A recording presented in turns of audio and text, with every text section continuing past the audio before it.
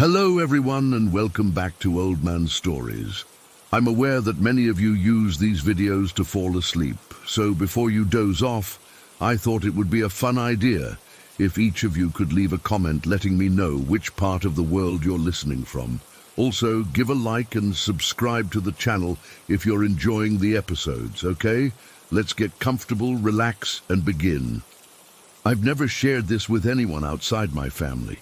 When I try to explain these things to others, they look at me like I'm making it all up. But everything I'm about to tell you is true, even if I can't explain why it happened or what it means.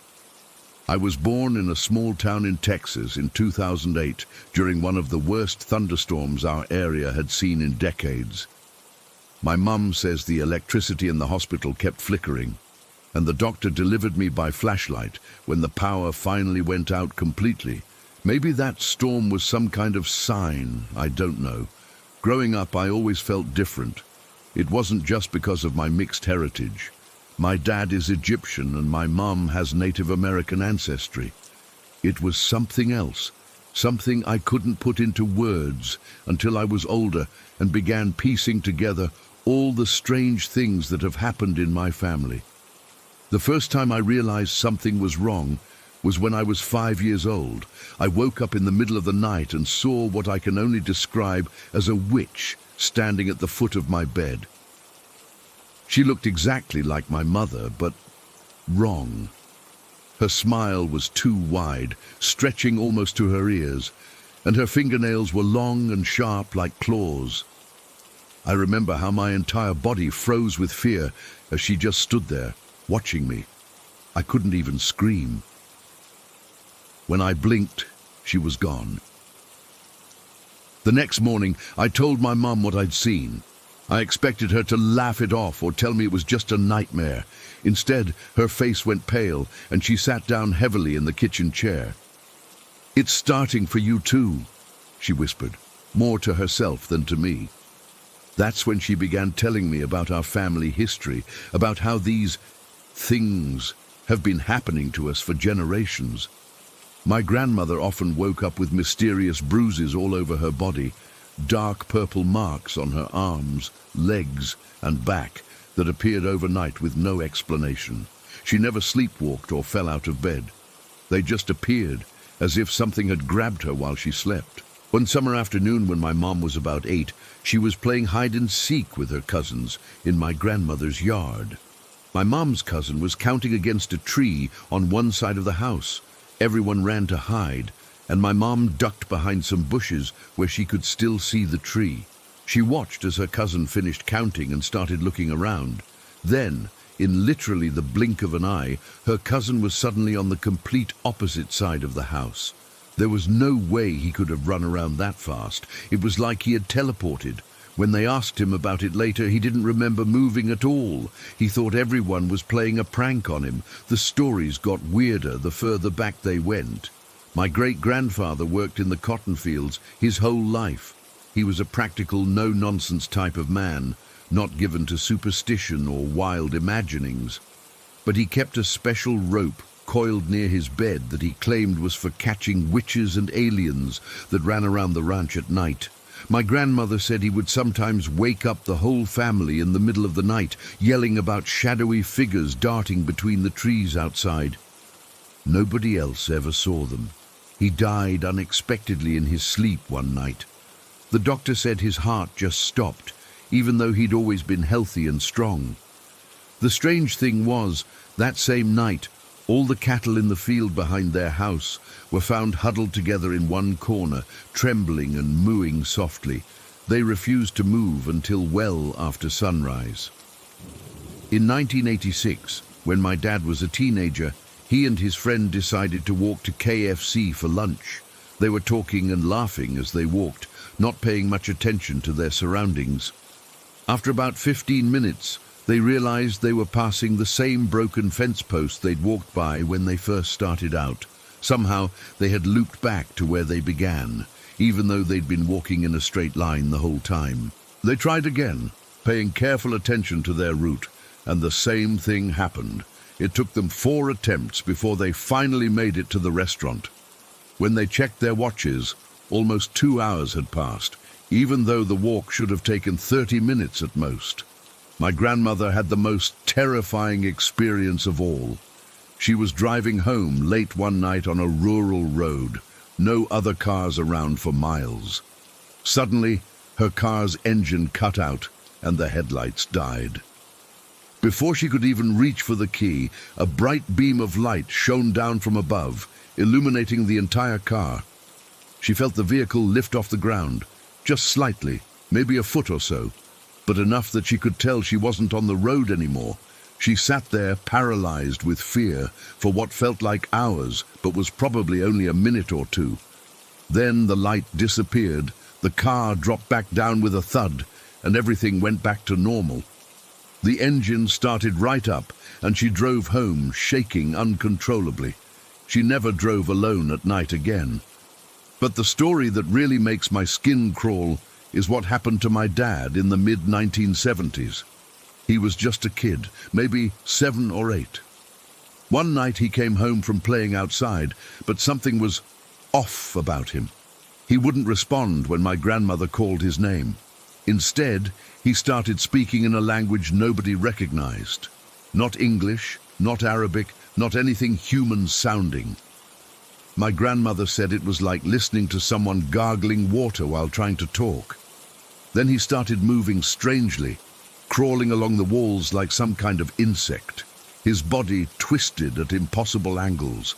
His eyes rolled back until only the whites showed, and his neck twisted so far around that my grandmother thought it would snap.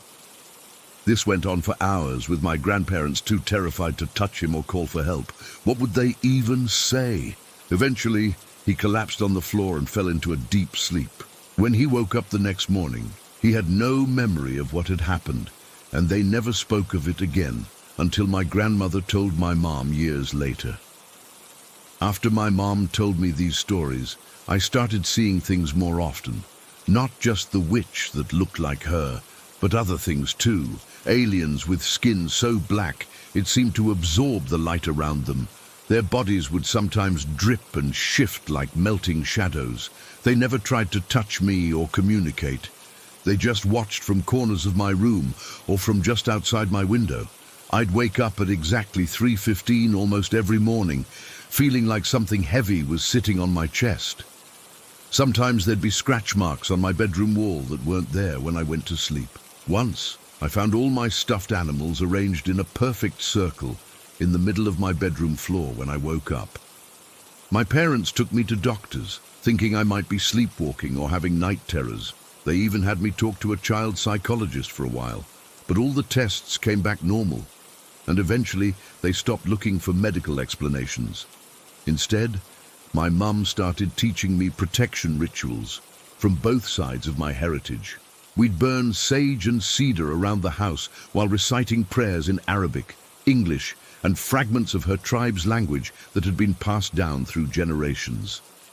She gave me a small leather pouch filled with herbs and stones to keep under my pillow. It helped, but it never made the visitors go away completely. Last year, something happened that I still can't explain. I was home alone, doing homework at the kitchen table. It was a perfectly normal afternoon, sunny and quiet. Suddenly, all the lights in the house flickered, and I felt the air pressure change, like when you're driving up a mountain and your ears pop. I looked up from my textbook and saw a tall, thin figure standing in the hallway. It wasn't the witch or one of the shadow aliens. This was something different. It had the basic shape of a person, but was impossibly tall, nearly touching the ceiling. Its skin was pale, almost translucent, and I could see what looked like veins or roots branching throughout its body. It had no face, just a smooth, blank surface where features should be. It didn't move toward me or make any sound. It just stood there, watching me. Somehow I knew it was watching me, even without eyes. The temperature in the room dropped so quickly that I could see my breath forming clouds in front of my face. The digital clock on the microwave started cycling through random numbers and symbols. I couldn't move. I couldn't scream. I just sat there, staring back at it, my heart pounding so hard I thought it might burst from my chest. After what felt like forever but was probably only a minute or two, it raised one long, spindly arm and pointed directly at me.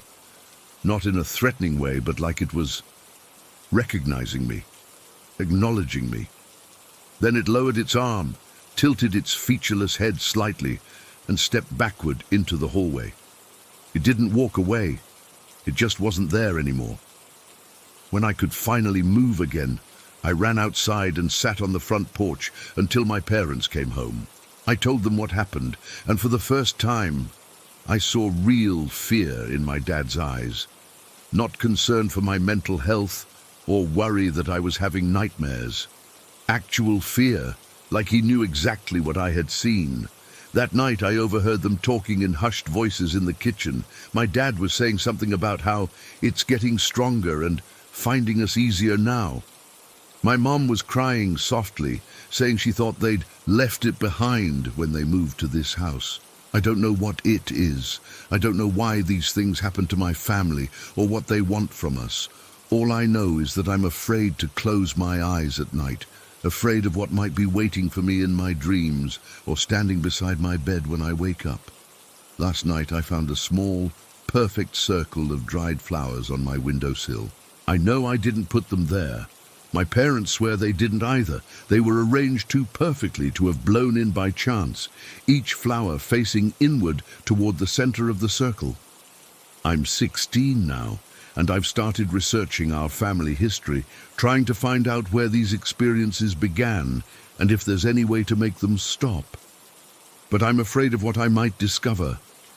I'm afraid that whatever has been haunting my family for generations is noticing my interest, watching as I dig deeper. Sometimes I wonder if it's all connected somehow. The witches, the aliens, the time slips, all of it. Maybe they're different faces of the same thing, something that's been with my bloodline for longer than we can trace back. Whatever it is, I know it's still here, waiting, watching, and I don't think it's ever going to leave us alone. Story 2. I still get chills thinking about my best friend's old house. We've been friends for almost 30 years now, and I remember when she moved into that place like it was yesterday. It was in the town next to mine, about a 20-minute drive. This was back in the early 2000s, when our kids were just babies. On paper, the house looked great. 3 bedrooms, decent yard, good school district, the works. But from the very first time I walked in, something felt wrong. I can't explain it properly, but the air in that house felt heavy, like it was pushing down on you. Have you ever had that feeling where you're in a room and you suddenly feel like someone's watching you? That's how that entire house felt all the time. I'd get this weird tightness in my chest whenever I visited, like I couldn't take a full breath. My friend noticed I always suggested meeting at my place or at coffee shops, anywhere but her house. Eventually, I had to tell her why. "I know exactly what you mean," she said, looking relieved that someone else felt it too. "I thought I was going crazy. Nobody liked being there. Not a single person who visited ever seemed comfortable. People would make excuses to leave early or would constantly check their phones as if hoping for an emergency call. My husband, who doesn't believe in anything supernatural, would always find a reason to wait in the car if we had to pick something up. Even the mailman wouldn't come up to the door. He'd just put the mail in the box at the end of the driveway and leave quickly. The worst thing, and this still gives me goosebumps, was the voices. You would constantly hear someone calling your name. I'm not talking about some vague sound that might be your name. I mean clear as day. Someone using your actual name and saying, "Hey, come here a minute," or "Can you help me with this?" in a voice that sounded just like my friend or her husband. The first few times I'd go looking for them, only to find they were nowhere near where the voice seemed to come from. Eventually, I learned to just ignore it, but it never stopped being creepy. My friend's daughter had it worst of all. Poor thing was barely 1 year old at the time, and she'd wake up screaming bloody murder every single night. Not just normal baby crying. I mean terrified shrieking that would make your hair stand on end, and it was always at the same time, 3:30 in the morning, every single night. After about a month of this, They set up one of those baby monitor cameras facing her door one night. My friend showed me the footage the next morning, and I still remember how cold I felt watching it. About 10 minutes before the screaming started, you could see what looked like shadowy legs walking past her nightlight. Just legs. No upper body visible in the frame. They walked slowly, deliberately, pausing for a moment right in front of her door before continuing on. Moments later, the screaming began. I told her she needed to get out of that house. I even offered to let them stay with us until they found somewhere else, but they'd just bought the place and couldn't afford to move right away. So they stayed for another 1.5 years. The pantry was the worst part of the house by far. It was this small space tucked under the stairs between the front room and the kitchen. Not a walk-in pantry, just a closet-sized space, maybe 4 feet by 4 feet, with shelves going up to a high ceiling. What always struck me as odd was how small it was. The staircase ran the full length from the front room to the kitchen, but the pantry only took up a small portion of that space. It seemed like there should have been more room under there. Those pantry doors, I can still see them in my mind. They were tall, white double doors with 4 square panels running down each one, and they had this old-fashioned silver hook and eye latch to keep them closed, the kind where you twist the hook into the little eye loop. Every time I had to get something from that pantry, I'd feel this overwhelming need to hurry. It was always freezing cold in there, even in the middle of summer when the rest of the house was warm. The air felt different too, like it was thicker somehow. You'd go in for a can of soup and feel like something was standing right behind you, breathing on your neck. I'd always come out with goosebumps, even if I was only in there for 10 seconds. One time I was getting some pasta for dinner while my friend was changing her son's diaper upstairs. I heard her call my name from the kitchen, clear as day, asking if I could bring her a clean onesie from the laundry room. I stepped out of the pantry to tell her I'd be right there, but the kitchen was empty. I called upstairs to her, and she answered from the second floor, nowhere near where I'd heard the voice. As I turned back to the pantry, I swear the door started to close on its own, slowly at first, then faster. I caught it before it shut completely. My heart was racing, and I felt this overwhelming sense of dread, like if that door had closed with me inside, something terrible would have happened. I grabbed the pasta and slammed the door shut, putting the hook in the eyelatch as quickly as I could. I didn't go near that pantry again for months. My friend finally moved out when her kids were around 2 years old. Her daughter had started refusing to go upstairs alone, and they'd find toys arranged in circles in empty rooms. The final straw was when her husband woke up one night to find what he described as a shadow person standing at the foot of their bed, just watching them. They broke their lease and moved out the following week. I hadn't thought about that house in years until last month when we were having coffee. She casually mentioned that she'd heard the place had burned down a few years ago. Apparently, it started in the middle of the night, and while the family living there got out safely, the house was completely destroyed. We started reminiscing about all the creepy things that had happened there, wondering if whatever was in that house was finally gone, or if it had moved on somewhere else. "Do you remember that pantry?" she asked. "God, yes," I said, feeling that old familiar chill. Those tall white doors with the 4 squares running down them and that old silver hook and eyelatch. She nodded slowly, finishing my sentence, and how it was always freezing cold in there. We talked about how strange it was that the pantry was so small when the space under the stairs should have been much larger. She mentioned she'd been looking through old photos recently, including ones from when they lived in that house. Her kids' birthday parties, family gatherings, everyday moments. She had dozens of pictures from their time there. "The weirdest thing," she said, pulling out her phone to show me, "is that I can't find the pantry in any of them." She showed me picture after picture of the kitchen and front room. There were shots that should have shown the pantry doors clearly, but instead there was just a solid wall with plain wood paneling. No doors, no hook and eyelatch, nothing. That's impossible, I said, taking the phone from her and zooming in. The pantry was right there, between the kitchen and the front room. I know, she said. I used it every day for a year and a half. We sat in silence for a moment, both trying to make sense of it. The photos were definitely taken while they lived there. Her daughter was in many of them, at the age she would have been then. It wasn't a different house or a renovation they'd forgotten about. My husband remembers it too, she said quietly. I asked him to describe it without showing him the pictures, and he mentioned the same doors with squares and the hook and eye latch.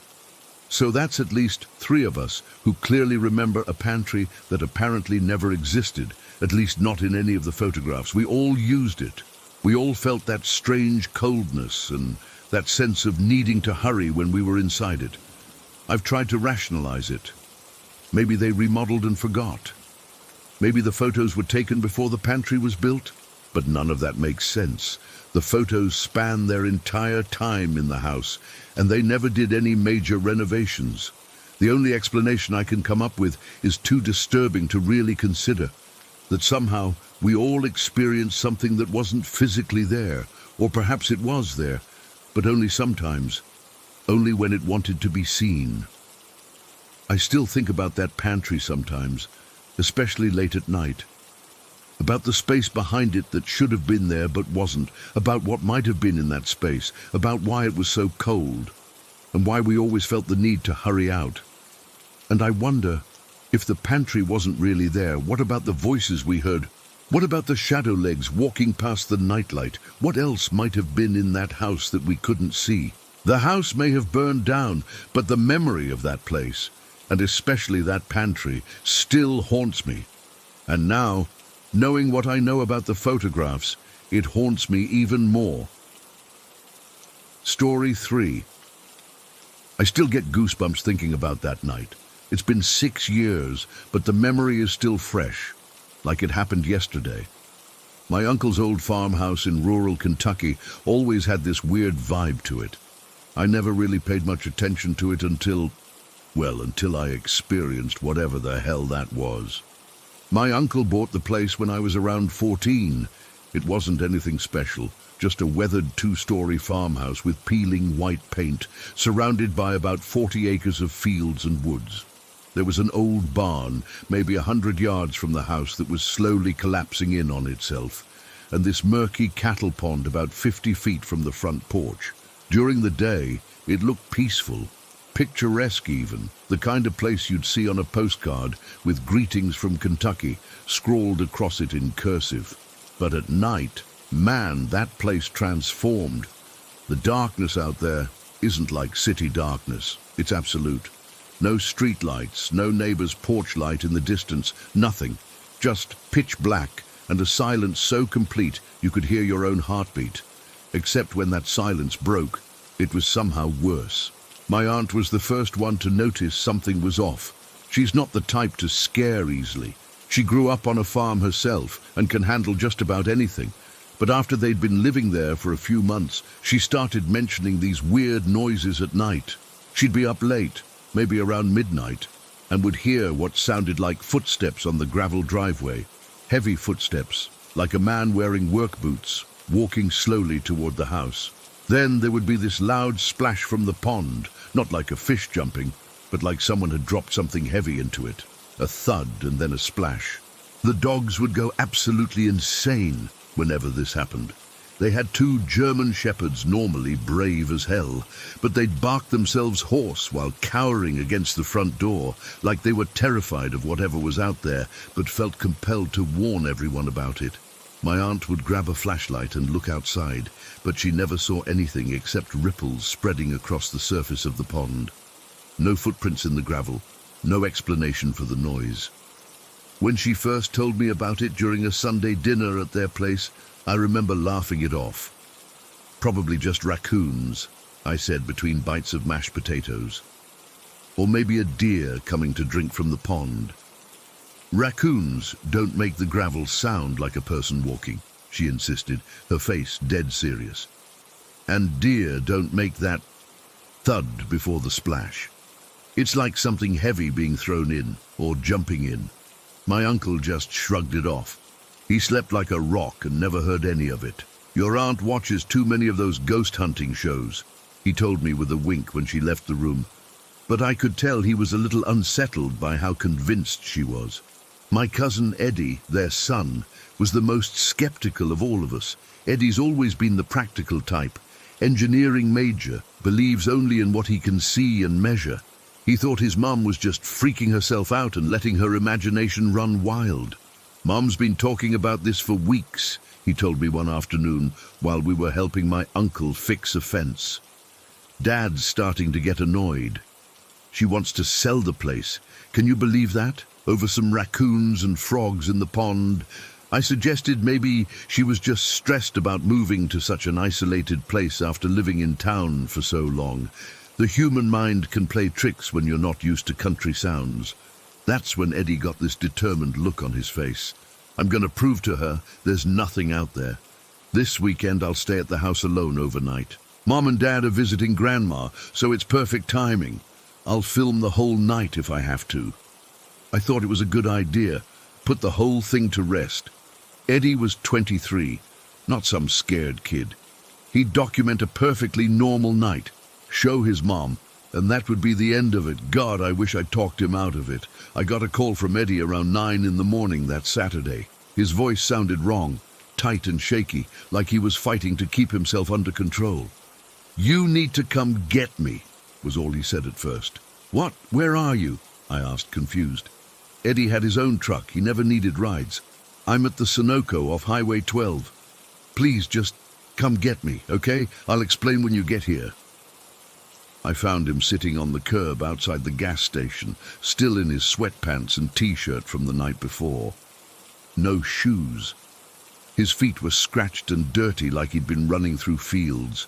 His face was pale with dark circles under his eyes, like he hadn't slept at all. "What the hell happened to you?" I asked as he climbed into my car. He smelled like sweat and fear. Eddie didn't answer right away. He just stared out the window, his hands shaking slightly in his lap. Finally he spoke, his voice barely above a whisper. "I heard it. Whatever Mom's been hearing, it's real." He told me how he'd set up camp in the living room, laid out his sleeping bag on the couch, grabbed a 6-pack of beer, and turned on the TV. He'd planned to stay up late, maybe until 2 or 3 in the morning, just to prove nothing weird happened. The dogs were there with him, sleeping on the floor nearby. Everything was normal until around 2:15 in the morning. That's when the dogs suddenly lifted their heads, ears perked up, staring at the front door. Then they started growling, low in their throats. At first I thought maybe it was a coyote or something outside, Eddie explained. Then I heard it, the gravel crunching, just like Mom described. Slow, deliberate steps. Not an animal. Too rhythmic, too heavy, like boots. He muted the TV and listened. The footsteps continued, getting closer to the house. The dogs were fully alert now, backing away from the door while barking furiously, tails tucked between their legs. Then there was this pause, maybe 10 seconds of complete silence, and then this enormous splash from the pond. Not like something small falling in, like a fucking refrigerator being dropped from height. The water must have splashed up 6 feet in the air because I could see it from the window. Eddie said he froze, beer halfway to his lips, not believing what he was seeing and hearing. The dogs were in a complete panic now, barking and whining and running back and forth between the front door and him, like they couldn't decide whether to defend the house or hide. And that's when the knocking started. Not gentle knocking like a visitor, Eddie clarified. This was violent pounding, like someone was trying to break the door down with their fists. Boom, boom, boom. 3 loud hits that made the whole front of the house shake. "The door has that little window at the top, you know," Eddie continued, his voice getting shakier. I could see water dripping down the glass, like whatever was out there was soaking wet. Boom, boom, boom. Another 3 hits, even louder this time. Eddie said something in him just snapped. Fight or flight kicked in, and flight won by a mile. He bolted through the kitchen and out the back door, not even stopping to grab his phone or put on shoes. The dogs followed him, both of them whimpering in terror. He ran flat out across the back field, over a fence, through a patch of woods, and eventually hit a road. He followed it until he reached the gas station, where the overnight clerk let him use the phone to call me. "I left everything there," he said, staring at his hands. "My phone, wallet, keys, truck, everything. I'm not going back for it either. Mom or Dad can get it when they come home tomorrow." I tried to be rational. "Eddie, it was probably just some drunk local messing with you. They know your parents are out of town. Decided to scare whoever was there." He shook his head violently. "No way. Nobody knew I was staying there alone. And you didn't hear it, man. The footsteps weren't right too heavy. And that pounding, no human hits that hard. The whole fucking doorframe was shaking. I offered to drive back there with him in broad daylight to get his stuff. He refused. I am never setting foot in that house again. Ever." His voice was flat, absolute. My aunt and uncle came back the next day. They found Eddie's things exactly where he'd left them. Sleeping bag on the couch, half-empty beer on the coffee table, truck parked outside. The dogs had eventually made their way back home and were waiting on the porch. My uncle checked around the house and pond, but found nothing unusual. No footprints, no sign of anyone having been there. The front door was undamaged, despite the violent pounding Eddie described. Eddie never changed his story, not one detail. He moved out of his parents' house the following week, found an apartment in the city, and refused to visit them if it meant staying overnight. He'd come for dinner sometimes, but always left before dark. My aunt and uncle finally sold the place about a year later. They never heard the sounds themselves after that night, or if they did, they never mentioned it. The new owners renovated the whole property, drained and filled in the old pond, tore down the barn. I don't know if they've experienced anything strange. I drive past that farmhouse sometimes when I'm visiting family in the area. It looks different now. New paint, new roof, new owners, but every time I pass by, I roll up my windows tight, even in the middle of summer heat. I lock my doors too. I can't explain why exactly. It just feels safer that way. Eddie's an engineer in Cincinnati now. Successful, logical, practical. He still won't talk about that night unless he's had a few drinks, and he still insists what he heard wasn't human. I believe him. That's what scares me most of all. Story 4. That night started like any other. Mom put us to bed, and I fell asleep pretty quickly. Our room had this orange nightlight plugged into the wall, not super bright, but enough that I could make out shapes and move around without bumping into things. I don't know why, but I woke up in the middle of the night, not gradually like when you need to pee or had a bad dream. It was sudden, like something had switched me on. I remember looking around the room. Mom was there with my baby sister, both sound asleep on their blankets. The nightlight cast that familiar orange glow across the room. According to the clock, it was somewhere between 1 and 2 in the morning. That's when I heard it for the first time, a faint sound coming from somewhere in the house. It wasn't loud, more like a soft tapping or maybe footsteps, but really slow and deliberate. Tap, tap, tap. I wasn't scared, which is weird looking back on it now. I was just curious. It felt like something was calling me. I crawled out from under my blanket, careful not to wake my mom or sister. The floor was cold beneath my hands and knees as I made my way to our bedroom door, which was cracked open slightly. The hallway beyond was mostly dark, except for that orange glow from our room that spilled out a little ways. I pushed the door open wider and crawled out into the hallway. The sound was clearer now. Tap, tap, tap. I paused in the middle of the hall, looking toward the living room downstairs. From where I was, I could just barely see the outline of my dad sleeping on the couch. The TV was off, and he was completely still. Then I heard the sound again, but it wasn't coming from downstairs. It was coming from the sewing room, which was just down the hall from our bedroom. My mom kept her sewing machine in there along with fabric and other crafty stuff she used to make clothes sometimes when she couldn't afford to buy them. I remember feeling drawn to that room. I crawled toward it slowly, the sound getting slightly louder with each tap, tap, tap. Then just as I reached the doorway, the sound stopped completely. The sewing room didn't have a door, just an empty frame, and I sat there on my hands and knees staring into it. What I saw, or didn't see, is hard to explain. The room wasn't just dark like the rest of the house, it was completely black, like looking into a void. You know how normally when you look into a dark room, your eyes start to adjust after a while. You begin to make out shapes, furniture, whatever's in there. This wasn't like that at all. It was like the room itself had disappeared, replaced by this wall of absolute nothingness. The darkness had substance, like it was a physical thing blocking the doorway. I sat there frozen, not out of fear but fascination. I don't know how long I stared into that blackness. It might have been a few seconds or several minutes. Time felt weird. Then something happened that I've never been able to explain. A hand emerged from the darkness, not like someone reaching around a corner or through a doorway. There was no arm attached to it, just a hand extending out from the void. And it wasn't a normal hand either. It was made of the same pitch-black nothingness as the void itself. It didn't have texture or features that I could see. It was just a hand-shaped piece of this impossible darkness. The hand didn't grab for me or try to pull me in.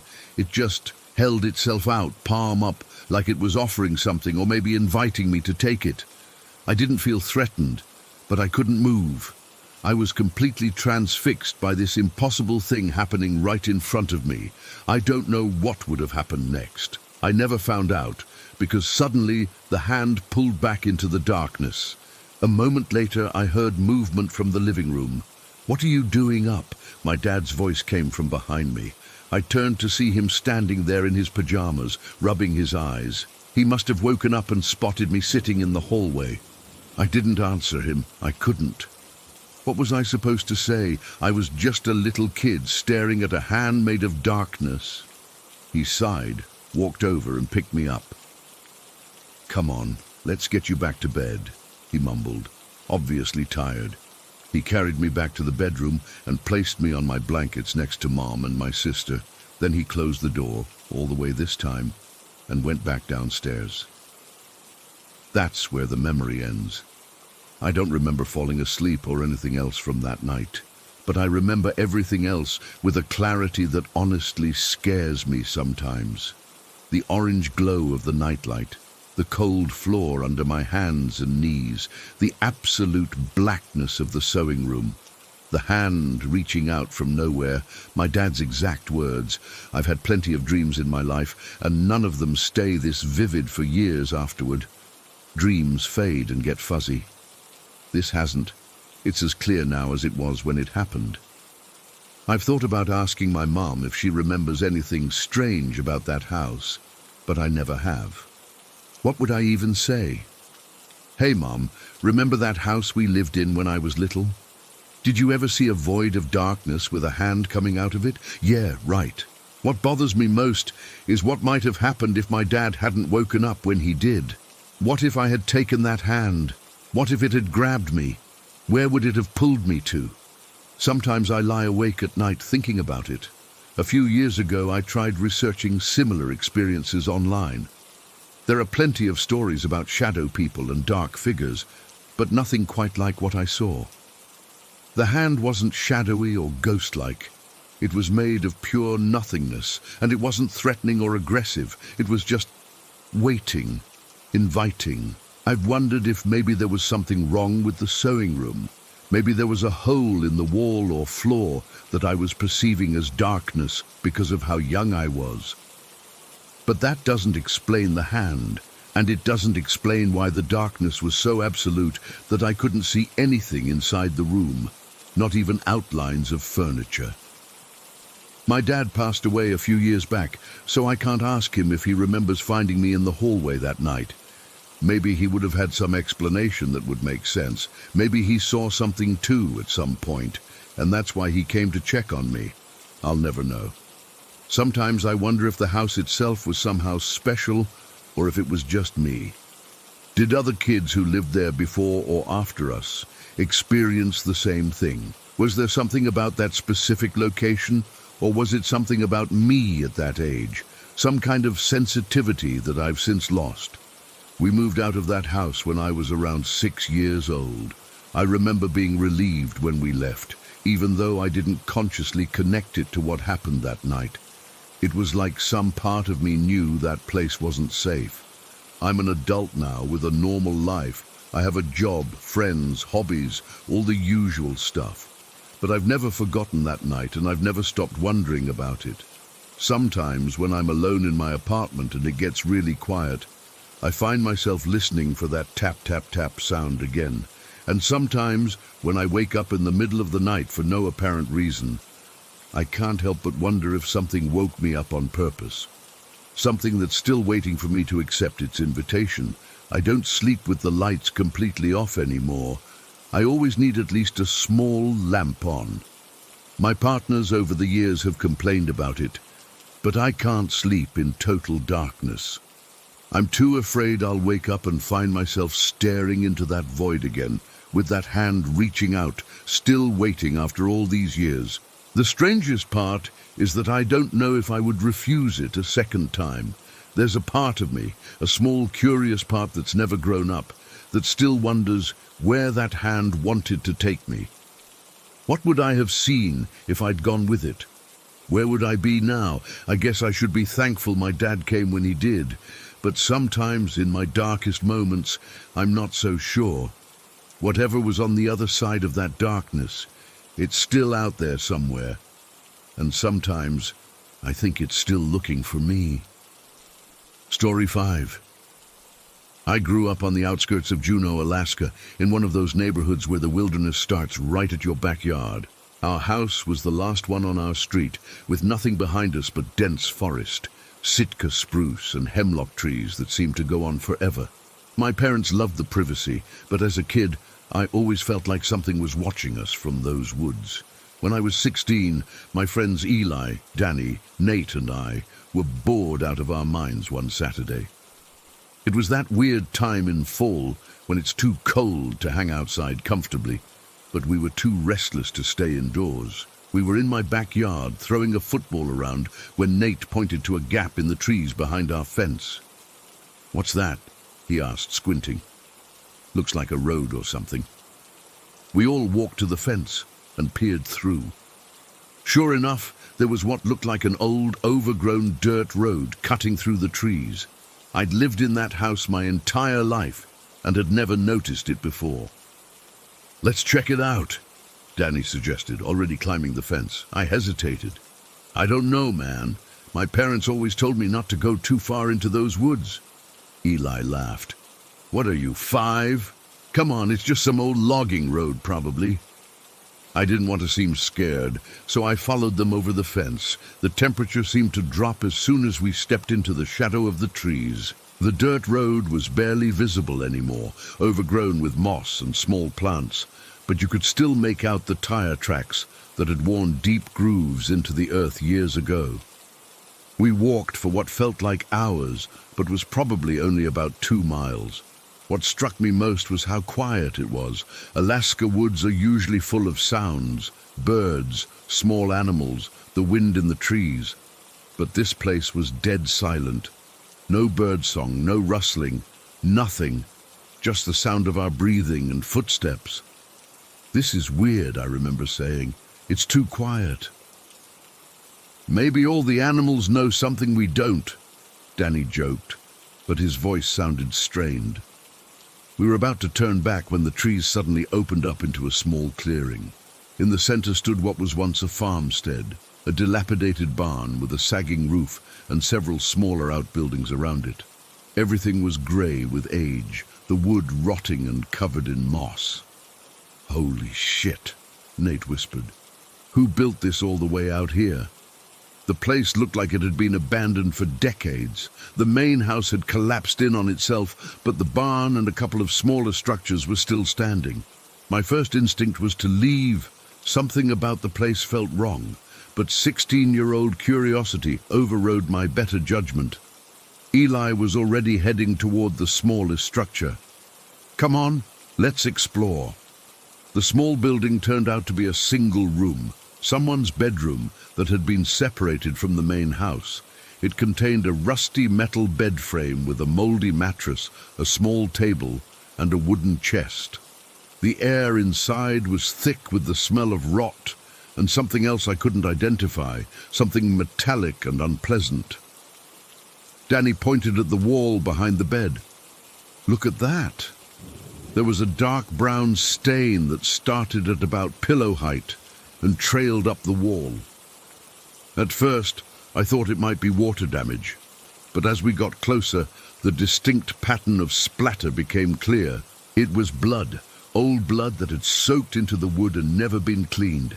"Jesus," I muttered, taking a step back. "We should go." "Wait, check this out," Nate said, kneeling by the wooden chest. He had already opened it and was pulling out its contents. Inside were the personal belongings of whoever had lived there. There were some moldy clothes, a few books, and a leather-bound journal. But what caught my attention was a yearbook, Lincoln High School, class of '62. The pages were yellowed but still intact. Nate flipped through it until he found a page that had been marked with a faded red ribbon. The picture showed a young couple at what looked like prom. On the back, someone had written, "Me and Sarah Spring Dance." "There's a letter too," Eli said, pulling out an envelope from beneath the yearbook. The paper was brittle with age, but the handwriting was still legible. I'll never forget what it said. "To whoever finds this, I'm sorry for the mess. After Sarah died, I couldn't stay in town with all those pitying looks. Out here, I can still feel her presence in the trees, in the wind, but after 3 years, she's fading, and I can't bear a world without her anymore. The dolls were hers. Please leave them be. They're all I have left of our plans for a family. Robert." A chill ran down my spine that had nothing to do with the October air. We were standing in the place where someone had killed himself, probably decades ago. "We really need to go," I said. But Danny and Eli wanted to check out the barn first. "Just a quick look," Danny insisted. "When are we ever going to get a chance to explore an abandoned place like this again?" The barn was larger than it had looked from outside. The main floor was empty except for some rusted farm equipment and piles of rotted hay. A wooden ladder led up to a loft. "I'm going up," I said, not wanting to seem scared after my earlier reluctance. The ladder creaked under my weight, but held. The loft was mostly empty, just more moldy hay and a few empty crates. But then I saw them, and my blood turned to ice. In the far corner of the loft, sitting in a perfect row, were 3 dolls. They wore white lace dresses, immaculately clean, with bright red satin ribbons tied around their necks. Their porcelain faces were painted with rosy cheeks and wide, staring eyes. What made my heart stop wasn't just the dolls themselves, but their condition. Everything else in this place was decayed, rotting, covered in decades of dust and cobwebs. But these dolls were pristine, not a speck of dust on them. The white lace bright as new snow, the red ribbons vivid and unwrinkled, as if someone had just placed them there moments before we arrived. "Guys," I called down, my voice shaking, "you need to see this." They climbed up one by one, and each fell silent at the sight. "Those can't have been here since the '60s, Nate finally said. "No way." "Someone's been here," Eli whispered. "Recently." As if on cue, we heard a creak from somewhere in the barn below us. We all froze, holding our breath. Another creak, like a footstep on the old wooden floor. We didn't say another word. Some primal instinct took over, and we were moving, scrambling down the ladder, running out of the barn. I remember the cold air burning my lungs as we sprinted back the way we came, branches whipping our faces as we ran down that overgrown road. I don't know if anyone or anything was chasing us. I never looked back. We didn't stop running until we climbed back over my fence and collapsed on my lawn, gasping for breath. "What the hell was that?" Danny finally managed to say. "Did you hear anyone coming after us?" I asked. No one had heard anything except for those creaks in the barn. We sat in my backyard for a long time, trying to calm down, trying to make sense of what we'd found.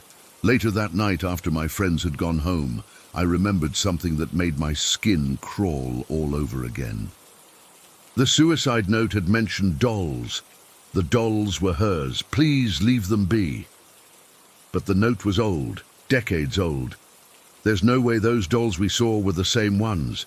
No way they could have stayed so clean, so perfect for all those years. I couldn't sleep that night. I kept thinking about Robert, the man who'd gone to that isolated place to be closer to his dead wife. I kept thinking about those dolls, and who might have been placing them in that barn, keeping them pristine all these years later. None of us ever went back to that place. We didn't even talk about it much after that day. It was like we all silently agreed to pretend it never happened. That was 10 years ago. I moved to Anchorage after college, built a life far away from that forest. But I still visit my parents a few times a year. They still live in the same house with the same woods stretching out behind their fence. Sometimes when I'm visiting, I take their dog Scout for walks. I stay on the paths near the neighborhood, never venturing near that gap in the trees where the old road begins. I always carry a sidearm when I walk there now. My parents think I'm being paranoid, but they don't know what we found. I've researched local history, trying to find information about a man named Robert who lost his wife Sarah sometime around the early 60s, but found nothing. It's like they never existed, or someone erased them from the records. Every time I'm back at my parents' house, I find myself standing at their back fence, staring into those woods, wondering, who was Robert, really? Why did he choose that isolated spot to end his life? And most importantly, who has been tending to those dolls all these years? Sometimes at night, when I can't sleep, I imagine someone, or something, arranging those dolls in their perfect row, tying fresh red ribbons around their necks, brushing the dust from their white lace dresses, and I wonder if whatever has been keeping watch over those dolls has also been watching us. Last month when I visited my parents, I took Scout out for our usual walk. As we passed near the forest edge, he suddenly stopped, the hair on his back rising as he growled at something in the trees. I couldn't see anything there, but Scout refused to move closer. As I pulled him away, I thought I caught a glimpse of something white moving between the trees, like a flash of lace disappearing into the shadows. But it was probably just my imagination. It had to be. Story 6. I've never been the type to believe in ghosts. Even now, I struggle to explain what happened that night when I was 16. It's been 22 years, and I still get goosebumps thinking about it. Growing up in southwestern Ohio, my brother and I went through this phase where we were obsessed with ghost hunting. We weren't exactly professional about it, just a bunch of bored teenagers with too much time on our hands and a car my brother had just gotten his license for. We'd drag our friends along to supposedly haunted places around the area nearly every weekend. Old cemeteries, abandoned buildings, bridges with creepy stories attached to them. You name it, we probably visited it with a cheap voice recorder and flashlights from Walmart. The thing is, we never actually found anything, not a single unexplainable noise or mysterious shadow. It was always just us freaking ourselves out in the dark and then laughing about it on the drive home while stopping for gas station snacks. It became more about the adventure than actually finding evidence of the paranormal. That was until that night on Oxford-Milford Road. It was late October, right before Halloween. The weather had turned cold enough that we all wore hoodies, and the fields were that eerie shade of dead brown that makes everything look like a horror movie set. My brother Jake was driving our mom's minivan, this old blue Dodge Caravan that smelled like soccer cleats and had crusty fruit snacks permanently melded to the carpet. There were 5 of us that night, Jake and me, our friends Chris and Kevin's girlfriend Melissa. We'd heard about this legend from some kids at school. Apparently, back in the 70s, there was this guy rushing to propose to his girlfriend who lived off Earhart Road. He was speeding on his motorcycle, probably nervous and excited when he missed a sharp curve and crashed into a barbed wire fence. The story went that he was decapitated in the accident. Pretty gruesome stuff. The local legend said his ghost was still trying to complete his journey to propose to his girlfriend. According to the stories, if you parked on Oxford-Milford Road facing south and flashed your headlights 3 times, you could sometimes see his motorcycle headlight appear in the distance as his ghost continued its eternal journey. We'd been to at least a dozen haunted spots before this one, so none of us really expected anything to happen. It was just something to do on a boring Saturday night. We arrived around 11:30. The road was exactly what you'd expect in rural Ohio. Narrow, poorly maintained, with cornfields on both sides and barely any streetlights. The corn stalks had been harvested, but the dried stumps remained, creating this weird landscape that looked like thousands of tiny knives sticking up from the ground. We drove up and down the road a couple times first, looking for the right spot. There was nobody else around. Not a single car passed us the whole time. Jake eventually pulled over at what we thought might be the curve mentioned in the legend. It was darker than dark out there. No houses nearby, just fields and a few distant trees silhouetted against the night sky. "This is stupid," Chris said from the back seat. "We've done this ghost hunting thing like 20 times and never seen anything." "Just shut up and help us look for the curve in the road," Jake replied, squinting through the windshield. After driving around for another 15 minutes, we found what looked like a sharp curve that matched the story. Jake turned the van around so we were facing south, like the legend specified. We tried a bunch of different things first, playing EVP sessions with Kevin's phone recorder, taking pictures of the empty road, even doing that Bloody Mary chant that everyone does at sleepovers. Nothing happened, obviously. "Let's try the headlight thing," I suggested, starting to get bored and hungry. "Then we can go get some food." Jake nodded and positioned the van right in the middle of the road. There were no other cars around and you could see pretty far in both directions, so we weren't worried about blocking traffic. He shut off the engine and suddenly it was really quiet. No radio, no air conditioning hum, just the occasional creak of the cooling engine and our breathing. "Okay, here goes nothing," Jake said, and he flashed the headlights. Once, twice, 3 times. Then we waited. Nothing happened. "Try again," Melissa said from the back. "Maybe you need to do it slower." Jake tried again, more deliberately this time. Still nothing. "One more time," I said. "Third time's the charm, right?" He flashed the lights again, and we all leaned forward, staring down the empty road ahead of us. The silence in the van was heavy. I remember thinking how silly we all looked, 5 teenagers staring intensely at nothing. That's when Kevin spotted it first. "Hey, what's that?" he said, pointing not at the road but off to the left, toward the cornfield. At first, I didn't see anything. Then I noticed it.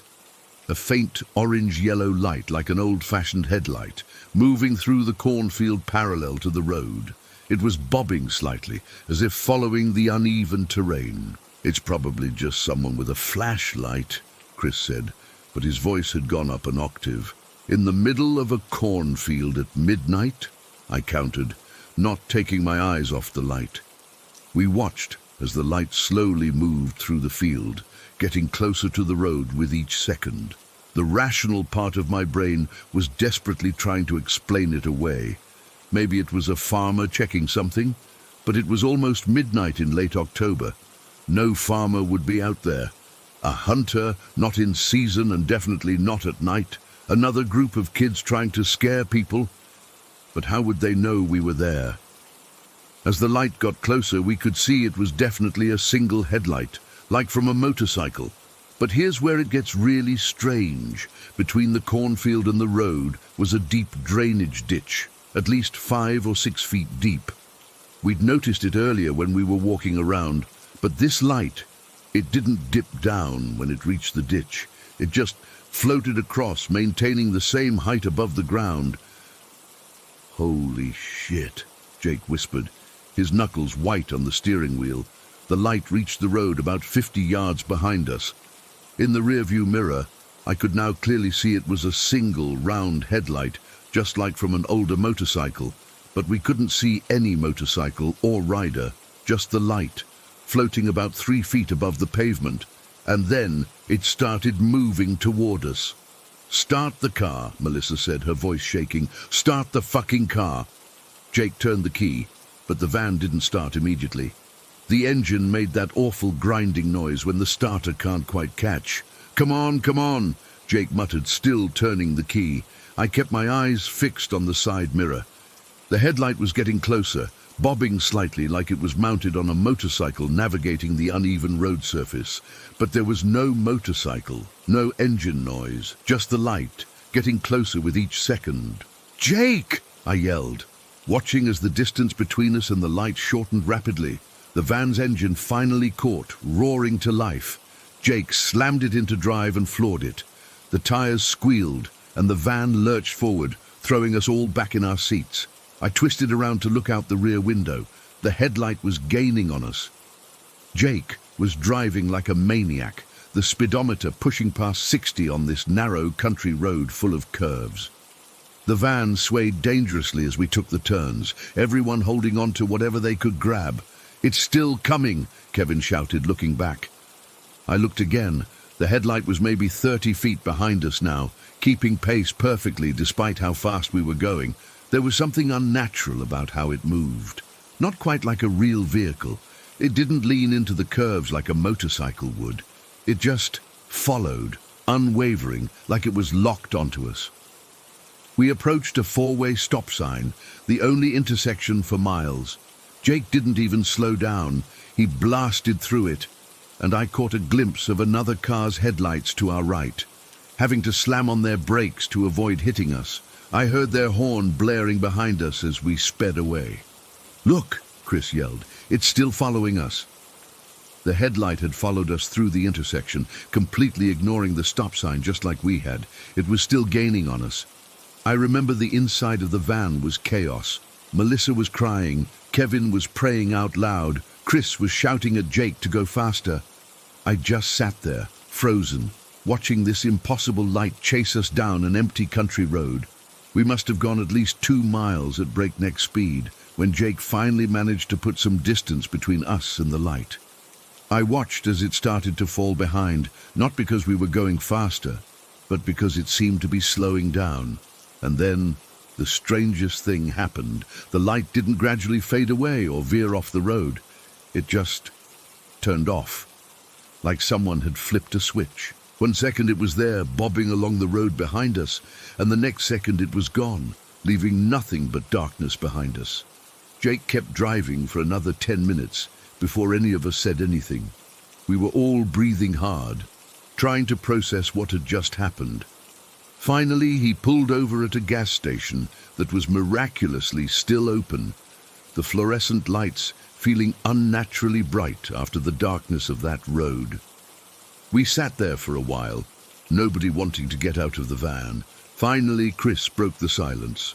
"So that just happened, right? You all saw that?" We all nodded, still too shocked to say much. We tried to rationalize it on the drive home. Maybe it was another car on a parallel road. But we knew the area. There was no parallel road. Maybe someone on a real motorcycle with their high beams. But there was no engine noise and no motorcycle visible, just the light. And no motorcycle could have floated across that drainage ditch without slowing down. That was 22 years ago. I'm 38 now, and I've never gone back to Oxford-Milford Road. None of us have. We didn't go ghost hunting after that night either. Some things you don't mess with twice. To this day, I sometimes dream about that floating headlight gaining on us in my brother's rearview mirror. I've been to therapists. I've read scientific explanations for ghost sightings. I've tried to convince myself it was just some elaborate prank or a meteorological phenomenon or mass hysteria. But deep down, I know what we saw. I know it was real. And I know that somewhere on Oxford-Milford Road, there's still a ghost trying to finish his journey, still looking for someone to help him complete his proposal that never happened. Story 7. I still can't shake what happened in Seattle last month. It's been weeks, and I'm still trying to make sense of it all. I've never been one to believe in the paranormal or anything like that, but what happened that night in our hotel room, I just can't explain it rationally. My mom and I had planned this girls' trip to Seattle for months. We were both excited to see this band we love, and I was looking forward to exploring the city together. The first couple days were perfect. We did some shopping, ate amazing food, and the concert was even better than I'd hoped. On our third day, we decided to check out Discovery Park after having dinner downtown. It was getting late, around sundown, but we figured we'd catch the sunset at West Point Lighthouse. The drive there was absolutely gorgeous, all winding roads with trees and glimpses of the water. About halfway there, we passed this old cemetery. I remember pointing it out to my mum because I've always had this weird fascination with cemeteries. Back home, I sometimes walk through the local one just to read the headstones and wonder about the people's lives. This one had these beautiful aged headstones, some tilting with time, and I remember feeling a pull to stop and explore it. Mom wasn't into it though, and we were racing against the sunset, so we kept driving. We made it to the park just as the sun was starting to dip below the horizon. The beach was pretty empty by then, just a few people walking their dogs and a couple taking photos. The lighthouse looked so picturesque against the pink and orange sky. We walked along the shoreline for a bit, and that's when I found this perfect little clamshell, completely intact with these beautiful ridges. I picked it up, rinsed it off in the water, and stuck it in my pocket without thinking much of it. We stayed until it was almost dark, then headed back to our hotel. We were both pretty tired from our full day, so we ordered some tea from room service, watched some mindless TV, and got ready for bed. I remember taking a shower and hanging up the hotel bathrobe on the back of the bathroom door. When I turned off the light and glanced back, the way it was hanging made it look exactly like someone was standing there in the darkness. It gave me a momentary chill, but I laughed it off. By the time we went to bed, it was probably around midnight or 1 in the morning. The air conditioning in our room made this constant white noise that sounded almost like radio static. You know how sometimes when you're falling asleep, you think you can hear voices in white noise? That's what it was like. I kept thinking I could make out words, but when I'd focus, it was just the normal hum of the AC. I should mention that the entire trip, I'd been having these super vivid dreams. Nothing scary, just really detailed and lifelike.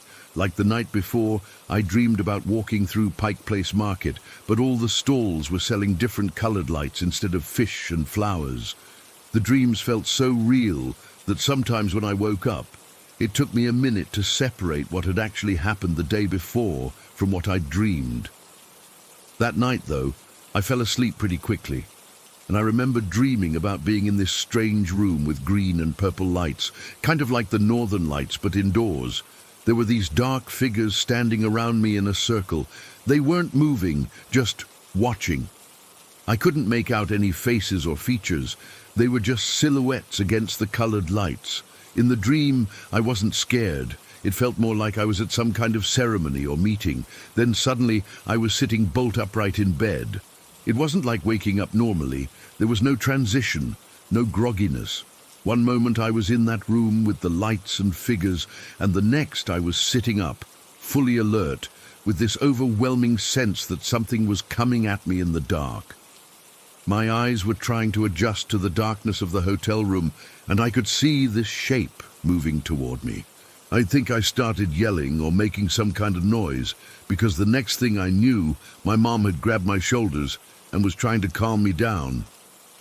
It's just me, she kept saying, but I was shaking uncontrollably. My entire body was cold and trembling, and I couldn't catch my breath. It felt like my chest was being crushed. Once I realized it was my mom, I started to calm down a little, but I was still terrified. My mom explained that she'd woken up to find me sitting up in bed, mumbling something she couldn't understand.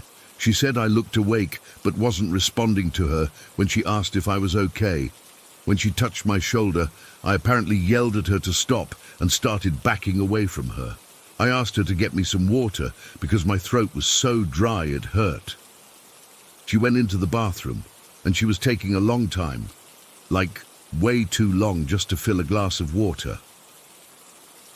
I remember staring at the bathroom door, getting more and more nervous the longer she was in there. The silence from the bathroom felt wrong. I was about to call out to her when the door finally opened. My mum came out of the bathroom and suddenly collapsed onto the floor, just fell right down. I scrambled out of bed to help her, but before I could reach her, she got up on her own, made it to her bed, and laid down. She said she just needed a minute, that she felt dizzy and weird. That's when the terror really hit me. I can't even describe it adequately. It wasn't just fear. It was this bone-deep certainty that something was in the room with us. Something was watching us. The air felt heavy and thick, and there was this pressure in my head, like when you dive too deep in a swimming pool. My heart was pounding so hard I could feel it in my throat, and I had this absolutely overwhelming urge to get out of the room immediately.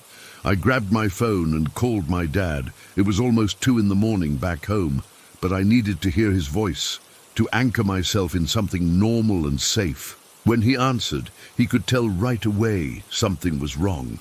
I tried to explain what was happening, but I was crying and probably not making much sense. He kept asking if we were hurt, if someone had broken into our room, if we needed to call the police. I couldn't explain it. All I could say was that something felt wrong, that the room felt wrong, that I thought something bad was going to happen if we stayed there. My dad stayed on the phone with me for almost half an hour, trying to calm me down. He suggested it might be a panic attack or a particularly bad case of sleep paralysis. That made sense logically, but it didn't feel right. This wasn't just my mind playing tricks on me.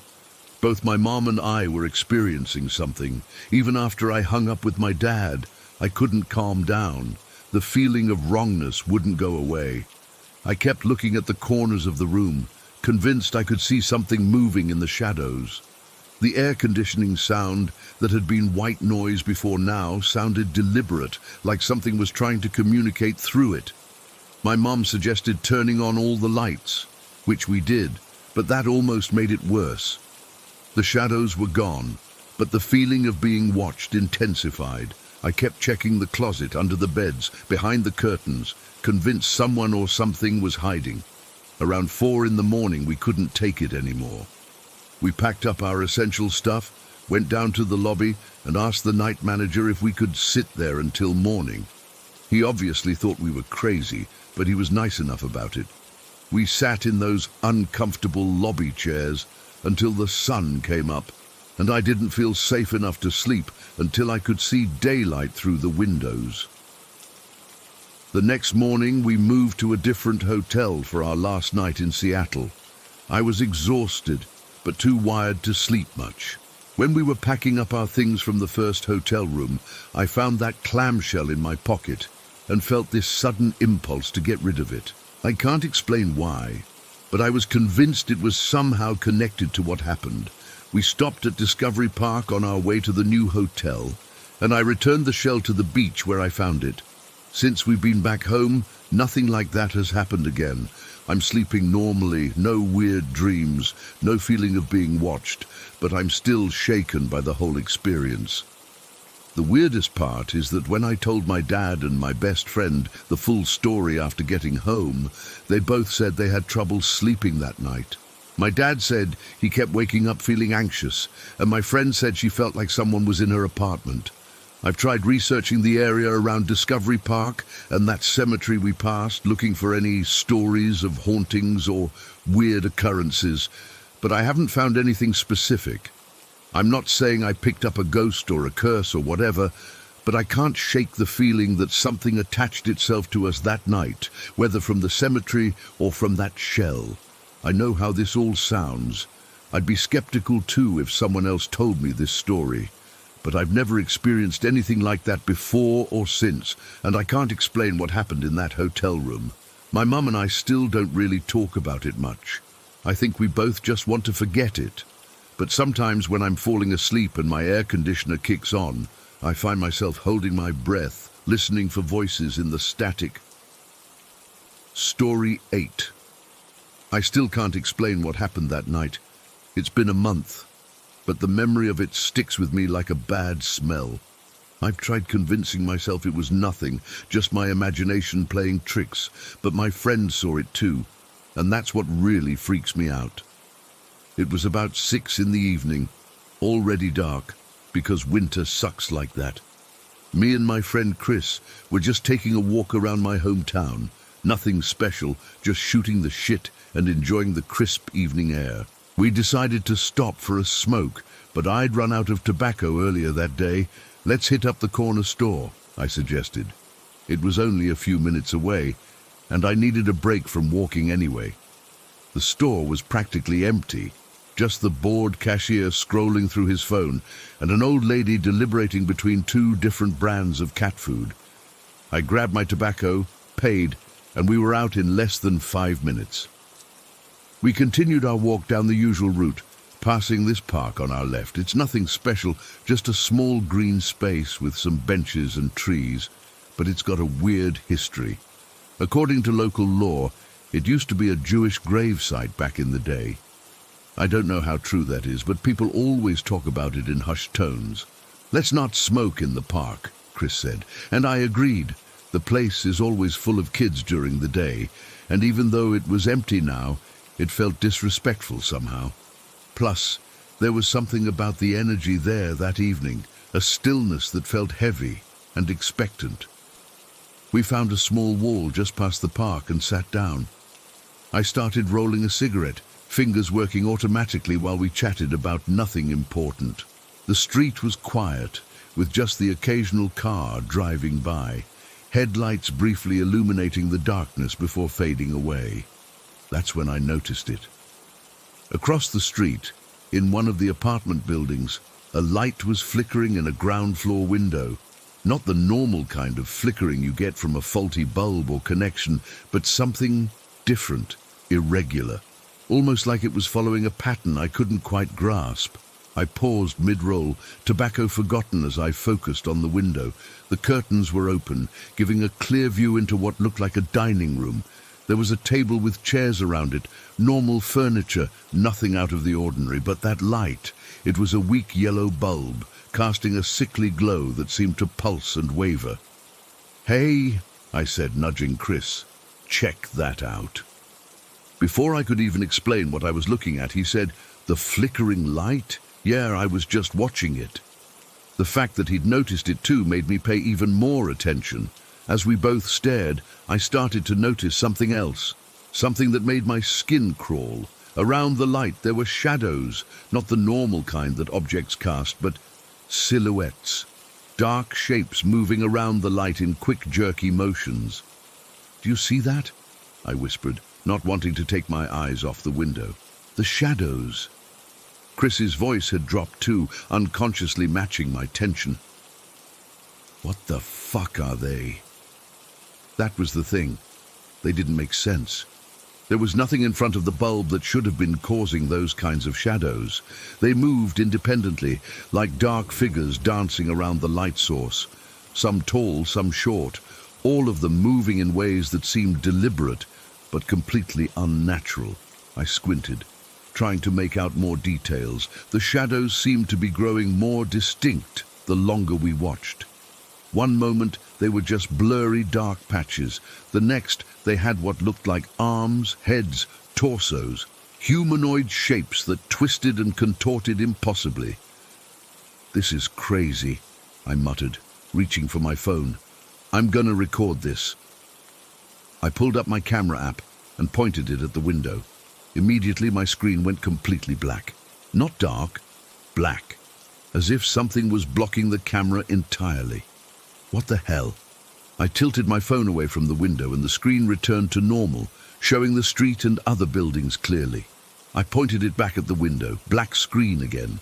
I tried 3 more times with the same result.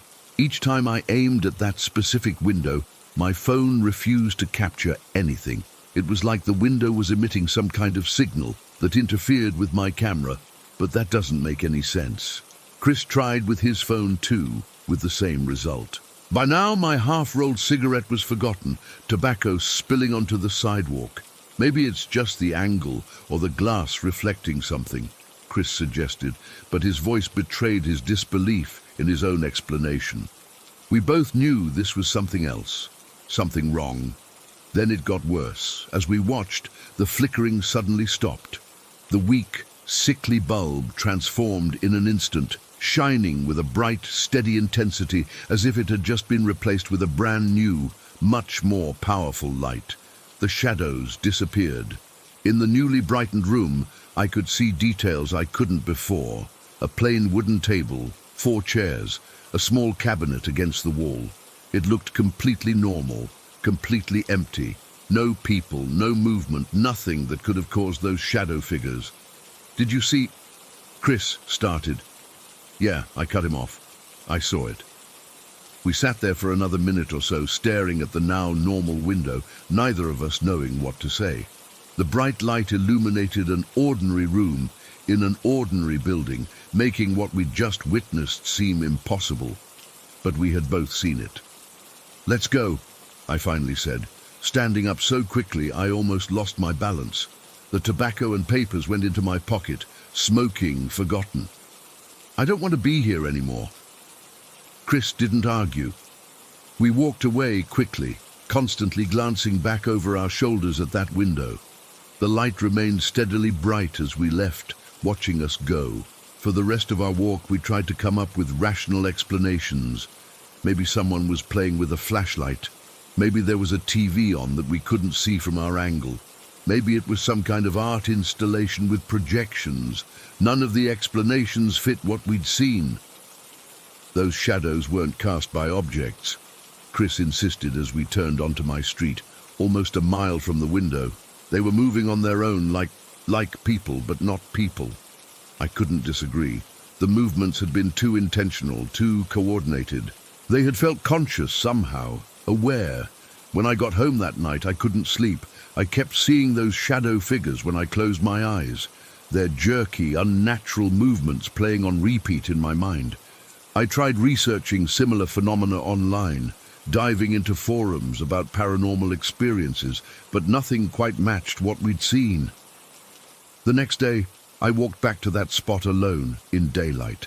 The apartment looked completely ordinary.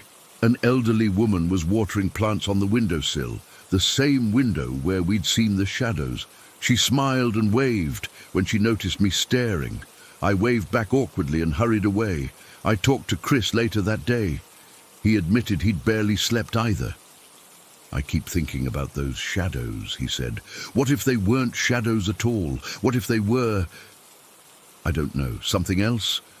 Something looking out at us while we were looking in?"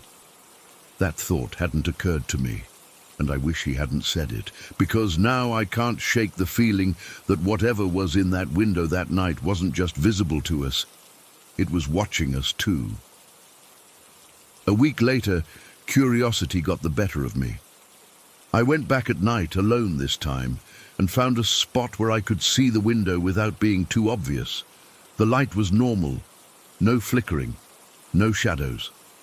I waited for almost 2 hours, feeling increasingly foolish, before giving up and going home. I've gone back 3 more times since then. Nothing. The window remains stubbornly ordinary, the light steady, the room empty or occasionally occupied by what appears to be a normal elderly couple going about their evening routine. But I know what I saw. Chris knows what he saw. Those shadows, those figures weren't normal. The way the light flickered wasn't natural, and the fact that our phones couldn't capture it, that defies any logical explanation I can think of. I've started avoiding that street entirely now. I take the long way around if I need to go in that direction. Chris does the same. We don't talk about it much anymore, but sometimes I'll catch him looking over his shoulder when we're out, scanning windows with a nervous glance. The worst part isn't the memory of what we saw. It's the questions that keep me up at night. What were those shadow figures? Why could we see them? Were they aware of us watching them? And if they were, what did they want? I don't know if it was ghosts or demons or something else entirely. I don't know if it had anything to do with the old Jewish grave site nearby, or if that's just a coincidence. All I know is that for a few minutes on an ordinary evening, the veil between whatever's normal and whatever's not seemed to thin, and something looked out from the other side. The apartment is still there. The window is still there. The old couple still waters their plants and goes about their lives, seemingly unaware that something used their home to... What? Manifest? Observe? Communicate? I don't have answers. I just have the memory of those shadow figures moving in ways nothing should move, and the knowledge that my phone couldn't capture them, and the fear that maybe, just maybe, they're still there, waiting for someone else to notice them. Sometimes I wonder if I should go back, try one more time to document it somehow, but a bigger part of me is afraid of what might happen if I did see them again, and worse, what might happen if they recognized me too. Story 9. I still can't sleep properly after what happened 3 months ago. Even though I've told this story to a few people, most just brush it off, or tell me I was imagining things, but I know what I heard, and it wasn't my imagination. My parents own a pretty isolated house in rural Montana, about 20 minutes from the nearest town. Our closest neighbor is about half a mile down the road. Growing up here, I've always felt safe despite the remoteness. We have about 6 acres of land, with woods bordering the back of our property and open fields on either side. It's beautiful during the day, but at night, the darkness feels absolute. That night, my parents had gone to a dinner with friends in town, leaving me, I'm 17, to watch my 14-year-old brother Jake. He's pretty self-sufficient, so mainly this meant making sure he didn't burn the house down. He was in his room playing video games most of the evening, and I was in the living room watching Netflix. It was around 9:30 when I realized I hadn't seen our dog Chloe for a while. Chloe is a 3-year-old Australian shepherd, super energetic and loyal. I had let her out earlier to use the bathroom, but she usually scratches at the door when she wants back in. I hadn't heard her, which was strange. The weather forecast had predicted rain that night, and I could see dark clouds gathering.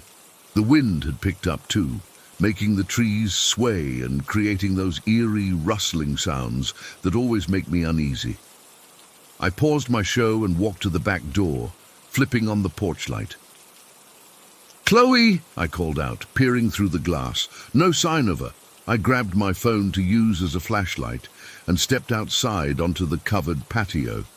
Our garage is detached from the house with a short concrete walkway connecting them. There's this concrete block step outside the garage door that gives a slightly better view of the yard.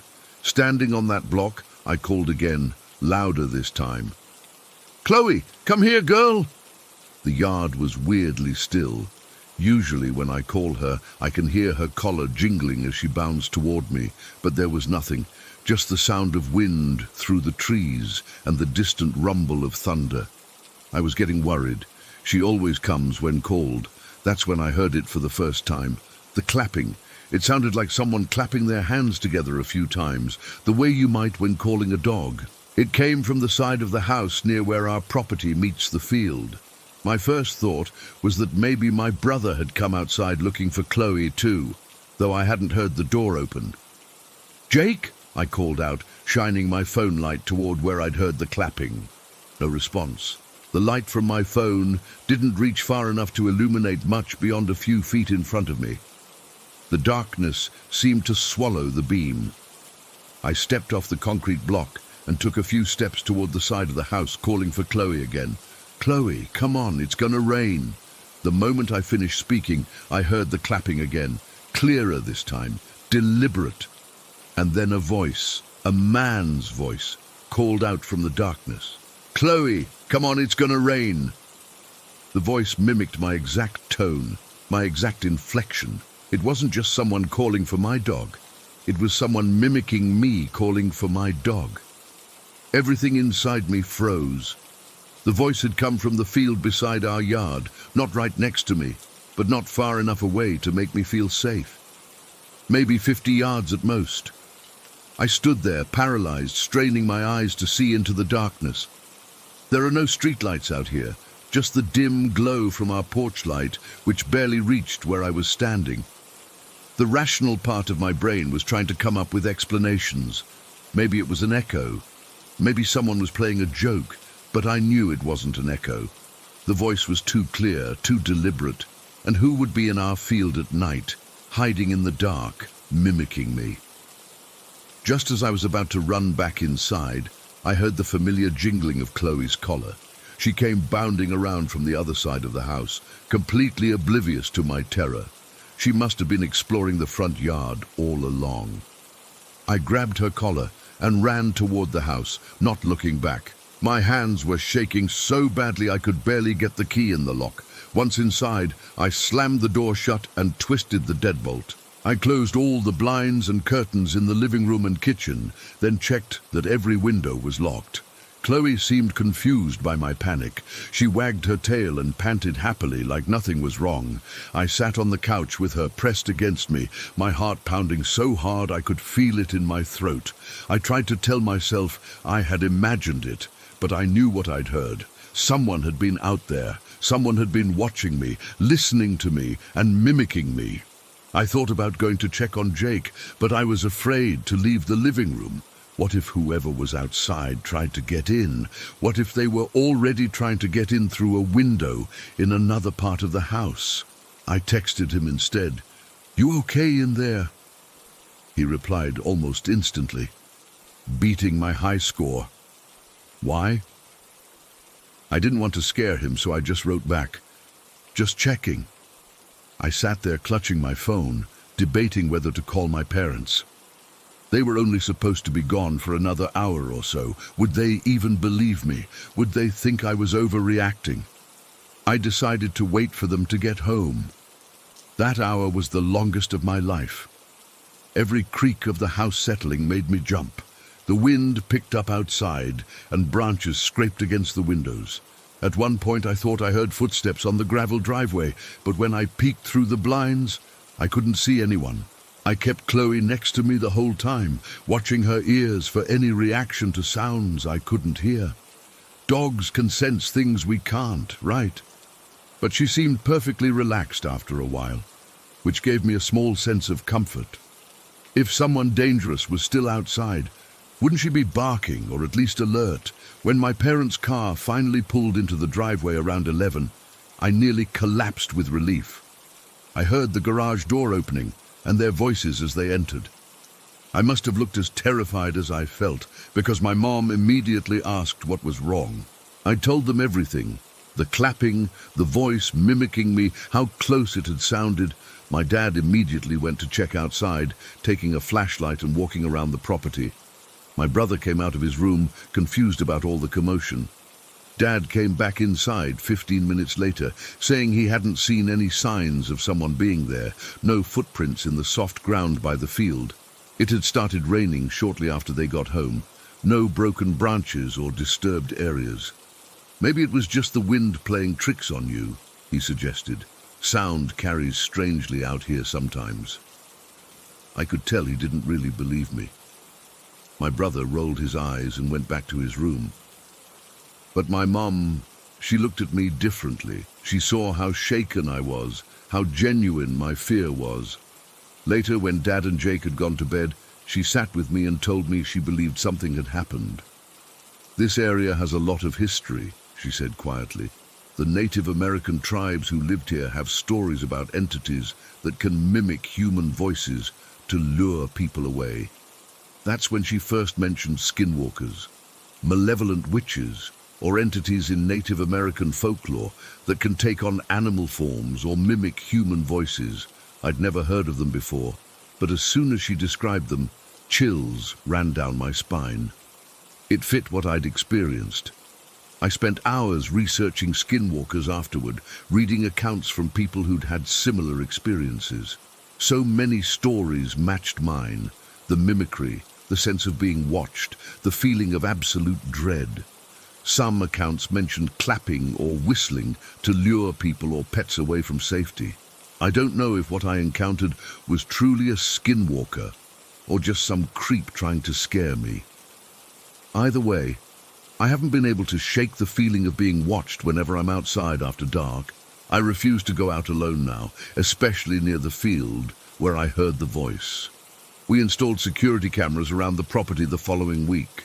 So far, they haven't caught anything unusual, but that doesn't make me feel much safer. Whatever or whoever was out there that night knew exactly what they were doing. They stayed just far enough away to not be seen, but close enough to be heard clearly. What terrifies me the most is wondering what would have happened if I had walked toward the voice, if I had gone into that field looking for the source.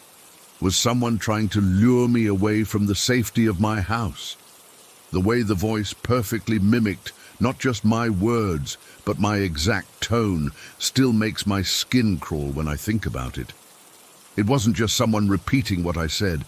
It was like they were copying my voice itself, the way I speak, the particular way I called for Chloe. Since that night, I've noticed Chloe acting differently too. She doesn't wander as far from the house as she used to. She stays close, especially at dusk. Animals can sense things we can't, and I wonder if she knows something is out there, watching and waiting. My parents still let her out at night, but I always make sure she's back inside before dark. I stand at the door and call her. But now, a part of me is always listening for that clapping sound, for that voice that isn't quite human calling back to me from the darkness. I still don't have an explanation for what happened that night.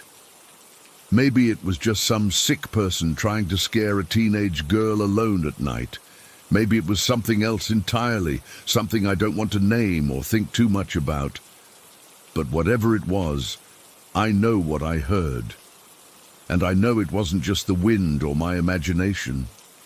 Sometimes at night, when the house is quiet and I'm lying in bed, I swear I can still hear that voice, just on the edge of my hearing, mimicking, calling, waiting for me to answer. Story 10. I've never been the type to believe in ghosts. Growing up, I always thought people who claimed to see spirits or feel presences were either attention-seeking or had overactive imaginations. But what's been happening at my grandparents' house since 2006 has completely changed my perspective. I'm still trying to make sense of it all, even though some of these incidents happened years ago. My great-grandmother Mimir passed away in the spring of 2006. She was in her 90s and had lived a full life, but her death still hit our family hard, especially my grandparents Mary and George. Mimir had been living with them for the last decade of her life in their suburban home, one of those typical beige and brown houses built in the 70s that you see all over small-town America. About 3 weeks after the funeral, my grandparents hosted a small gathering for family.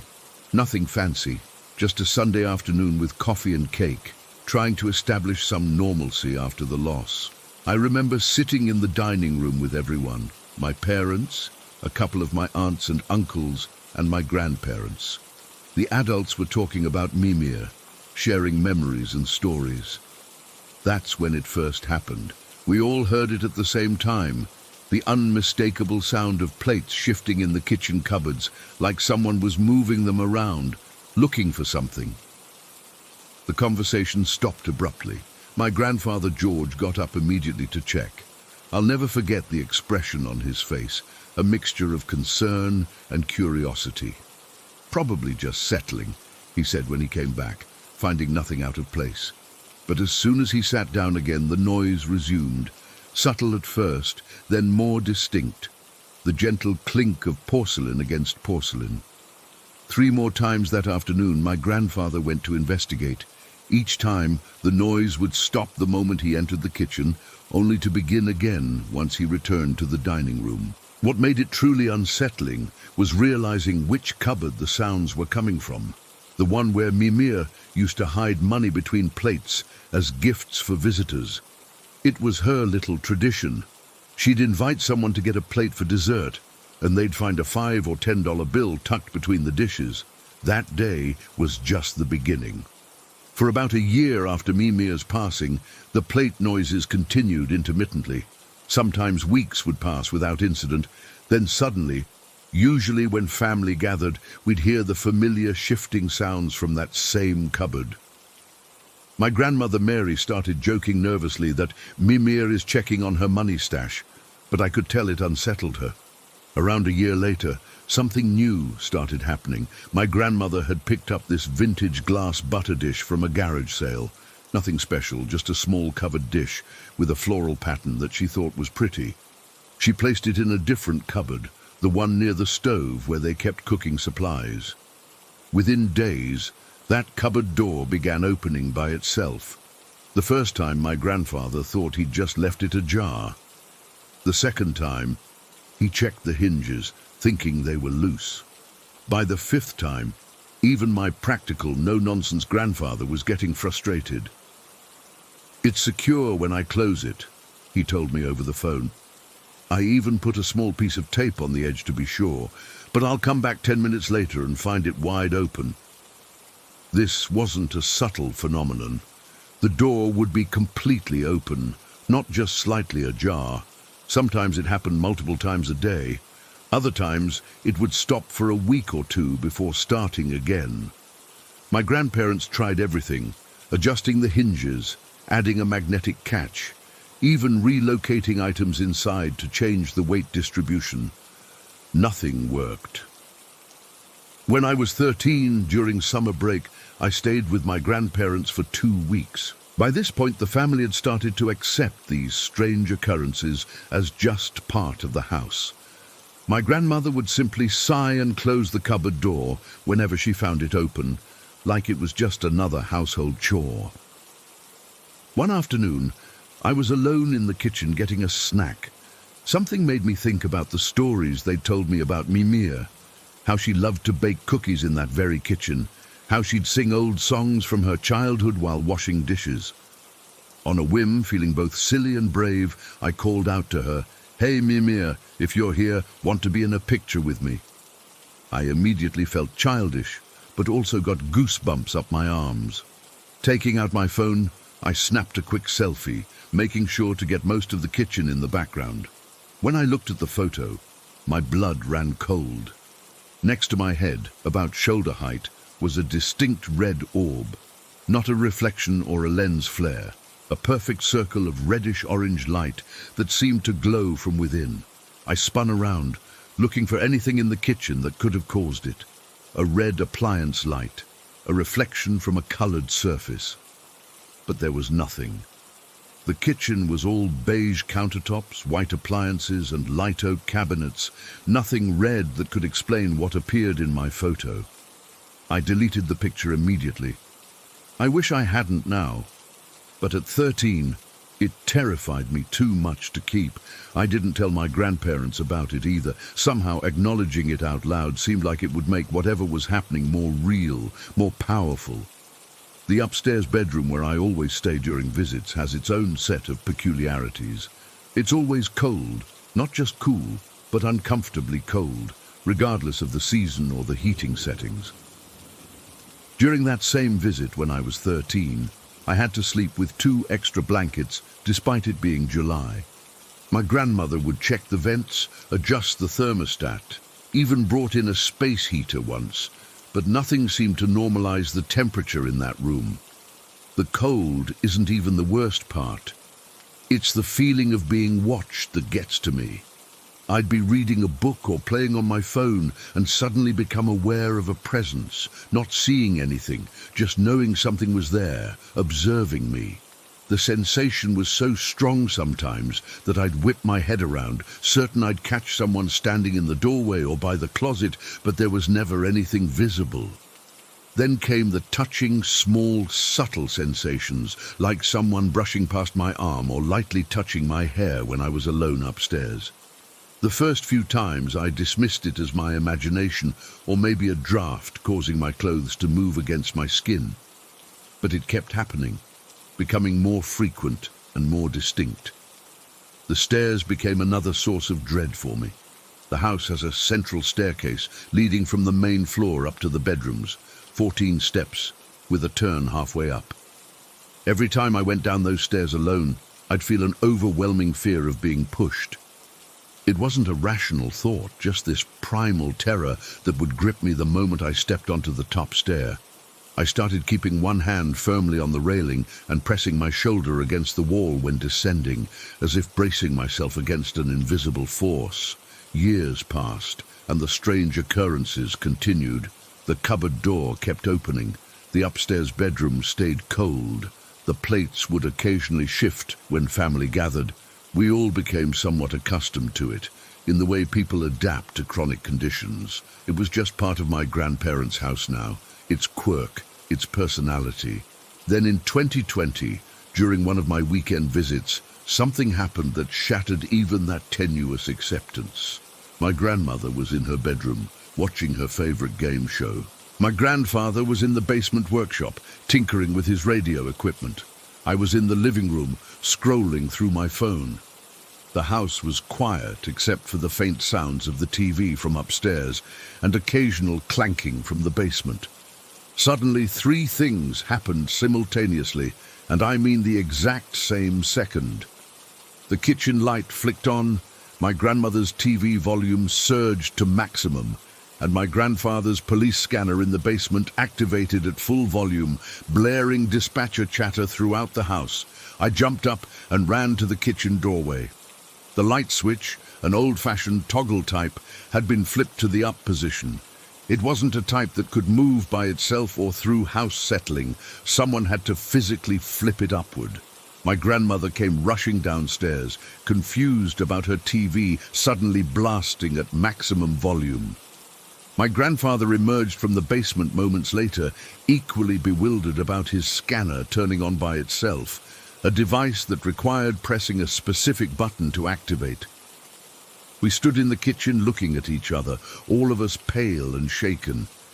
These weren't subtle phenomena anymore. These weren't things that could be explained away by drafts or loose hinges or house settling. These were devices that required deliberate physical manipulation to activate, all triggered at the exact same moment in different parts of the house. My grandfather, always the practical one, checked the house's electrical system and called an electrician the next day. They found nothing unusual, no power surges, no wiring issues, nothing that could explain what happened. That night, I barely slept. The cold in my bedroom seemed more intense than ever, and the feeling of being watched was so strong I kept the lights on until dawn. I couldn't shake the sense that whatever presence was in that house had decided to make itself undeniably known. I'm 23 now, and still spend weekends at my grandparents' house every few months. The phenomena continue. The cupboard door still opens by itself. The upstairs bedroom remains unnaturally cold. I still feel watched, still feel occasional touches when I'm alone, and still grip the railing white-knuckled when descending the stairs. My family has developed a strange relationship with whatever inhabits the house with them. My grandmother occasionally talks to Mimir when she's alone in the kitchen. My grandfather still tries to find logical explanations, but has stopped sharing them with us. We don't discuss it much anymore. It's just part of visiting my grandparents. I've researched similar experiences online, read books about residual hauntings and spiritual attachments. Some say the energy of loved ones can linger in places that were important to them. Others suggest more complex explanations involving dimensional overlaps or time slips. I don't know what to believe. All I know is that something inexplicable lives in my grandparents' beige and brown suburban house, something that started making its presence known after my great-grandmother died, something that seems to be getting more confident in its manifestations as the years pass. And sometimes, when I'm in the kitchen alone, I still get the feeling that Mimir is checking on her money stash, making sure we're all okay in her own mysterious way. Story 11. I still don't know what happened that night at Mike and Sarah's place. It's been 3 months and I've tried to rationalize it 1,000 different ways. But I can't explain what my girlfriend and I both experienced. My girlfriend Jen and I had been dating for about a year when Mike, one of my oldest friends from college, invited us to stay at his new place in Chicago. We were excited because we hadn't seen Mike and Sarah since their wedding 2 years ago, and they'd just bought their first home, one of those classic Chicago bungalows with the brick exterior and that distinct architectural style that's all over certain neighborhoods. We drove up from Indianapolis on a Friday afternoon in October. It was one of those perfect fall days, not too cold yet, but with that crispness in the air that makes you want to wear a light jacket. We arrived around 4 in the afternoon, and Mike and Sarah were waiting for us with beers and a cheese plate. Typical Mike and Sarah hospitality. Their house was exactly what you'd expect from a Chicago bungalow. Hardwood floors throughout, built-in bookshelves, stained glass details on some of the windows. It had that charm of older homes that you just don't get in new construction. They'd bought it from an elderly couple who had lived there for nearly 50 years, and apart from some cosmetic updates to the kitchen, they'd kept most of the original features. "Let me give you guys the grand tour," Mike said after we'd caught up for a bit. The main floor had a living room, dining room, kitchen, 1 bathroom and 2 bedrooms, one they used as their bedroom and the other set up as a home office. All pretty standard stuff. It was when we went to the bedroom that things got weird. "And here's something cool the previous owners added," Mike said, opening their bedroom closet. It was a normal closet. Clothes hanging on either side, shoes lined up below. But at the back of the closet, there was this small door, like a half-sized door you'd have to crouch to get through. It reminded me of something you'd see in a fairy tale, not a bedroom closet in Chicago. The door had 3 deadbolts on it. Not just one lock, 3 separate deadbolts, all with keyholes. What struck me as odd was that the locks were on the bedroom side, not the other side, like they were meant to keep something in, not out. "This leads down to our wine cellar," Mike said, pulling out a set of keys from his pocket. He unlocked all 3 deadbolts one by one. "Why does a wine cellar need 3 locks?" Jen asked, half joking. Sarah laughed nervously. "The previous owners were paranoid, I guess. The husband told Mike they installed the locks to lock it in a manner so nothing that's downstairs can come up into the house. Crazy old people, right?" Something about the way she said it made me think she wasn't entirely joking. Mike pushed the small door open, revealing a set of steep wooden stairs going down into darkness. "Watch your head," Mike warned as he flipped on a light switch and ducked through the doorway. We followed him down the narrow staircase. The steps creaked beneath our weight, and the air got noticeably cooler as we descended. At the bottom was a full-sized basement, much larger than I expected, given the size of the door we'd entered through. The basement was partially finished with old wood paneling on some walls and exposed stone foundation on others. Mike had set up wine racks along one wall, but they only held maybe 20 bottles at most. "Pretty cool, right?" Mike said, gesturing around. "We're slowly turning it into a proper wine cellar." "Why is the entrance so small?" I asked. "And why is it in your bedroom closet of all places?" Mike shrugged. "No idea. The house was built in 1923, so who knows what they were thinking back then. Maybe it was originally a coal chute or something that got repurposed." I walked around the basement while Mike showed Jen the few bottles of wine he was aging.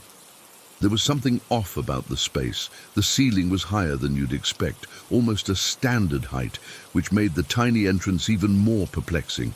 The basement was much larger than the footprint of the house above it, extending out under what I assumed was their backyard. In one corner there was a door that looked like it led to a utility room. "What's in there?" I asked, pointing. "Just the furnace and water heater," Mike said quickly. "Nothing interesting." I noticed he didn't offer to show us that room. After the tour, we went back upstairs, ducking through the little door again, and Mike carefully locked all 3 deadbolts behind us. The rest of the evening was normal. We ordered deep dish pizza, drank beer, and caught up on each other's lives. By midnight, we were all pretty tired. Mike and Sarah had given us their office to sleep in since it had a futon, but Jen wasn't feeling well. She gets migraines sometimes and wanted more space to stretch out. I offered to take the couch in the living room so she could have the futon to herself. Mike set me up with a pillow and blanket on the couch, and everyone went to bed around 12:30. The living room was at the front of the house, separated from the 2 bedrooms by the dining room and kitchen. I could hear Mike and Sarah's bedroom door close, and then Jen closing the office door. I was tired, but not quite ready to sleep, so I scrolled through my phone for about 20 minutes before finally setting it aside around 1 in the morning. The house had settled into that nighttime quiet. You know, the kind where you can hear the refrigerator humming and the occasional car passing outside. I must have dozed off because the next thing I remember is waking up suddenly, unsure of what had disturbed me. I checked my phone. It was 2:17. That's when I heard it. Footsteps. Not the creaking of an old house settling, but distinct footsteps, like someone walking deliberately from the kitchen toward the bedrooms. My first thought was that it was probably Jen getting a glass of water, or maybe one of our hosts using the bathroom. I waited, expecting to hear a door open and close, but instead, the footsteps seemed to pace back and forth between the kitchen and the hallway leading to the bedrooms. Then I heard a door open and close. It wasn't the bathroom door, which would have been visible from where I was lying. It sounded like it came from further back in the house, maybe from one of the bedrooms. More footsteps. These sounded different somehow. Heavier maybe, and they were coming from a different direction. "Hello?" I called out softly, not wanting to wake everyone if it was just one person up. No response, but the footsteps stopped. I sat up on the couch, thinking maybe Mike or Sarah was up and couldn't hear me. The living room was dark, except for the dim glow from a streetlight filtering through the curtains. I waited, listening. The footsteps started again, this time definitely coming from the kitchen. I stood up, thinking I'd go see who was awake and maybe join them for a late-night snack or something. I walked through the dining room into the kitchen, expecting to find someone there, but it was empty. The only light was from the microwave clock glowing green in the darkness. The footsteps I'd heard had stopped. "Mike? Sarah?" I whispered, not wanting to shout and wake everyone. No response. I considered that maybe I'd dreamed the whole thing, but I was definitely awake now, standing in their dark kitchen at 2:20 in the morning. I decided to check if Jen was awake. Maybe she'd been the one walking around. I walked quietly down the hallway to the office door and listened. I could hear Jen's soft, rhythmic breathing. She was definitely asleep. I carefully backed away without opening the door and disturbing her. On a hunch, I checked Mike and Sarah's door too, also closed, with no sounds of movement inside. This is when things got really weird. As I stood there in the hallway, I heard another door open and close, but all the doors I could see were still closed. The sound had come from further down the hallway, past the bedrooms, where there weren't any doors except the closet, the one with the little door to the basement. A chill ran up my spine as I remembered Sarah's comment about the locks keeping nothing that's downstairs from coming up into the house. But Mike had locked all 3 deadbolts. I'd watched him do it. I started back toward the living room, suddenly not wanting to be in that dark hallway anymore. As I passed through the kitchen, I heard the distinct sound of cabinet doors opening and closing, but I was looking right at the cabinets, and none of them were moving. Back in the living room, I sat on the couch, trying to make sense of what was happening. Old houses make noises, right? That's normal. But these weren't random creaks and groans. These were purposeful sounds, like someone moving through the house. Then I heard something that made my blood run cold. The front doorknob, just a few feet from where I sat, began to turn, back and forth, like someone was trying to open it from outside. I stared at it, frozen, watching the knob rotate one way and then the other. This wasn't my imagination. This was happening right in front of me. The rational part of my brain kicked in. It must be the wind. or maybe the door wasn't properly latched and was shifting. I got up and checked. The door was locked, deadbolt engaged, chain in place. I stood there staring at the door, and the knob stopped moving. Then from behind me, footsteps again, walking from the kitchen to the dining room. I spun around. Nothing there. And that's when it hit me, the absolute absurdity of the situation. Here I was, a grown man, standing in my friend's living room at nearly 3 in the morning, spooked by some noises in an old house. And instead of feeling terrified, I found myself laughing, not loudly, just a quiet, nervous chuckle at how ridiculous I was being. As soon as I laughed, everything stopped. The footsteps, the door rattling, all of it. The house went completely silent except for the hum of the refrigerator. I went back to the couch and lay down, pulling the blanket around me. I told myself it was just an old house settling, my mind playing tricks on me in an unfamiliar place. Eventually, I must have fallen asleep because the next thing I knew, morning light was streaming through the windows. I got up, feeling slightly embarrassed about my middle-of-the-night paranoia. I headed to the kitchen where I found Mike making coffee. Sarah was setting the table for breakfast. Jen came out of the office a few minutes later, looking tired. "Morning," she said, sitting down at the table. She looked at Mike and Sarah and said without any preamble, "Dude, your house is totally haunted." I froze with my coffee mug halfway to my mouth. Mike and Sarah exchanged a look I couldn't interpret.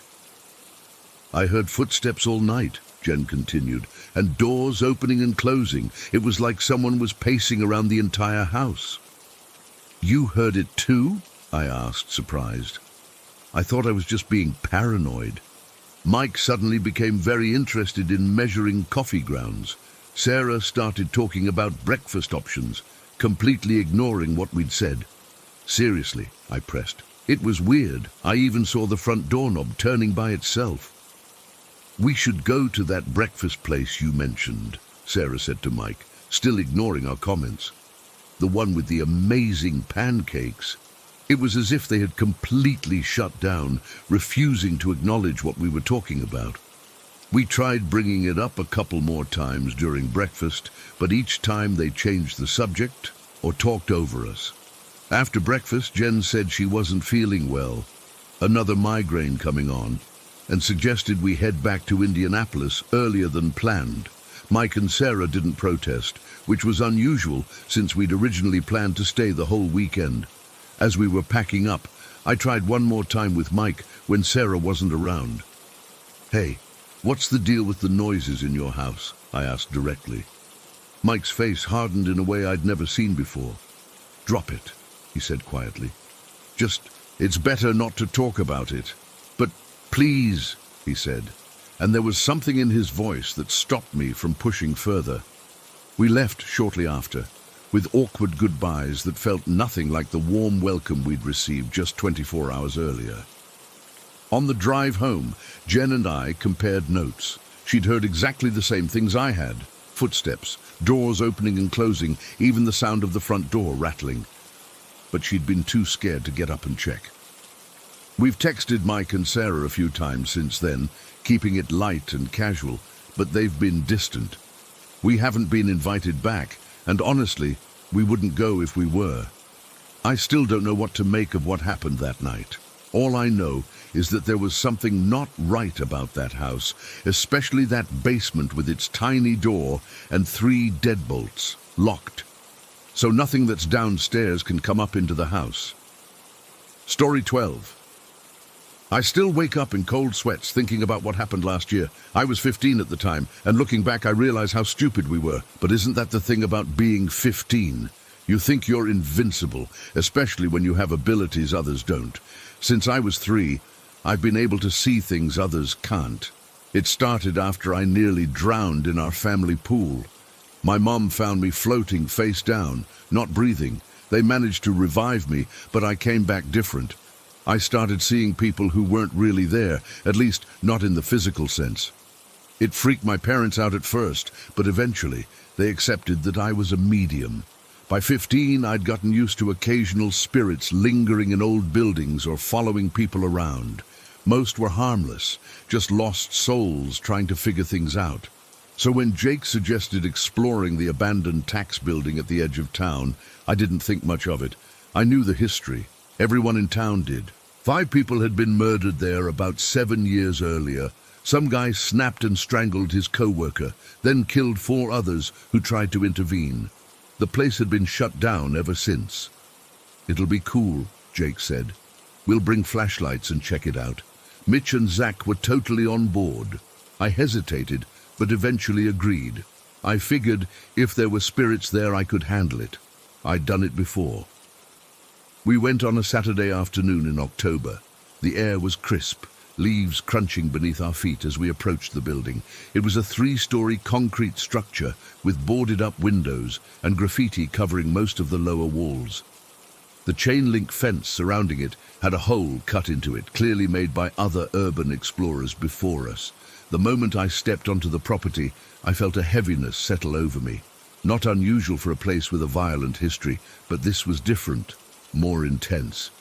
We made our way to a side door that had been forced open at some point. "After you, ghost whisperer," Jake said, nudging me forward. I took a deep breath and stepped inside. The air instantly felt different, thicker somehow. It was like someone was squeezing my lungs, making it hard to breathe. I stopped in my tracks and Zach bumped into me from behind. "What's wrong?" he asked. "Nothing," I lied, not wanting to freak them out right away. Just getting my bearings. The inside of the building was exactly what you'd expect. Dusty desks pushed against walls, scattered papers, broken ceiling tiles on the floor. Our flashlights cut through the darkness, creating eerie shadows that seemed to move when you weren't looking directly at them. "Let's split up and cover more ground," Jake suggested. "No way," I said firmly. "We stay together." For about an hour, we explored the first floor, taking pictures and videos on our phones. The guys were disappointed by the lack of anything exciting, just abandoned office furniture and trash left by previous visitors. That's when I heard it. A scream. Not just any scream, but the kind that makes your blood freeze. It was a woman's voice, high-pitched and desperate, like someone being murdered. I spun around, my heart pounding. "Did you guys hear that?" I asked, my voice barely above a whisper. They looked at me like I was crazy. "Hear what?" Mitch asked. "The scream. A woman screaming." Jake laughed nervously. "Classic medium stuff, right? We don't hear anything." I knew they thought I was messing with them, trying to make the exploration more exciting. But that scream was real, at least to me, and it came from upstairs. While they continued checking out the first floor, I found myself drawn toward the stairwell. I shouldn't have gone alone. That's always rule number 1 in horror movies, right? Don't split up. But something was pulling me upstairs, a sort of invisible thread tugging at my chest. The stairs creaked under my weight as I climbed to the second floor. It was darker up here, the windows more thoroughly boarded up.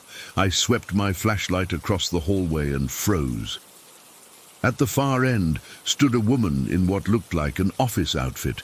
Pencil skirt, blouse, hair in a bun, but she was translucent, with a bluish glow around her edges, classic ghost appearance.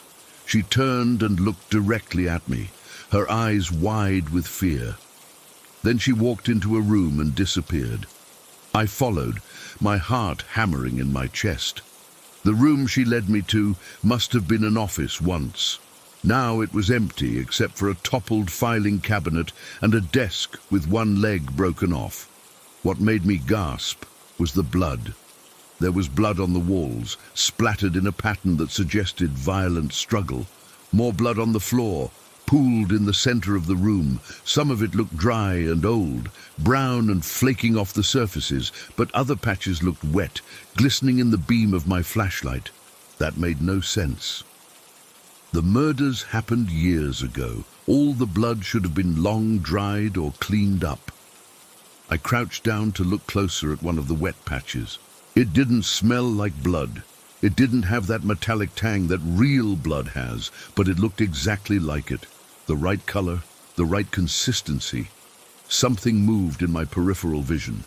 I jerked my head up, flashlight beam dancing wildly across the walls. "Hello?" I called out, my voice small and scared. "Is someone there?" No answer, just the settling sounds of an old building and my own rapid breathing.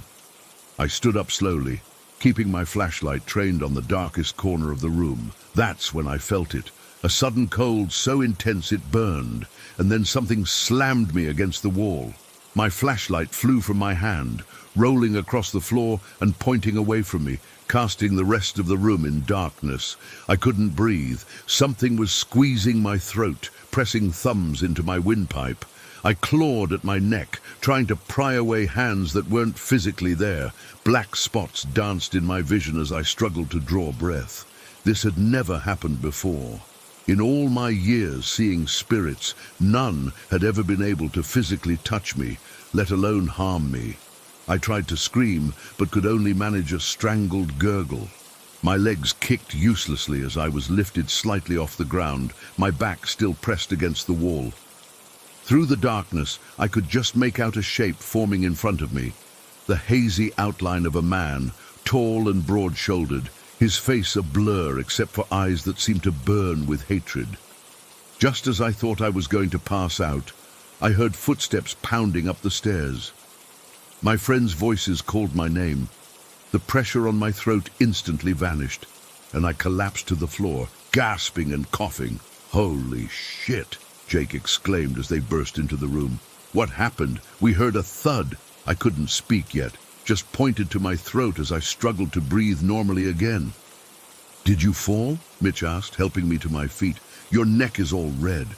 "Something," I croaked, "attacked me." They exchanged looks. The kind that said they thought I was either playing a prank or losing my mind. "We should go," Zach said firmly. "This place is giving me the creeps anyway." I nodded weakly, still massaging my throat. As they helped me toward the door, I glanced back into the room. The blood was gone, all of it. The walls and floor were dirty and dusty, but there wasn't a single drop of blood anywhere. I was about to turn away when I noticed him. A small boy, maybe 7 or 8, standing in the corner. Unlike the woman or my attacker, he looked solid, almost alive, except for the unnatural stillness with which he stood. "Wait," I whispered hoarsely to my friends. "There's a kid." "What? Where?" Jake swung his flashlight around, the beam passing right through the boy without illuminating him. "You guys go ahead," I said. "I need to check something." They hesitated, but waited in the hallway as I approached the child. He didn't move, or seem afraid of me. "Hi," I said softly. "Are you okay?" The boy's eyes were sad, almost ancient. "You shouldn't have come here," he said, his voice sounding like it was coming from underwater. "Your presence has made him angry." "Who? The man who attacked me?" The boy nodded solemnly. "He doesn't like people who can see. The others couldn't see him coming." A chill ran down my spine. "The people he killed." Another nod. "You need to leave now, and don't look back." I didn't need to be told twice. I rejoined my friends, and we practically ran down the stairs and out of the building. None of us spoke until we were well away from the property. That night, I stayed at Jake's house. His parents were out of town, and none of us wanted to be alone after what happened. The guys still thought I'd had some kind of panic attack or was playing an elaborate prank. I didn't argue. How could I explain what I'd experienced? But as the night wore on, I couldn't shake the feeling that something had followed me. Every shadow seemed to move when I wasn't looking directly at it. The air felt heavy, just like in the building. I kept catching whiffs of something musty and sour, like old sweat and rage. I barely slept, drifting in and out of consciousness, my dreams filled with screaming women and shadowy men with burning eyes. Whenever I woke, I could swear someone was standing in the dark corner of the room watching me. In the morning, I went to the bathroom and nearly screamed when I looked in the mirror. Around my neck were bruises, dark purple marks in the distinct shape of handprints, exactly where I'd felt the pressure the day before. exactly how the victims in the tax building had been killed, strangled by powerful hands. I covered the bruises with a hoodie before the guys saw them and made up an excuse to go home early. I didn't know what to do. Tell my parents? They knew about my abilities. But would they believe this? Go to the police and say what? A ghost tried to kill me? It's been almost a year now. The bruises faded after a couple of weeks, but other things have happened. Objects moving in my room when I'm not looking. Doors slamming shut on their own. The feeling of being watched when I'm alone. Sometimes at night I wake up gasping for air, feeling those invisible hands around my throat again. I've researched everything I can about the murders, trying to understand what happened to me. The killer is still alive, serving multiple life sentences in prison, but something tells me that's not what attacked me. Something darker was in that building, something that may have influenced the killer himself. I've never gone back to that building, and I've warned others to stay away too. But sometimes I catch myself looking in the direction of that abandoned tax building, feeling a pull that I fight every day to resist. Because I know now that some spirits don't just want to be seen or heard.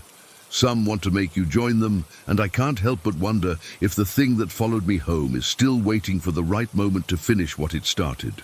Makrat, Story 13. I still get chills thinking about it. It's been 4 years since those 2 incidents, and I've never shared this publicly until now. I guess I needed time to process everything. The first experience happened during a family holiday to Stratford-upon-Avon. My parents thought it would be nice to soak in some Shakespeare history, visit his birthplace, and see all the touristy spots. I wasn't particularly excited. I mean, old buildings and Shakespeare aren't exactly thrilling when you're a teenager, but I went along with it. We were wandering around the town centre on our second day when we stumbled upon this place called Sheaves House. It wasn't on our itinerary, but my dad is always drawn to anything that looks historical. The building was this crooked, ancient-looking structure with dark wooden beams and small windows. The sign outside claimed it dated back to the 16th century. The moment I stepped through that doorway, something felt wrong. The air inside was heavy and cold, despite it being July. I remember thinking it was probably just good air conditioning, but there was something else. This pressure, like when you're underwater and your ears need to pop. The museum was set up with these incredibly lifelike wax figures in different rooms, depicting scenes from Tudor life. They were positioned in ways that made it seem like they'd been frozen mid-action. Cooking, reading, sleeping. Their eyes were the worst part. Too glossy, too vacant. I kept thinking I saw them blink or shift slightly when I looked away. We started moving through the house together, but eventually split up a bit. My sister wanted to see the bedroom displays upstairs. My dad was fascinated by some ancient tools in a side room, and I was trying to get decent signal on my phone by one of the windows. Mum said she wanted to look at the kitchen display more closely. I don't know exactly how long she was alone, maybe 5 minutes. I remember hearing her call out for Dad, her voice sounding strange. Not scared exactly, but definitely shaken. "David, was that you just now?" We all converged back to the kitchen area where my mum was standing looking pale. Her hand was touching the back of her jumper, a blue wool one she'd bought specifically for the trip. "Someone just pulled my jumper," she said, her voice barely above a whisper. "Quite hard, actually. I thought it was one of you messing about." Dad looked around the room, which was completely empty except for the wax figures. "Maybe you caught it on something," he suggested, but Mum shook her head. "No, David. It was a proper tug, like someone grabbing a handful of it and yanking backward. I nearly fell over." My sister rolled her eyes, probably thinking Mum was being dramatic, but I could tell she was genuinely rattled. Mum's not the type to make things up for attention. The 4 of us stood there awkwardly for a moment. I remember noticing how quiet it had become. No creaking floorboards, no sounds from outside, just stillness. Dad, ever the practical one, went to find someone who worked there. He returned a few minutes later with an older woman who introduced herself as the owner. She had this weather-beaten face and white hair pulled back in a tight bun. When Dad explained what had happened, her reaction was what truly scared me. She smiled. Not a reassuring smile, but the kind you give when your suspicions have been confirmed. "Oh, that would be Lee," she said, as casually as if she were talking about a pet cat. "He does that sometimes." We all just stared at her. Dad asked who Lee was, though I think we all knew the answer before she said it. "One of our resident spirits," she replied, leading us toward a small office near the entrance. He was quite the character in life by all accounts. Lived here in the 1700s, bit of a ladies' man, liked to grab attractive women as they passed by. Seems death hasn't changed his habits much. My mum's face went from pale to bright red. The owner must have noticed her discomfort because she quickly added, "It's quite a compliment, really. He only bothers with women he finds pretty." That didn't make it any better. The owner opened a filing cabinet and pulled out a thick folder. We've had several paranormal investigation teams here over the years. They've documented Lee and the others quite extensively. Others. There were others. She showed us photographs with strange light orbs, readings from EMF meters, and pages of witness statements describing experiences similar to my mum's. There were even DVD copies of documentaries that had been filmed there. "Today's actually the anniversary of Lee's death," she said, checking a small calendar on her desk. July 24th. He's usually most active around this time. The coincidence made my skin crawl. Why had we wandered into this specific building on this specific day? My sister, who had been quiet until now, suddenly asked, "Has he ever hurt anyone?" The owner hesitated just a fraction too long before answering. "No, dear. Just playful tugs and the occasional whisper. Nothing to worry about."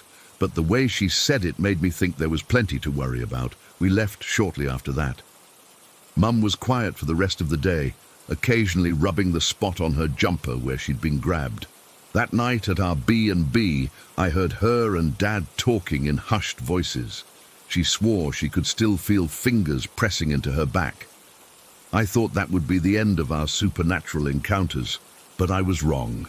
6 months later, during winter break, we took a trip to southern France. After spending a week exploring the coast, we stayed at this family-run place on our way back north. It wasn't quite a hotel, more like a large house with rooms for rent. The owners were this elderly French couple who spoke broken English and kept to themselves. The house was beautiful but ancient, stone walls at least 2 feet thick, creaky wooden floors, and narrow staircases that twisted unpredictably. My sister and I shared a room with twin beds, while my parents took a larger room down the hall. We arrived late in the evening, had a simple dinner the owners prepared, and went to bed early since we had a long drive the next day. I remember waking up sometime in the middle of the night, disoriented. The room was pitch black, and for a moment I couldn't remember where I was. Then I heard it, a loud crash from my parents' room, followed by my dad's voice, though I couldn't make out what he was saying. I should have gotten up to check, but something kept me frozen in bed, an instinctive fear that warned against moving. My sister was still asleep, breathing deeply. I lay there, heart pounding, straining to hear any other sounds. There was nothing for a while, just silence. Then footsteps, slow, deliberate steps in the hallway outside our door. I held my breath as they passed by, expecting someone to try the handle, but they continued on, growing fainter until I couldn't hear them anymore. I must have eventually fallen back asleep because the next thing I knew, it was morning. My sister was already up, getting dressed. I asked if she'd heard anything during the night, but she hadn't. When we went down for breakfast, my parents were already there, looking exhausted. Mum's hands trembled slightly as she lifted her coffee cup. Dad kept glancing around the dining room, as if expecting to see someone watching us. After the owners left us alone with our food, Dad leaned in and spoke quietly. "Something happened last night," he said. I don't want you girls to be frightened, but it was strange." Mum cut in, her voice tight. "We heard footsteps all night. Creaking floorboards, like someone pacing back and forth. We thought it might be one of the owners checking on something, but it went on for hours." "What was the crash?" I asked, remembering the sound that had woken me. They exchanged a look. "A light bulb," Dad finally said. "The lamp on the dresser. It just exploded. Glass everywhere." "But that's not the worst part," Mum added. "There was this old toy on the shelf when we went to bed. One of those vintage wooden bats with a ball attached by a string. I remembered seeing it. A simple antique that probably belonged to the owner's children or grandchildren decades ago. When we woke up this morning," she continued, "it was on our bed, right between us, surrounded by the broken glass." A chill ran through me. "Maybe it fell," I suggested weakly. Dad shook his head. The shelf was on the opposite wall, at least 10 feet from the bed, and the toy was positioned upright, like someone had deliberately placed it there. We ate the rest of our breakfast in silence. When the female owner came to clear our plates, Dad casually mentioned the broken lamp and the toy. Her reaction was immediate and disturbing. Her face lost all color, and she quickly changed the subject, asking if we needed directions for our journey home. Her husband, who had been refilling coffee cups at another table, hurried over and began talking loudly about the weather forecast, as if trying to drown out any further discussion of what had happened. We checked out shortly after breakfast, everyone eager to leave. As we were loading our bags into the car, I noticed the male owner watching us from an upstairs window. When our eyes met, he quickly stepped back out of sight. The drive home was quiet. We tried to rationalize what had happened. Perhaps the vibrations from the exploding bulb had somehow launched the toy onto the bed. Maybe one of the owners had entered the room during the night for some reason. But none of the explanations felt satisfactory. I've never seen a ghost with my own eyes. I can't claim to have witnessed an apparition or a floating object.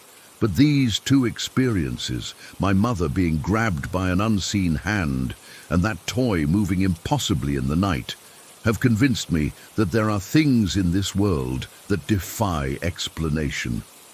Sometimes I still dream about that wax museum and the casual way the owner spoke about Lee, as if having a ghost who grabs women was perfectly normal. And sometimes, when I'm alone at night, I think I hear footsteps, slow and deliberate, like someone pacing back and forth, back and forth. Story 14.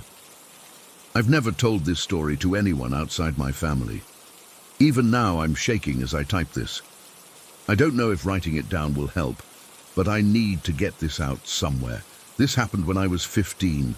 My parents had decided we needed a bigger place. Dad had gotten a promotion, and Mum thought it was time to move to a nicer neighborhood. I wasn't thrilled about it, but what teenager gets a say in these things? So one Saturday morning in October, I found myself stuffed in the back of our car as we drove around with a realtor named Mrs. Peterson. She was one of those overly cheerful types with too bright lipstick who called everything charming or cozy, even when it clearly wasn't. The first two houses were fine, I guess. One had this weird kitchen with green tiles that Mom hated, and the other was too close to a highway. Nothing special. I was bored and just wanted to go home and play video games. Then we pulled up to the third house. It was an older 2-story with faded blue paint and white trim.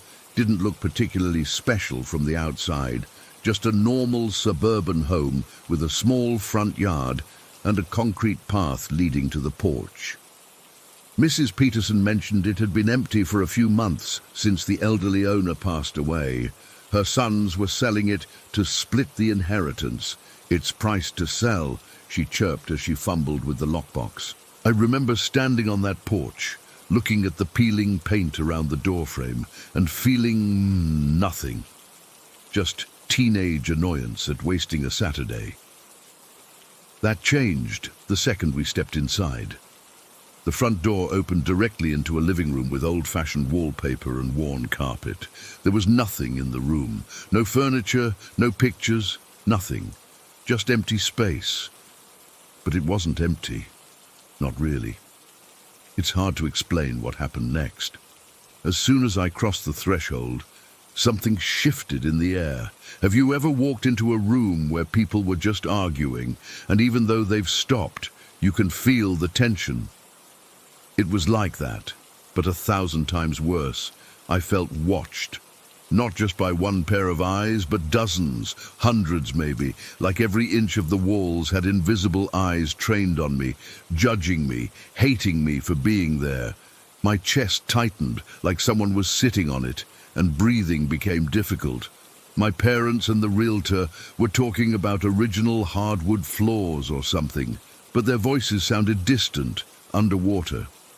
"I'm going to check out the backyard," I mumbled, not waiting for a response, before pushing past them toward the kitchen at the back of the house.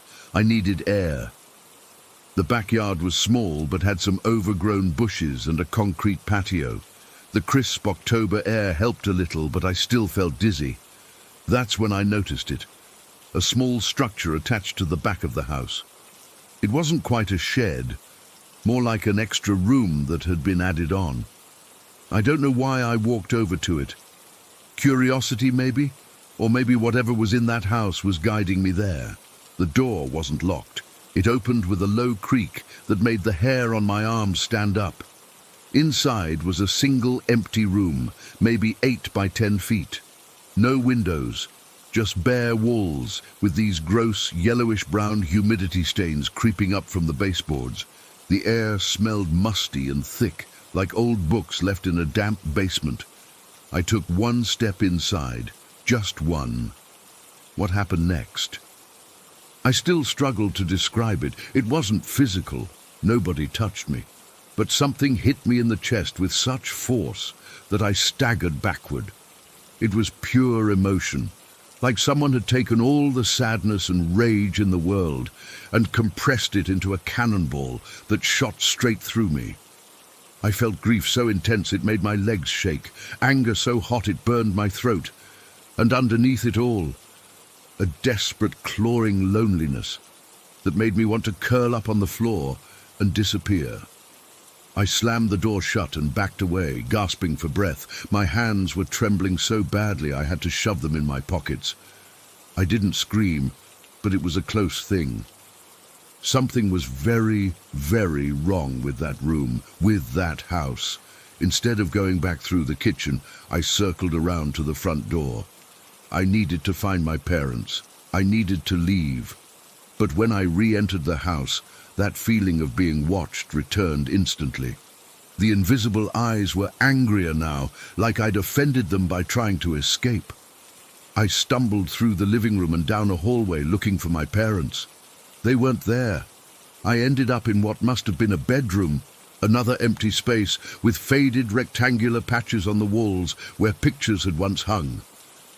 My legs gave out and I sat on the floor, trying to get control of myself. The pressure on my chest was worse now. Each breath felt like trying to inhale through a coffee stirrer. The invisible eyes were everywhere, in the corners, in the ceiling, in the walls, watching, judging, hating, and then I heard it. A soft, dry sound like paper being crumpled very slowly. It seemed to come from inside the walls themselves. I pressed my hands over my ears, but it didn't help. The sound wasn't physical. It was inside my head. That was when I broke. I scrambled to my feet and ran through the hallway, through the living room, out the front door. My parents and Mrs. Peterson were standing on the front lawn, talking about property taxes or something equally mundane. They looked so normal, so unaffected. How could they not feel it? I grabbed my mum's arm, probably harder than I should have. "We need to leave," I said. My voice sounded strange even to me, thin and shaky. "Please, Mum, now." Mum looked at me with that worried parent face. "What's wrong? Are you feeling sick?" We need to go, please." I was trying so hard not to cry or scream. Dad stepped in then, making some excuse to Mrs. Peterson about me having a history of migraines, and maybe the dust in the old house had triggered one.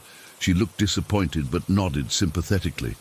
I don't remember getting into the car, just the relief of driving away, watching that blue house shrink in the rear window. The entire ride home I couldn't speak. My parents kept asking what happened, but I just stared out the window, afraid that if I opened my mouth, I'd start screaming and never stop. That crushing sadness was still with me, like I'd carried a piece of that house out with me. When we got home, our real home, it hit me all at once. I collapsed in the entryway and started sobbing.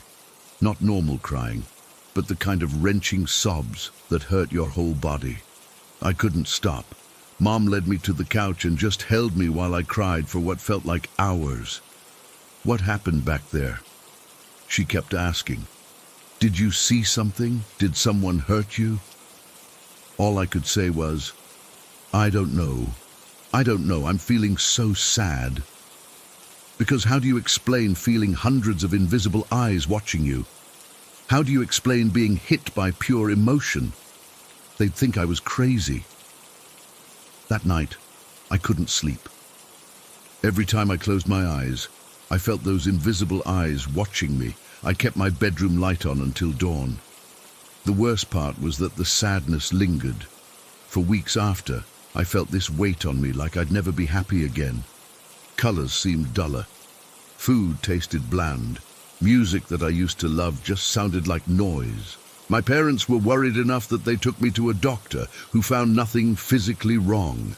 They even sent me to a therapist for a while, but I never told her the full story. How could I? It took almost 3 months for that feeling to fade completely. Even now, 13 years later, I sometimes wake up in the night feeling watched, and it all comes rushing back. My parents never bought that house, obviously. About a year after our visit, I overheard Mom telling a friend that it had finally sold for way below asking price. Apparently, several potential buyers had backed out at the last minute without explanation. 5 years later, I was home from college for the summer when I saw a small article in the local paper. Someone had bought that blue house and converted it into a small restaurant. There was a photo of the place, freshly painted, with a new sign out front. I immediately felt sick looking at it. I've never gone to that restaurant. I couldn't imagine sitting down to eat in that place with all those invisible eyes watching from the walls. Sometimes I wonder if the customers feel anything, or if the staff has experienced strange things. Do they ever hear that paper crumpling sound from inside the walls? Do they ever feel overwhelmed by sudden, inexplicable sadness? I've researched the history of the house since then. The elderly woman who died there had lived alone for decades after her husband passed away. Nothing suspicious about her death, just old age. But before her, the house had belonged to a family in the 1970s. The husband had worked at a local factory. The wife was a homemaker. They had one son. I couldn't find much about them except for one small news clipping from 1976. The son, only 17, had committed suicide in an outbuilding behind the house. The parents moved away shortly after. I don't know what was in that house. I don't know why it affected me so strongly when my parents felt nothing. All I know is that those invisible eyes were real, and whatever was in that small room behind the house was filled with so much pain and anger that it could reach out and touch the living. Sometimes I drive by that restaurant late at night when it's closed. It looks normal enough from outside, but I know better. Behind those walls, behind that cheerful new paint and those tasteful curtains, hundreds of invisible eyes are still watching, still waiting. And sometimes, when I look up at the second-floor windows, I swear I can see the curtains move, just slightly, even when there's no wind. Story 15. I never believed a house could make you sick, not in the physical sense anyway. Sure, black mold, asbestos, radon, those things can harm you, but a house deliberately causing illness, causing personality changes? I would have laughed at the suggestion 2 years ago. I'm not laughing anymore. My boyfriend and I bought this place in the countryside about 2 years ago. It was our dream home, spacious, with an apartment above the garage, and even an ensuite in the basement. The price was surprisingly good for what we were getting, which should have been our first red flag. The second red flag came after closing, when we learned the seller had nearly been arrested, but fled the country before charges could be filed. Some financial crime, they said. Nothing to do with the house, they said. I've always been sensitive to the paranormal. Since I was young, I've seen things, felt presences, heard voices that weren't there, but I've built up a tolerance to it. I don't frighten easily. So when strange things started happening in the house, I initially brushed them off. It started slowly. My mother visits often, and about 3 months after moving in, we both began complaining about knee pain. Nothing major at first, just stiffness, occasional sharp twinges. We joked about getting old. 6 months in, the knee pain had become chronic for both of us, and bizarrely, we both developed disc problems in the exact same area of our backs. L4/L5, same leg with nerve issues too, the right one. What are the odds of that? My mother and I don't even have similar body types. My boyfriend changed too. He was always level-headed, patient, the kind of guy who would take 10 minutes to explain something to someone rather than get frustrated. About 8 months after moving in, he started having these episodes, bursts of rage that came from nowhere. He'd throw things, punch walls, scream until his voice was hoarse. Afterward, he'd be confused, apologetic, swearing he didn't know what came over him. By our first year in the house, we were all on antidepressants. The doctor said it was situational depression, probably from the stress of home ownership, but I knew better. I could feel something watching us, feeding on us. Then there were the tenants. The apartment above the garage seemed perfect for generating extra income. Our first tenant was a quiet guy, early 30s, worked at the local bank. No red flags in his background check. Good credit, references all checked out. 3 months in, he lost his job. 5 months in, we noticed track marks on his arms when he came to pay rent. 7 months in, he was hospitalized with multiple broken bones after falling down the stairs. Stairs he'd navigated safely hundreds of times before. Our second tenants were a couple. They seemed happy, always holding hands, bringing us baked goods. 4 months in, neighbors called the police because of the screaming. The man had never been violent in his life, according to her tearful explanation as she packed her things. Something just snapped in him. The last tenant became a friend. She was an artist, used the good light in the apartment for her painting. She lasted longer than the others, almost a full year. But she confided in me that there was one room she couldn't work in. Said it filled her with inexplicable rage, made her want to destroy her canvases, break her brushes. She eventually moved out after waking up one night to find herself standing in that room with no memory of how she got there, a pair of scissors clutched in her hand. But the incident that really confirmed something was wrong happened just last month. I was in the chicken coop we'd built in a section of the garage. It was around dusk, and I was collecting eggs and refreshing their water. The chickens were acting strange, huddled together in the corner, making distressed noises. I figured maybe a fox or raccoon had been prowling around earlier. That's when I heard my mum's voice, clear as day, like she was standing right beside me. "Can you come here? I need your help with something." Then, "Is Mark around?" Mark is my boyfriend. I turned, expecting to see her, but there was no one. "Mom?" I called out. "What do you need?" No answer. I stepped out of the coop, thinking maybe she was just outside the garage door. Nothing. I walked around to the back of the house and found her in the garden, on her knees, pulling weeds. "What did you need help with?" I asked. She looked up, confused. "What?" "You just called me, and you were asking for Mark." Her face went pale. "I've been out here for the last hour. I never called you." We stared at each other, the realization sinking in. Something in this house can mimic voices, and it knows our names. After that, I decided to fight back. I've practiced witchcraft for years. Not the Hollywood version, but the real thing. Protection spells, cleansing rituals, energy work. I did 2 full cleansings of the house, burning sage in every corner, sprinkling salt at every threshold, hanging protective charms in every room. Nothing changed. I made spell jars, small bottles filled with herbs, crystals, and intentions meant to protect and purify. The first one cracked overnight, leaking oil all over my altar. The second one was filled with mold within days, despite being sealed tight. The third one literally exploded when I set it on the windowsill, sending glass shards across the room. Whatever is in this house doesn't want to leave, and it's strong enough to counteract my magic. Last week I was alone in the house. Mark was on a business trip. Mom was back at her place. I was in the kitchen making tea when I heard footsteps overhead. Heavy, deliberate steps crossing from one side of the upstairs hallway to the other. Then they stopped, directly above where I stood. I froze, teacup halfway to my lips. We have hardwood floors upstairs. They creak and groan with every step.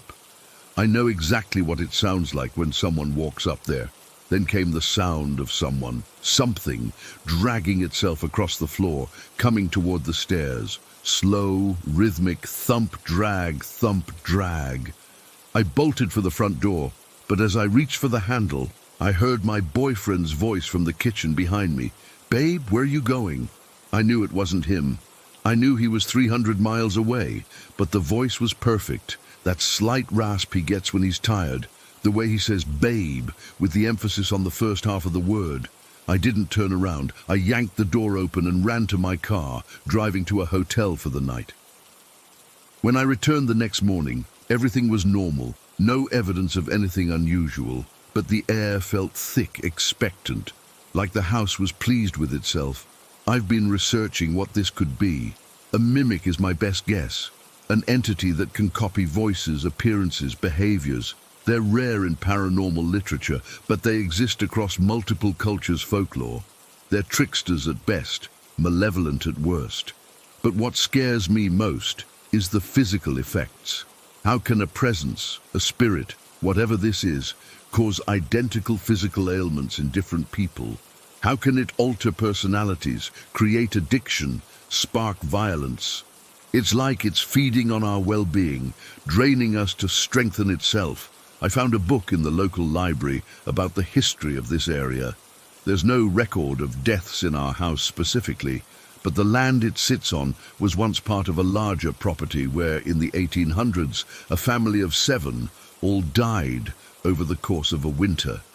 The official cause was influenza, but local legend says they all went mad first, turning on each other until only the father was left, and he hanged himself from a tree that would have stood roughly where our garage is now. I'm writing this because I don't know what to do anymore. We can't sell the house, not in good conscience, knowing what it does to people. We can't afford to just walk away from our mortgage, and I'm increasingly convinced that whatever is here has latched onto us, not just the property, that it would follow us if we left.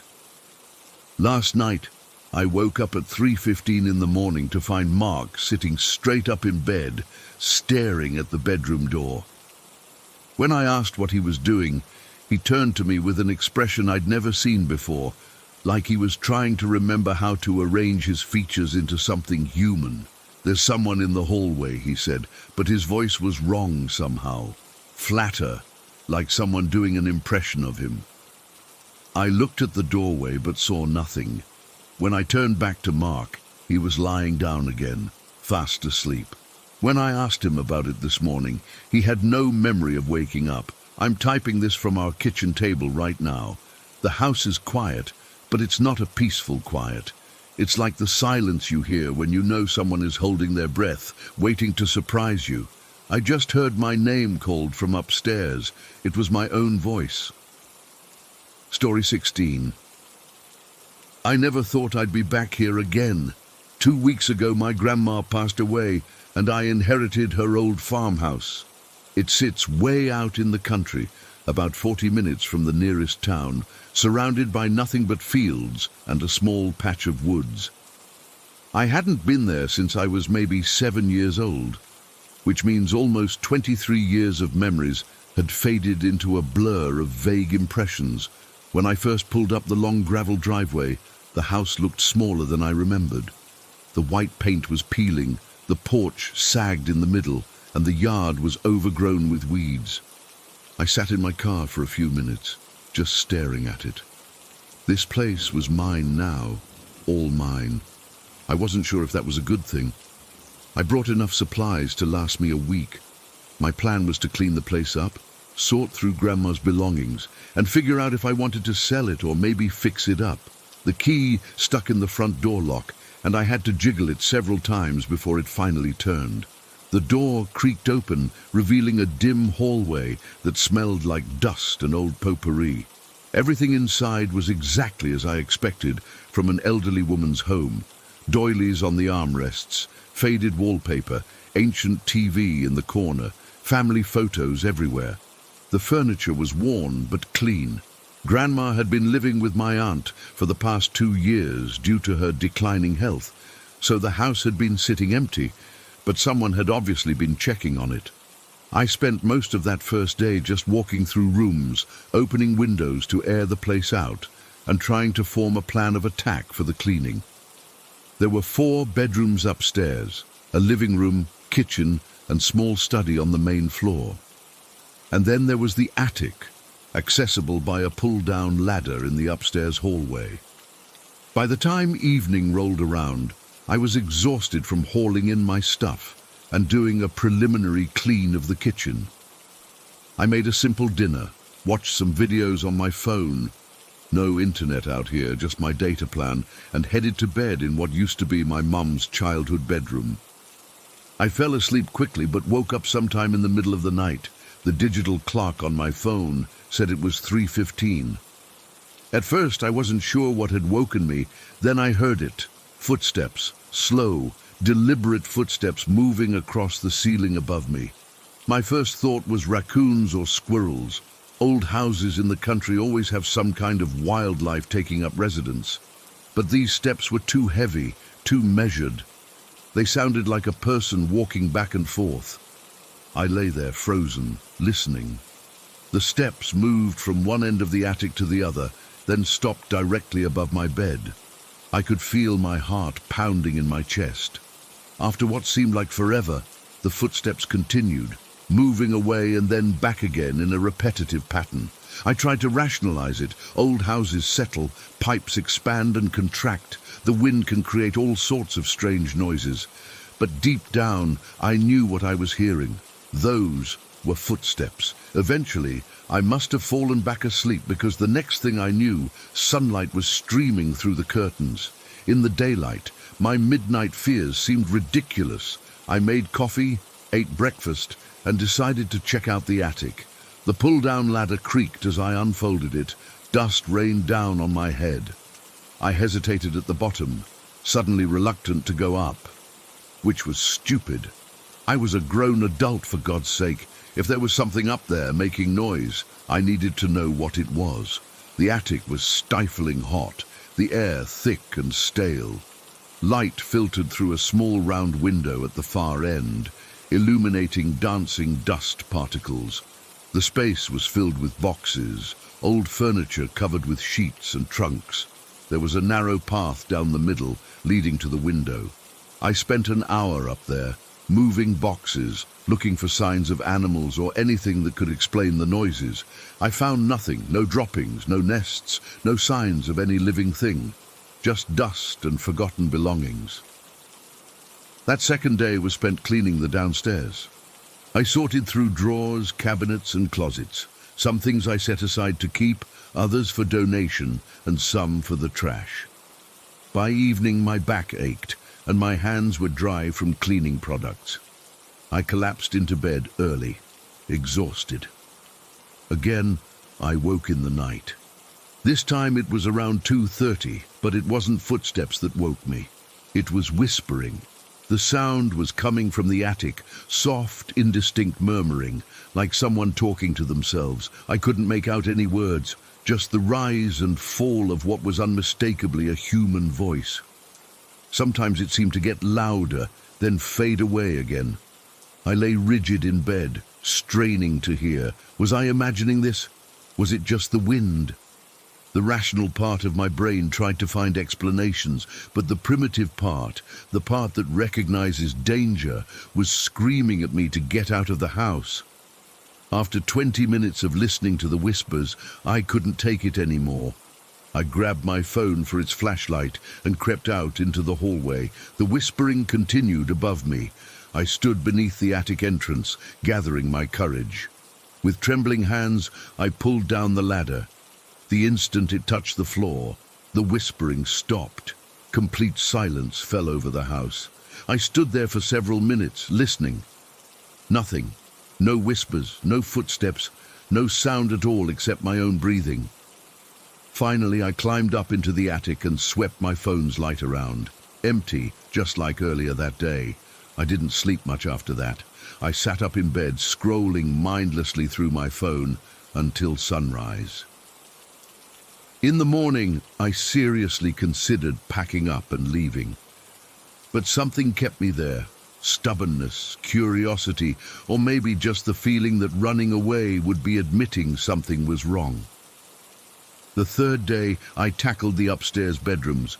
I was dragging a heavy oak dresser away from the wall in one of the spare rooms when something fell from behind it and slid across the floor. It was an old photograph in a simple frame. The glass cracked from the fall. I picked it up and wiped the dust from the surface. It was a family photo, my family. Me at about 5 years old, sitting on a porch swing between my parents. We were all smiling at the camera, but there was something else in the picture, something that made my blood run cold. Standing behind us, partially in shadow but clearly visible, was another figure. A person with a pale, gaunt face and a strange, stretched smile that didn't look natural. Their eyes were fixed on the camera, but there was something wrong about them. They were too wide, too intense. This person was standing right behind where I had been sitting as a child, one hand resting on the back of the swing, inches from my shoulder. I stared at the photo, my hands shaking. I didn't recognize this person. They weren't a family member, not a neighbor I could recall, just a stranger, standing behind my family, smiling that horrible smile. I needed answers. I called my mom immediately.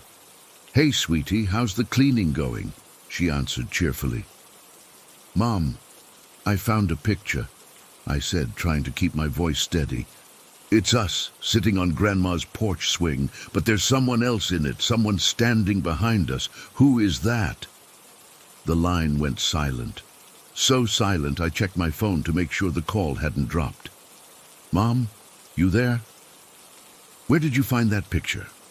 Her voice had changed, all the warmth gone from it. "Behind a dresser upstairs." "Mom, who is that person?" Another long pause. "I don't know who you're talking about," she said finally, but her voice was tight, strained. "Mom, they're right there in the photo, standing behind us with this weird smile." "You must remember—" "Put the picture back where you found it," she interrupted.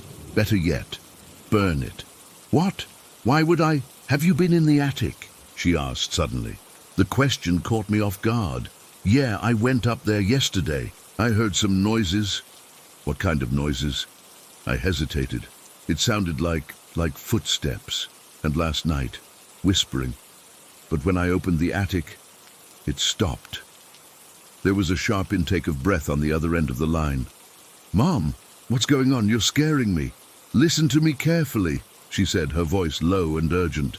"Pack your things and leave. Right now, don't go back in the attic. Don't spend another night in that house." "But why? What aren't you telling me?" She was quiet for so long I thought she might not answer. Then finally, "He never robbed the attic. We just never opened it." "What? Who's he? What does that mean?" The call suddenly dropped. I tried calling back, but it went straight to voicemail. I tried 3 more times with the same result. I stood there in the bedroom, staring at my phone, then at the photograph in my hand. The face in the picture seemed to be smiling directly at me now, not at the camera. Had it always been like that? I put the photo face down on the dresser and went to my room to pack. Whatever was happening, I'd had enough. I'd come back another time, maybe with someone else. As I was shoving clothes into my bag, I heard it. Footsteps in the attic, in the middle of the day. Slow, deliberate steps, moving from one end to the other. Then they stopped, directly above where I was standing. I froze, staring up at the ceiling. The footsteps started again, but this time they weren't random. They were moving toward the attic entrance in the hallway. I grabbed my bag and phone and ran downstairs. I was at the front door, keys in hand, when I realized I'd left the photograph upstairs. I don't know why, but I felt like I couldn't leave it behind. It was evidence of something. Cursing myself for being foolish, I ran back upstairs. The footsteps had stopped. The house was completely silent again. I grabbed the photo from the dresser without looking at it and turned to leave. That's when I noticed the attic ladder was down. It was fully extended, reaching to the floor of the hallway. I hadn't opened it. I know I hadn't opened it.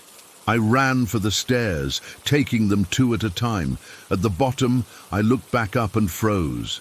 Standing at the top of the stairs was a shadow, just a dark shape, but unmistakably person-shaped. And though I couldn't see a face from that distance, I somehow knew it was smiling. I don't remember getting to my car. I don't remember driving away. The next clear memory I have is being on the highway, going 90, my hands shaking so badly I could barely hold the steering wheel. I still have the photograph. I keep it in a drawer, face down. Sometimes I think about burning it like my mom suggested, but I'm afraid that would make things worse somehow. My mom won't talk about what happened. When I try to bring it up, she changes the subject or finds a reason to end the call. I haven't gone back to the farmhouse. I've been staying in a hotel, trying to figure out what to do. But here's the thing that keeps me up at night. Sometimes, when I'm lying in bed in the dark, I swear I can hear whispers and footsteps moving across the ceiling above me. And I know with absolute certainty that I was never alone in that house. Story 17. I've never been afraid of the ghosts in my trailer. Up until 3 weeks ago, they were basically just roommates I never had to clean up after. My mum and I had been living here for almost 4 years, and we'd gotten used to the little things. Keys that would vanish from the counter and show up in the fridge. Doors that would swing open when we knew we'd closed them. The TV turning on at 3 in the morning to static. Annoying sometimes, sure, but never scary. I guess that's why I didn't think twice about having my friend Amber over to help me strip the ancient wallpaper from my bedroom. The trailer was built sometime in the 80s, and my room still had this hideous brown floral pattern that I'd been meaning to get rid of for ages.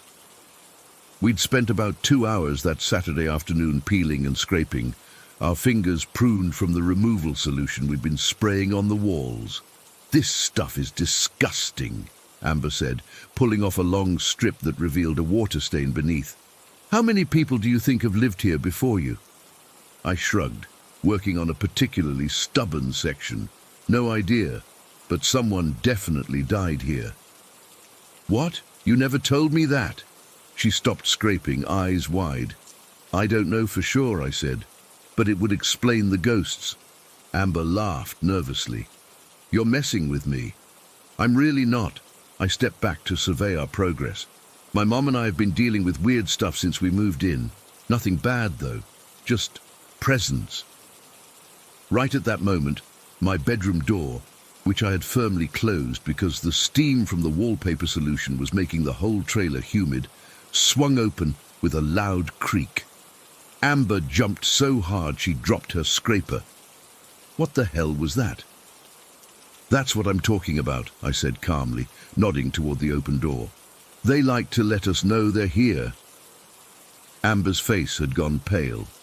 "Please tell me there's a draft in this place."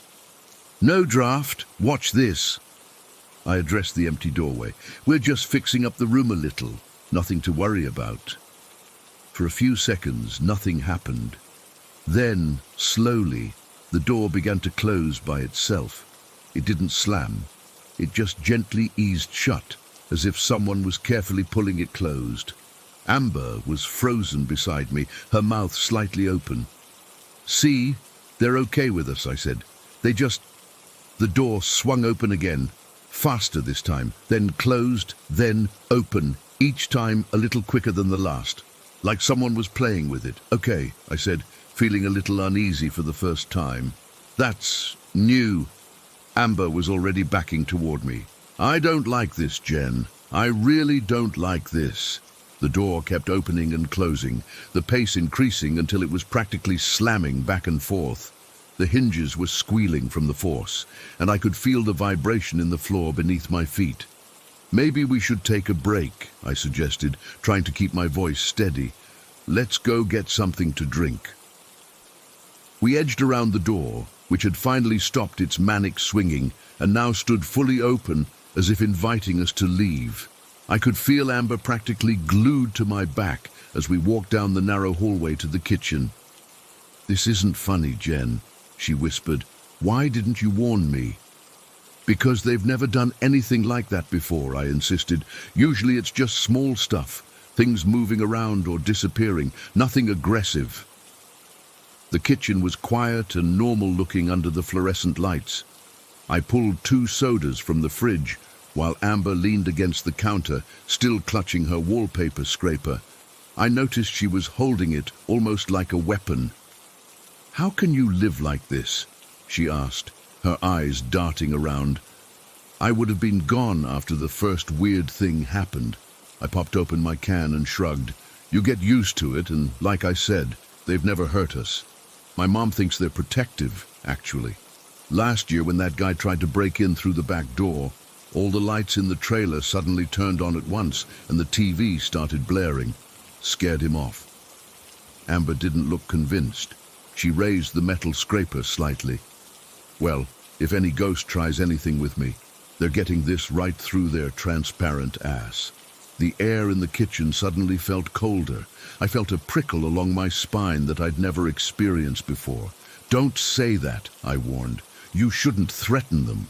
"Why not? They're dead." She waved the scraper around. "What are they gonna do, haunt me more? Come at me, ghosties. I'm armed and dangerous." "Amber, seriously, stop." The cold feeling was intensifying. "My mom always says we need to respect them. It's their space too." She rolled her eyes. "It's your trailer.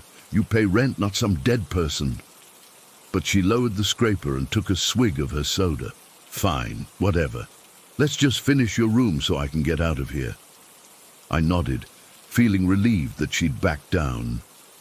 "Let me just rinse these gloves. They're all sticky from the solution." I moved to the sink and turned on the tap, letting the warm water run over my rubber-covered hands. That's when I felt it, a sudden, sharp, burning sensation on my left forearm, just below where the glove ended. "Ow!" I jerked my arm away from the water, thinking maybe it had suddenly turned scalding, but the water was still just warm. The burning continued, intensifying, until it felt like someone was dragging heated needles across my skin. I yanked off the glove and stared in horror at my arm. 4 deep red lines were appearing on my skin, as if someone was carving them in real time. They weren't random scratches. They were forming shapes, deliberate strokes that seemed to be creating letters. "Amber," I gasped, unable to look away as the marks grew deeper, beading with blood. She turned around and her eyes went wide. "Holy shit, what happened?" "I don't know." The pain was incredible now, radiating up my entire arm. The scratches continued to form, the skin splitting open before our eyes. "It burns." Amber grabbed my arm and thrust it under the cold water. I hissed at the contact but kept it there, watching as the water turned pink. The scratching sensation had stopped, but what remained were deep, angry marks that definitely formed some kind of writing. "What does it say?" I asked through gritted teeth, unable to make sense of it from my angle. Amber stared at my arm, her face drained of color. I'm not sure. It looks like letters, but they're all wrong somehow." When I pulled my arm from the water, the bleeding had slowed, but the marks were unmistakably deliberate. Curves and lines that resembled writing in some language I couldn't identify. They stretched from my wrist nearly to my elbow, the skin around them angry and inflamed. "We need to bandage this," Amber said, her voice shaking. "Where's your first aid kit?" "Bathroom cabinet," I managed, still staring at the marks. They burned like fire, deeper than any scratch I'd ever had. While Amber went to get the kit, I tried to make sense of what had happened. The entities had never, ever done anything to hurt us before. For 4 years, they'd been almost companionable presences. What had changed? Then I remembered Amber threatening them with the scraper. When she returned with the bandages, I looked around the kitchen. "Where's your scraper?" "What?" She was already opening alcohol wipes. "The wallpaper scraper. The one you were just holding." Amber looked at the counter where she'd set it down. It wasn't there. She checked the floor, her pockets, even opening drawers. "It's gone," she said, her voice barely audible. "I just had it." That's when I knew for certain they had taken it, just like they'd take Mum's keys or my hairbrush, only to return them later in some impossible location. But this time, they'd also left a message carved into my flesh. The antiseptic stung worse than the original cuts as Amber cleaned my arm. Neither of us spoke as she wrapped gauze around the wounds. What was there to say? We'd crossed some invisible line, broken some rule I hadn't known existed. "I'm sorry," Amber finally whispered as she secured the bandage with tape. "I shouldn't have said that stuff." I nodded, still processing what had happened. "We should probably stop for today." "Yeah." She was already gathering her things, her movements quick and jerky. I should get going. I didn't try to convince her to stay. Part of me was relieved she was leaving. I needed to figure out what had changed, what the markings meant, and whether this was a one-time warning or the beginning of something worse. After she left, I sat alone in the kitchen, holding my throbbing arm. The trailer was completely silent, no doors opening, no objects moving, just stillness. "I'm sorry too," I said aloud to the empty room. She didn't mean it. She didn't understand. No response came. Not that day anyway. It's been 3 weeks since then. The scratches have healed into scars, but they didn't fade like normal scratches would. They remain raised and red, spelling out whatever message the entities wanted to convey. I've researched every alphabet I can find, shown pictures to language professors at the community college, even visited a psychic. No one can tell me what it says. The ghosts are still here. Things still disappear and reappear. Doors still open and close, but something has changed. There's an awareness now, a tension in the air. I feel watched in a way I never did before. And the wallpaper scraper. It reappeared yesterday, sitting in the middle of my bed when I came home from work, perfectly clean. A reminder, perhaps, of what happens when the rules are broken. I've learned my lesson. Never taunt what you don't understand. They might have been quiet roommates before, but now I know. They can hurt us if they want to, and they can leave messages we can't even begin to comprehend.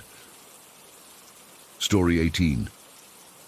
I've never been the type to believe in ghosts or anything supernatural. I mean, sure, I've watched those ghost hunting shows where they get all excited over some static on their fancy equipment, but I always thought it was just TV nonsense. That changed when I was 6 years old. Back then, I was absolutely terrified of the dark. We're not talking about a mild discomfort. This was full-blown, paralyzingly afraid. Even Scooby-Doo, a cartoon literally made for children, would give me nightmares for weeks. My parents tried everything. Nightlights, leaving the hallway light on, checking under the bed and in the closet before tucking me in. Nothing worked. I had this weird habit of sleeping with my head at the foot of my bed. It wasn't comfortable, but it let me peek through my partially open bedroom door into the living room, where my parents would usually be watching TV after putting me to bed. The soft glow and distant sounds of the television were comforting. I'd usually fall asleep watching the flickering lights dance on our living room wall, knowing my parents were just a few feet away. One night, I remember it was in the middle of winter because my window was frosted over.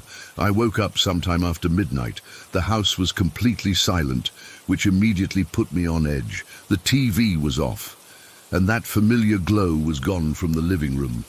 My parents must have gone to bed while I was asleep, and now I was alone in the darkness. I was about to bury myself under the blankets, universal child protection against monsters, obviously, when movement in the hallway caught my eye. Through the crack in my door, I saw someone walking slowly through our living room. It was a woman, not my mom. I knew that instantly. This woman was taller, slender, with long, fair hair that flowed all the way down to her waist. She wore this simple dress that reached down to her shins. It wasn't a modern style at all, more like something from an old photograph. She had this strange quality about her, not transparent like ghosts in movies, but there was definitely a faint glow around her, almost like she was catching light that wasn't actually there. The strangest part was how she held her arms, folded against her chest, cradling something small. From my angle, it looked like she was holding a tiny infant. She moved with this silent grace, her face directed down toward whatever she was holding, completely absorbed by it. I knew with absolute certainty this wasn't my mother. Mom had a short bob cut at the time and never wore long nightgowns to bed. Plus, my younger sister was already a toddler then, much larger than whatever infant-sized bundle this woman was holding. The woman paid no attention to me whatsoever as she slowly walked past my bedroom door. The weird thing? I wasn't scared. Not at all. This should have been my worst nightmare, a strange woman in our house in the middle of the night. But something about her presence felt safe, calming even. I instinctively sensed she posed no threat to me or anyone else. It was like running into a friend's mom at the grocery store, just a normal, non-threatening presence. I stayed perfectly still, watching as she glided across the living room toward our kitchen. I waited for her to return past my room, but she never did. This confused me even as a child because I knew our house layout. Beyond the kitchen was an old wooden dining table pushed against the wall with barely any space to squeeze past. There was literally nowhere for her to go except back the way she came. After what felt like forever, curiosity got the better of me. I carefully slid out of bed, my heart pounding not from fear, but from excitement. The floor was ice cold against my bare feet as I crept toward the door. I pushed it open slowly, wincing at the small creak it made. The living room was completely empty. The kitchen too, not a soul in sight. The dining table sat undisturbed exactly where it always was, blocking any path forward. I even checked the back door, locked from the inside with the chain still on. My parents were sound asleep in their bedroom, my dad snoring loudly enough that I could hear him through their closed door. My little sister was curled up in her crib, clutching her favorite stuffed rabbit. It made absolutely no sense. There was nowhere this woman could have gone. She couldn't have left the house without unlocking doors. She couldn't have hidden anywhere because our house was small and open plan. She had simply vanished. The next morning over breakfast, I asked my parents about the lady from the night before. "What lady, sweetie?" my mom asked, exchanging that familiar imagination look with my dad. They had no idea what I was talking about. My dad gently explained that I must have had a dream, that sometimes dreams can feel very real, especially to kids. I tried to argue, to explain what I'd seen, but eventually gave up. They weren't being mean about it. They just genuinely didn't believe me.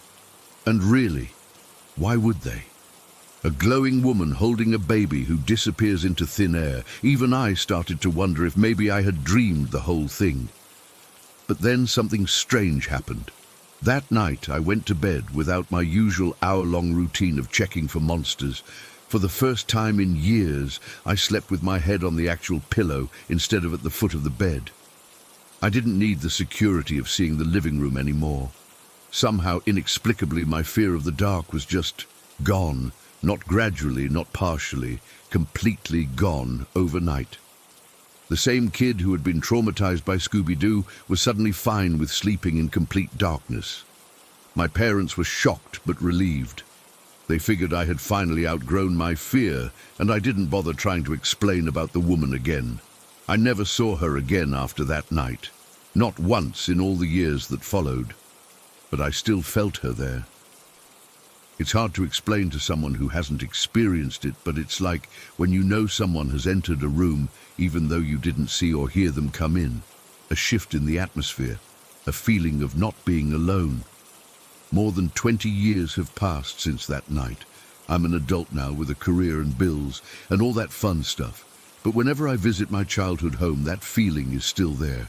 The presence is strongest in the hallway where I first saw her, but it permeates the whole house. It's not intimidating or scary. It's comforting, like an old friend keeping watch. The strangest part is that over the years, my family started noticing it too.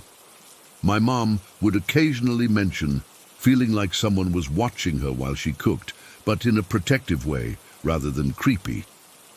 My dad, the ultimate skeptic, once admitted that sometimes he felt like someone was sitting in the empty chair across from him while he read his newspaper. My sister, who was too young to remember any of this happening, feels it the most strongly. It's like someone's always standing right behind me. She told me once when we were home for Christmas. Unlike the rest of us, she's uncomfortable with the feeling. It's not threatening, she explained, but it's too present, too aware, like it's specifically watching me all the time. We joke about our benevolent house resident now. It's become a funny family quirk. Make sure to say goodbye to the lady, my mum will call out as we leave after a visit. My dad built a small shelf in the hallway where she appeared, and sometimes he leaves a tiny flower there for our guest. My sister rolls her eyes at all of this, but she still won't stay in the house alone. What's interesting is that our house isn't particularly old. It was built in the 70s, not exactly the type of historic property you'd expect to be haunted. We've looked into the history of the land and found nothing remarkable. No tragic deaths, no hospitals or cemeteries that used to be there, nothing that would explain a ghostly woman carrying an infant. Sometimes I wonder if she was even a ghost at all. Whatever she was, she changed something fundamental in me that night, not just taking away my fear of the dark, but giving me this unshakable sense that there's more to our world than what we can see and touch. When I'm in that house, the atmosphere completely changes. It's hard to put into words, but it's like the difference between an empty room and one where someone is quietly reading in the corner. The air feels charged, alive somehow. I imagine if she ever left, the house would feel oddly empty, like a vital piece of it had gone missing. I don't know who she was or why she appeared to me that night. I don't know what she was carrying or where she went when she disappeared past our kitchen. All I know is that in a single night, a terrified child became fearless because of her presence. Whatever her purpose was in our home, it never felt anything but protective. Sometimes I still find myself sleeping with my head at the foot of the bed, hoping for another glimpse of her. But deep down, I know I don't need to see her again. Some part of me understands that she showed herself to me that one time for a reason, and that was enough. Her presence remains, a gentle reminder that not all unknown things deserve our fear. Story 19. I still can't explain what happened that summer night in 2021. It's been over 2 years, and I get chills every time I think about it. I was 21, visiting San Francisco with my family, but that night I went out with my 2 friends who lived in the Bay Area. We'd spent most of the day doing typical tourist stuff with my parents, Fisherman's Wharf, riding the cable cars, all that, but by evening I was ready for something different. My friends Jake and Mia suggested we check out Haight-Ashbury. I'd heard about its hippie history, and they mentioned this park with amazing views of the city skyline. Buena Vista Park, Jake said. It's this massive hill with these winding trails. The view from the top is insane. It was around 10 p.m. when we got there. The park entrance seemed normal enough. Just a typical city park gateway, but as soon as we stepped onto the dirt path leading upward, something felt off. The temperature seemed to drop a few degrees. The towering trees blocked most of the moonlight, creating this weird, patchy darkness. We had our phone flashlights, but they barely cut through the thick forest around us. The trails twisted upward, sometimes splitting off in different directions. I remember thinking how easy it would be to get lost here at night. We were about 10 minutes into our climb when we saw the first person, just a solitary figure walking down the path toward us. Their face was completely obscured by a hood, head down, not acknowledging us at all as they passed. We squeezed to the side to let them by, but they didn't even mutter a thanks or nod. Probably just some local, Mia whispered after they'd passed, but something about the way they moved, purposeful, silent, almost gliding, made the hair on my arms stand up. As we continued climbing, we encountered more of these solitary walkers. Some followed the trail like us, while others appeared out of nowhere, cutting straight through the bushes and vegetation. Each one had the same demeanor, silent, hood up or head down, moving with this weird intent. "Is there like an event happening tonight?" I asked my friends. They both shrugged, looking increasingly uncomfortable. One figure crossed our path so close I could have reached out and touched them. Their face was partially visible under a streetlight filtering through the trees. Their expression was blank, eyes forward, like we weren't even there. Not angry or threatening, just absent. By the time we were about halfway up, I'd counted at least 8 of these strange, solitary walkers. None of them acknowledged each other either, which struck me as bizarre. If you're in a park at night and see other people, there's usually some kind of recognition, right? A nod, a hey, something. "This is getting weird," Jake muttered. "Maybe we should head back." But we were already more than halfway to the top, and part of me really wanted to see the view we'd come for. Plus, going down meant passing more of those silent people. So we pushed on. The path got steeper, the trees more dense. The city sounds below had faded completely, replaced by an unnatural silence. No bird calls, no rustling leaves, just the sound of our breathing and footsteps. Finally, after what felt like forever, the trees opened up and we reached the summit, a wide, grassy clearing. The view was everything Jake had promised. The San Francisco skyline sparkled below us. The Bay Bridge lit up against the darkness, Alcatraz, a shadowy outline in the distance. We stood there for maybe 10 minutes, catching our breath, taking photos, trying to shake off the weird vibe from our hike up. For a moment, it felt normal again, just 3 friends enjoying a nighttime view of a beautiful city. "We should probably head back," Mia eventually said, checking her phone. "It's getting late." That's when I turned around and saw them. About 75 feet away, at the edge of the clearing where the trees began again, stood a group of people.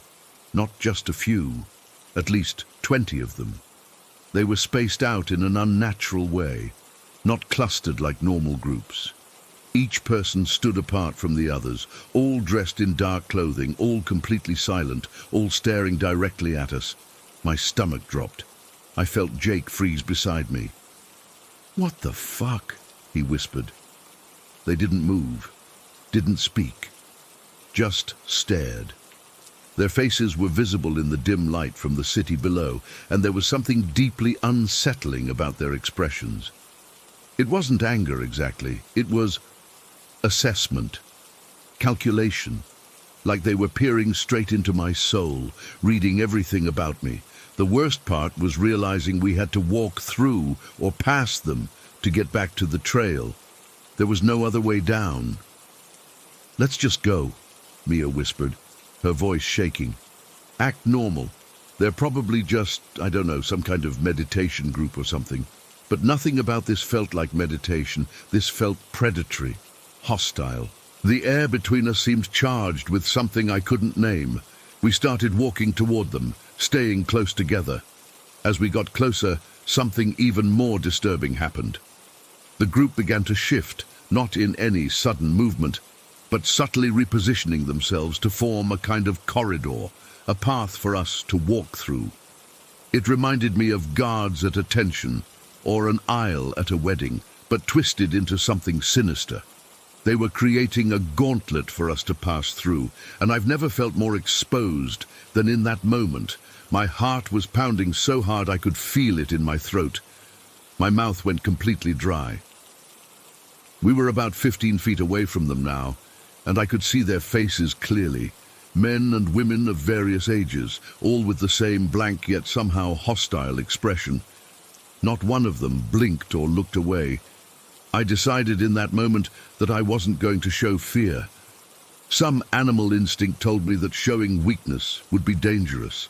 So I straightened my back, squared my shoulders, and started making direct eye contact with each person we passed. I wanted them to know I saw them, that I was aware and alert. We entered their corridor. The silence was absolute. No shuffling feet, no breathing, nothing. Just 20 pairs of eyes following our every move.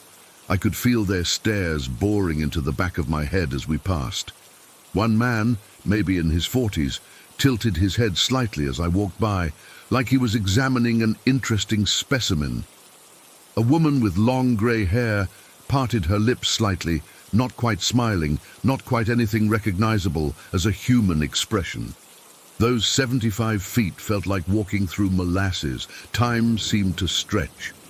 I remember noticing bizarre details, a small scar on someone's chin, the perfectly polished buttons on someone else's coat, the way no one seemed to be breathing.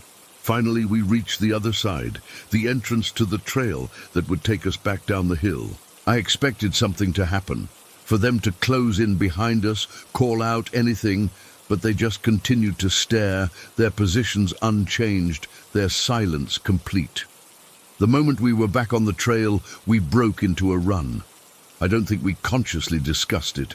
We just all started moving as fast as we safely could down the dark, winding path. The tree roots and uneven ground made it treacherous, but fear pushed us forward. We passed more solitary figures on the way down, emerging from side paths or stepping out from between trees. They had the same energy as the group at the top, silent, intent, watching. But we didn't slow down, just swerved around them and kept moving. When we finally burst out of the park entrance onto the street, I almost collapsed from relief.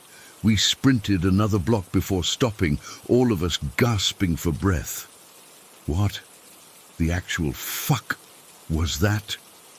Jake panted, bending over with his hands on his knees. None of us had an answer. We called an Uber instead of walking back to Jake's car, which was parked several blocks away. None of us wanted to be on those streets any longer than necessary. In the car, we tried to rationalize what we'd seen. Maybe it was some kind of silent flash mob, a cult meeting, a weird San Francisco thing that locals know about. But none of the explanations felt right. I checked online later that night, and in the days that followed, I found nothing about organized gatherings in Buena Vista Park.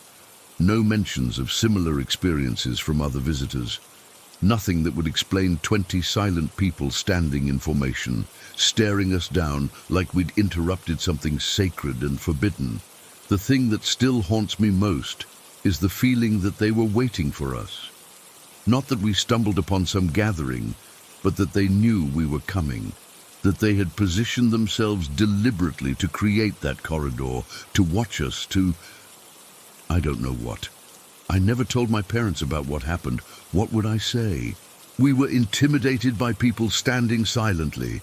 It sounds ridiculous when put into words, but the feeling, that bone-deep wrongness, that sense of being sized up by something pretending to be human, that wasn't ridiculous.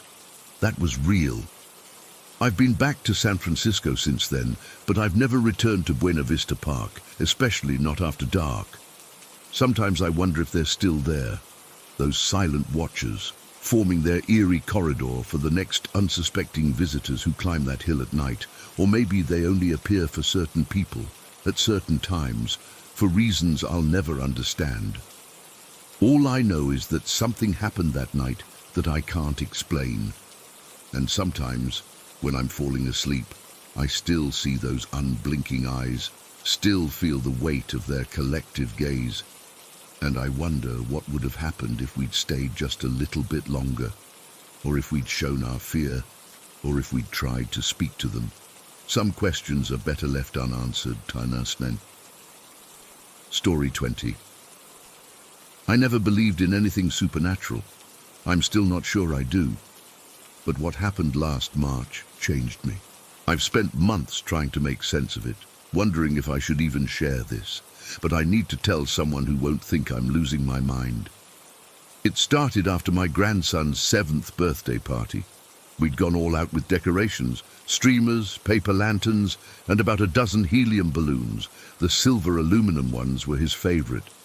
Kids these days, they don't just want regular balloons anymore. They want the shiny ones that last forever. By the evening after everyone left, most of the balloons had already started their slow descent to the floor. You know how they do.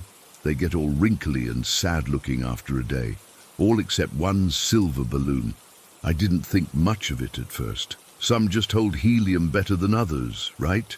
I was cleaning up the kitchen when I first noticed something odd. The balloon had drifted in from the living room. No big deal. Air currents in the house and all that. But then it just stopped. Right behind me. I turned around and nearly jumped when I saw it hovering there, perfectly still at about shoulder height. Weird, I mumbled, gently pushing it away. It floated back toward the living room, and I went back to loading the dishwasher. 5 minutes later, I felt something behind me again, the same balloon, in the exact same position. I laughed nervously and said out loud, "Are you following me?" I immediately felt silly talking to a balloon, but something about it made me uneasy. Over the next few days, I kept noticing the balloon in whatever room I was in. When I did laundry in the basement, it was there by the dryer. When I was cooking, it would drift into the kitchen. I even found it in the bathroom while I was showering, just floating outside the shower curtain when I pulled it back. Each time I told myself it was just air currents from the heating system or from me moving around the house. My grandson had left the balloon with us because he said it was special. When he called on FaceTime the day after the party, he asked about our friend the balloon and made me promise not to pop it. "It's watching over you, Grandma," he said with that innocent seriousness only kids can manage. I laughed it off, but after a week of this balloon seemingly following me everywhere, his words kept replaying in my mind. What really sent chills down my spine happened on the 8th night. I woke up around 3 in the morning, that horrible hour when your mind plays tricks on you. Something had pulled me from sleep, though I couldn't say what. When I opened my eyes, the balloon was hovering directly over my bed, about 6 inches from my face. No movement, no swaying, just there, watching.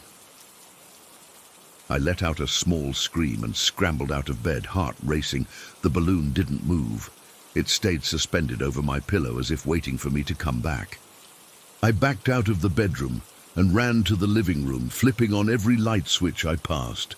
My hands were shaking as I grabbed a blanket from the couch.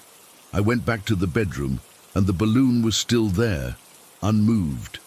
I threw the blanket over it and quickly pushed the covered balloon down the hallway and into the living room.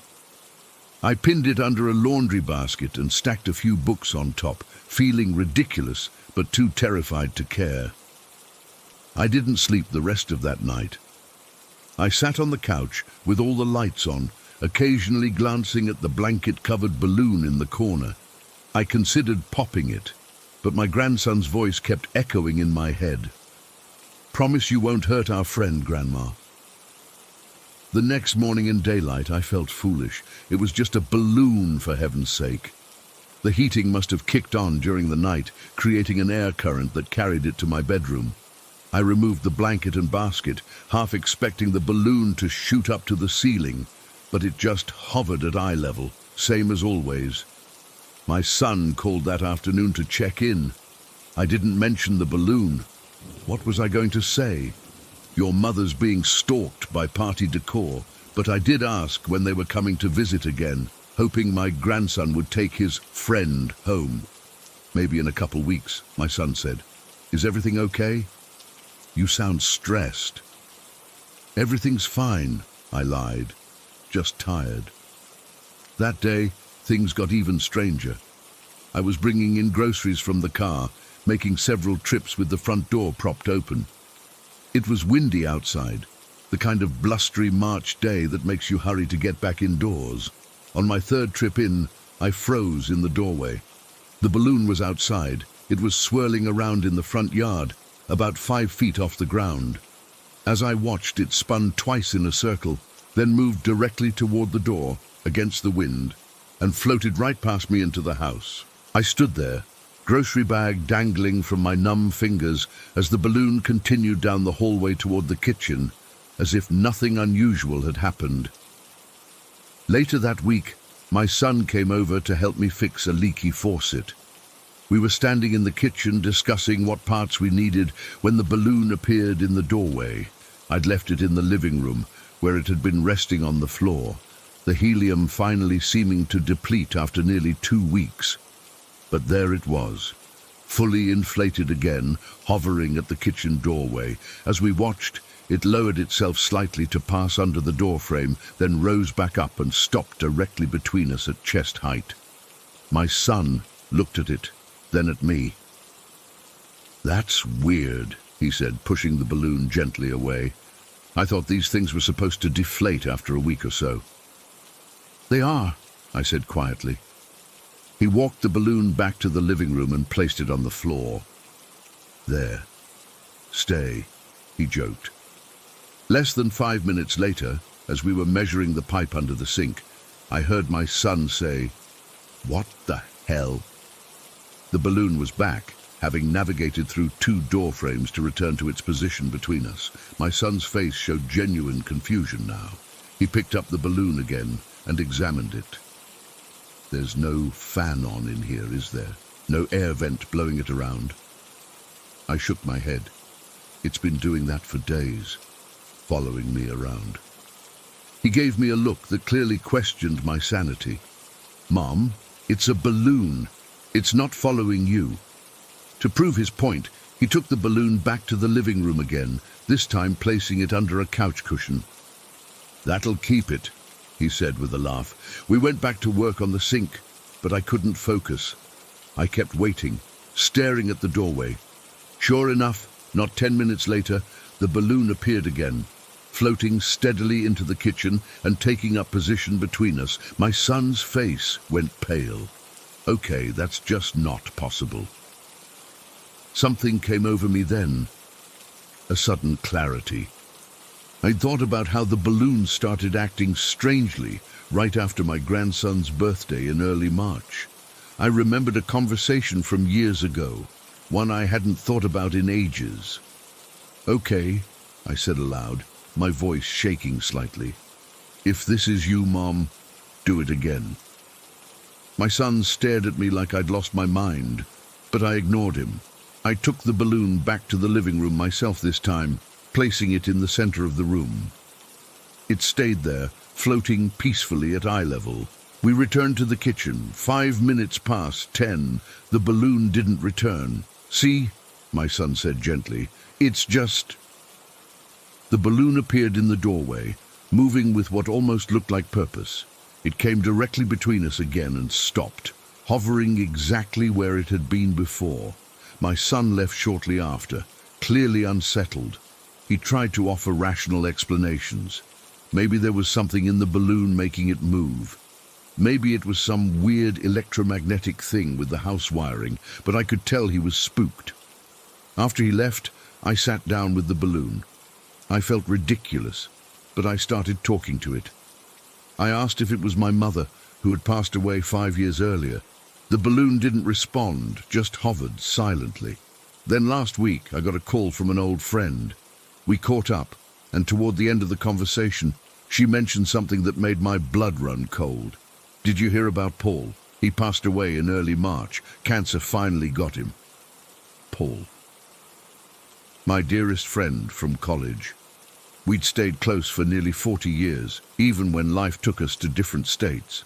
He'd been sick for some time, but the last I heard, he was responding well to treatment. I hadn't called him in months, assuming no news was good news. And then I remembered. 3 years ago, when he first got his diagnosis, we'd had a conversation about what comes after death.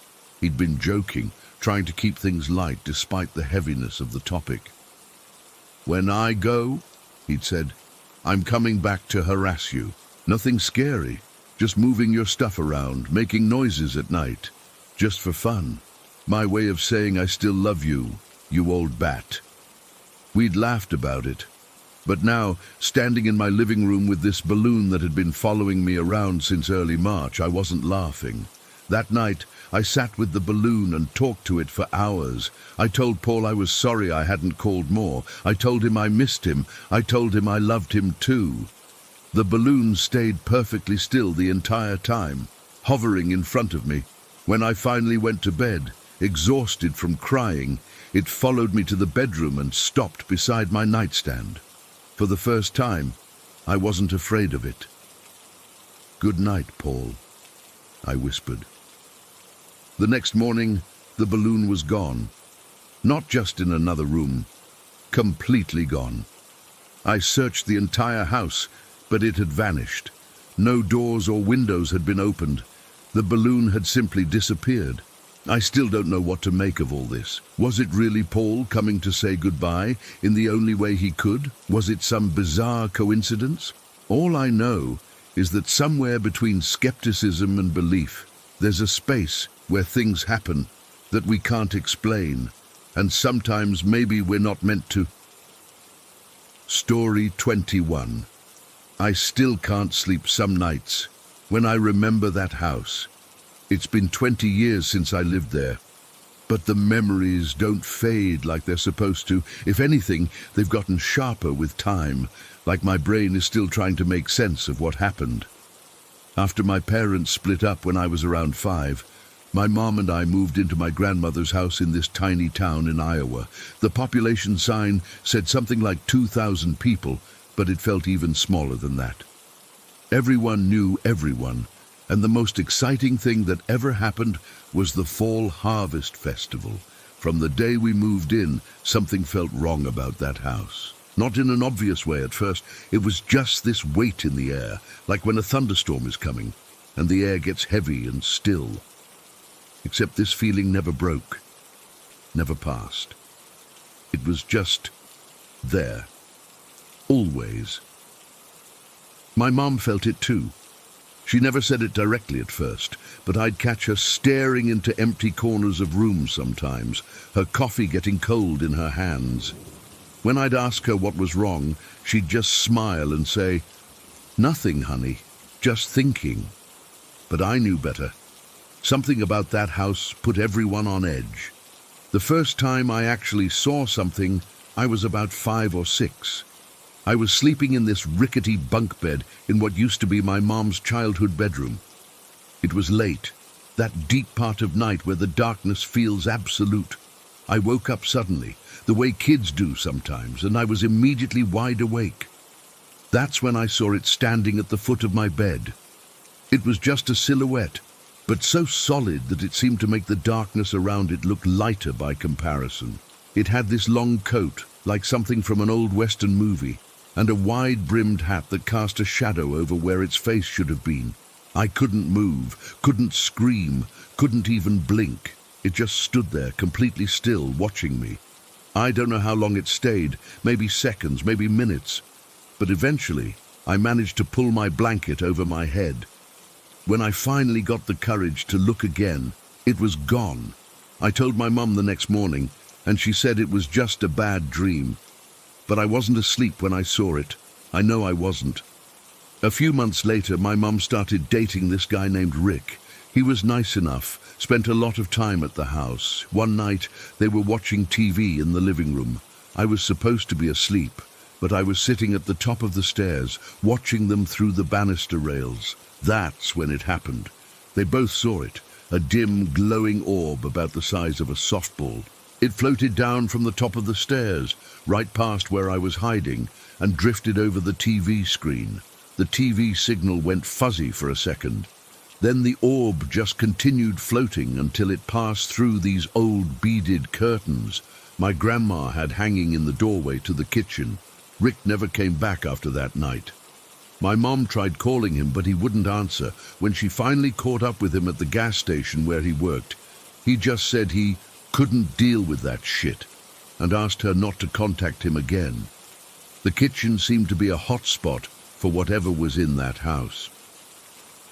One afternoon, I was sitting at the table eating a sandwich when I saw a black figure, not solid like the Hat Man, but like a shadow that had pulled itself off the wall, glide across the floor and pass through the basement door. I dropped my sandwich and ran outside, refusing to come back in until my mum got home from work hours later. Mom had her own experience in the kitchen about a year later. She was washing dishes at the sink when she felt like someone was watching her. When she turned around, no one was there. But as she went back to the dishes, she caught movement in her peripheral vision. She told me later that when she looked, she saw someone or something peeking around the corner from the hallway, just one eye and part of a face watching her. She said it ducked back when she spotted it. She grabbed a knife from the dish rack and searched the whole house, but we were alone. My grandmother never talked much about the strange things in her house, but she knew something was there. During family gatherings, she'd sometimes get this distant look, and I'd catch her making the sign of the cross when she thought no one was looking. One Thanksgiving, I overheard her talking to my uncle in hushed tones about the woman upstairs. Apparently, both my uncle and my grandmother had, on separate occasions, been outside in the front yard and looked up to see a woman standing in the upstairs bedroom window, the room that became mine after my sister moved in with us. The weird part was that they both described her the same way, stark white, almost glowing against the darkness of the room, with no distinct facial features, and both times the house had been empty. My grandmother had been at church, and my uncle had been picking her up to drive her to a doctor's appointment. My sister was about 2 years older than me, and she was the skeptic of the family. She never saw anything, not once, and she made fun of me for being scared all the time, but even she couldn't explain the night she woke up to someone rattling her bedroom doorknob trying to get in. She thought it was me playing a prank, so she yelled for me to stop. The rattling stopped immediately, but then she heard heavy boot steps walking slowly down the hallway, past my room, past my mom's room, and then silence. When she checked the next morning, everyone swore they'd been asleep all night. The basement was the worst part of that house. It wasn't a finished basement like most houses have now. It was this dark, damp space with dirt floors, and for some reason it was almost completely filled with sand. There was only about 4 feet of clearance from the sand to the ceiling, so you had to crouch down to move around down there. The single light bulb hanging from the ceiling barely lit anything, and the shadows seemed to move on their own. Mom kept the washer and dryer down there, and I hated laundry days. I would beg her not to make me go down to get my clothes.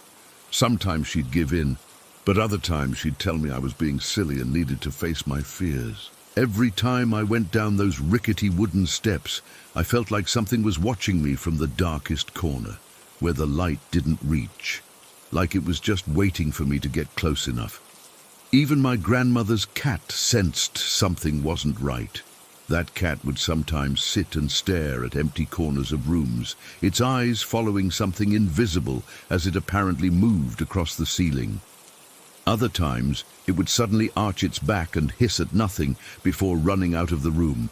Animals know things we don't, and that cat wanted nothing to do with whatever shared our home.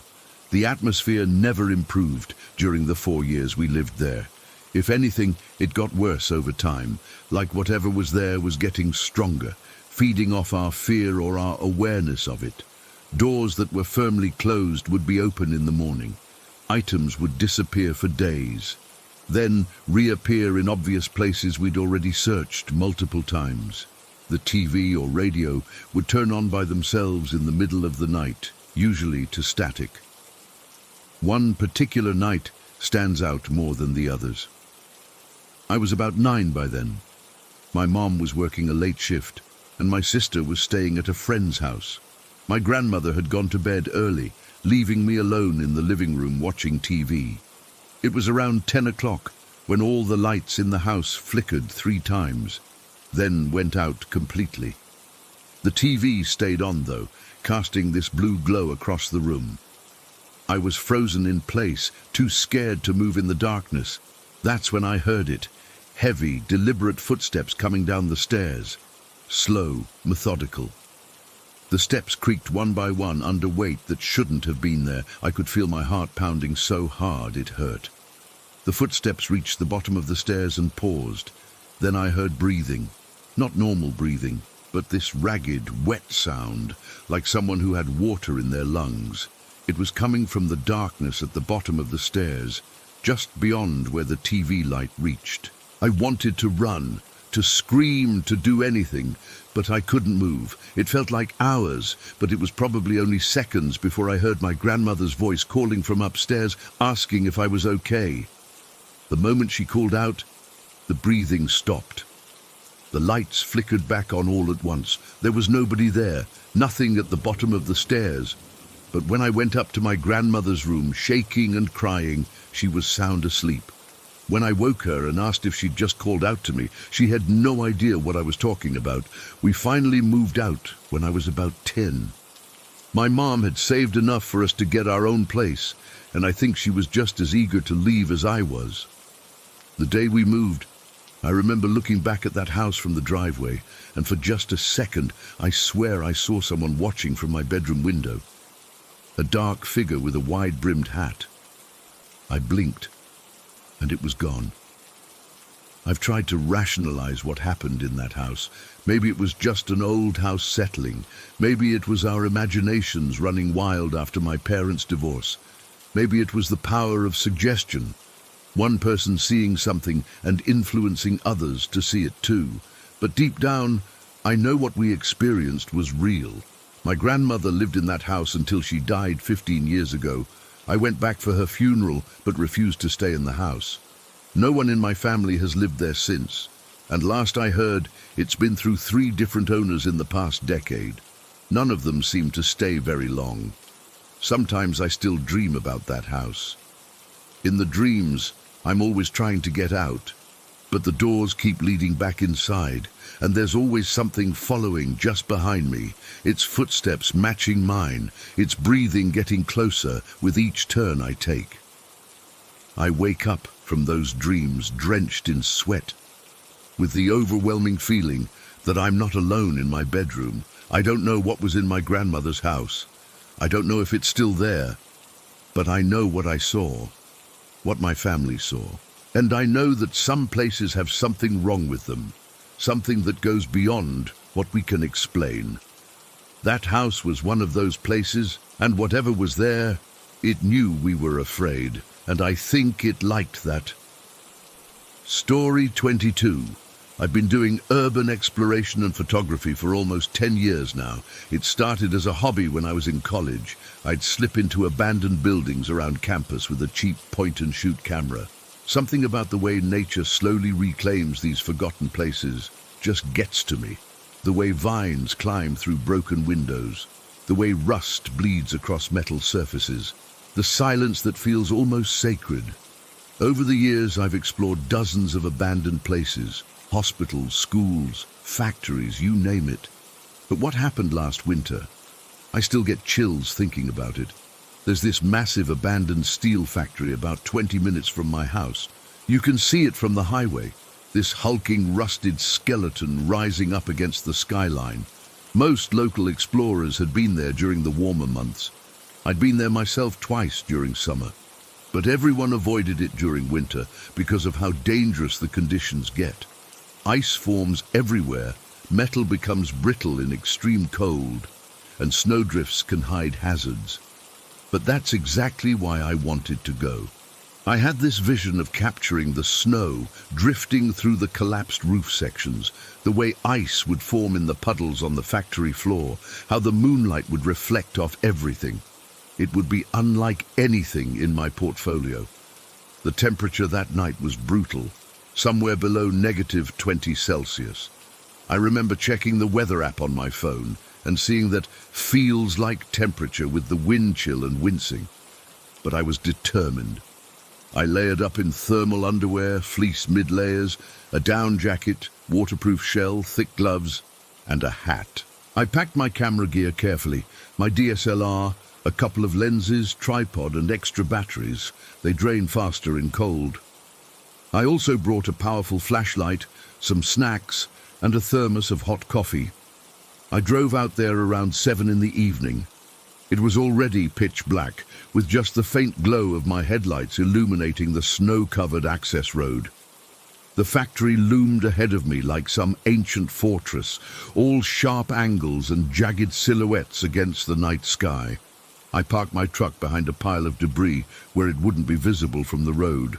Not that anyone would be passing by in this weather, but better safe than sorry. Getting inside was easy. There was a side door with broken locks that all the local explorers used. The moment I stepped inside, the temperature seemed to drop even further. The air had this stale, acrid smell. Decades of rust and wet rot.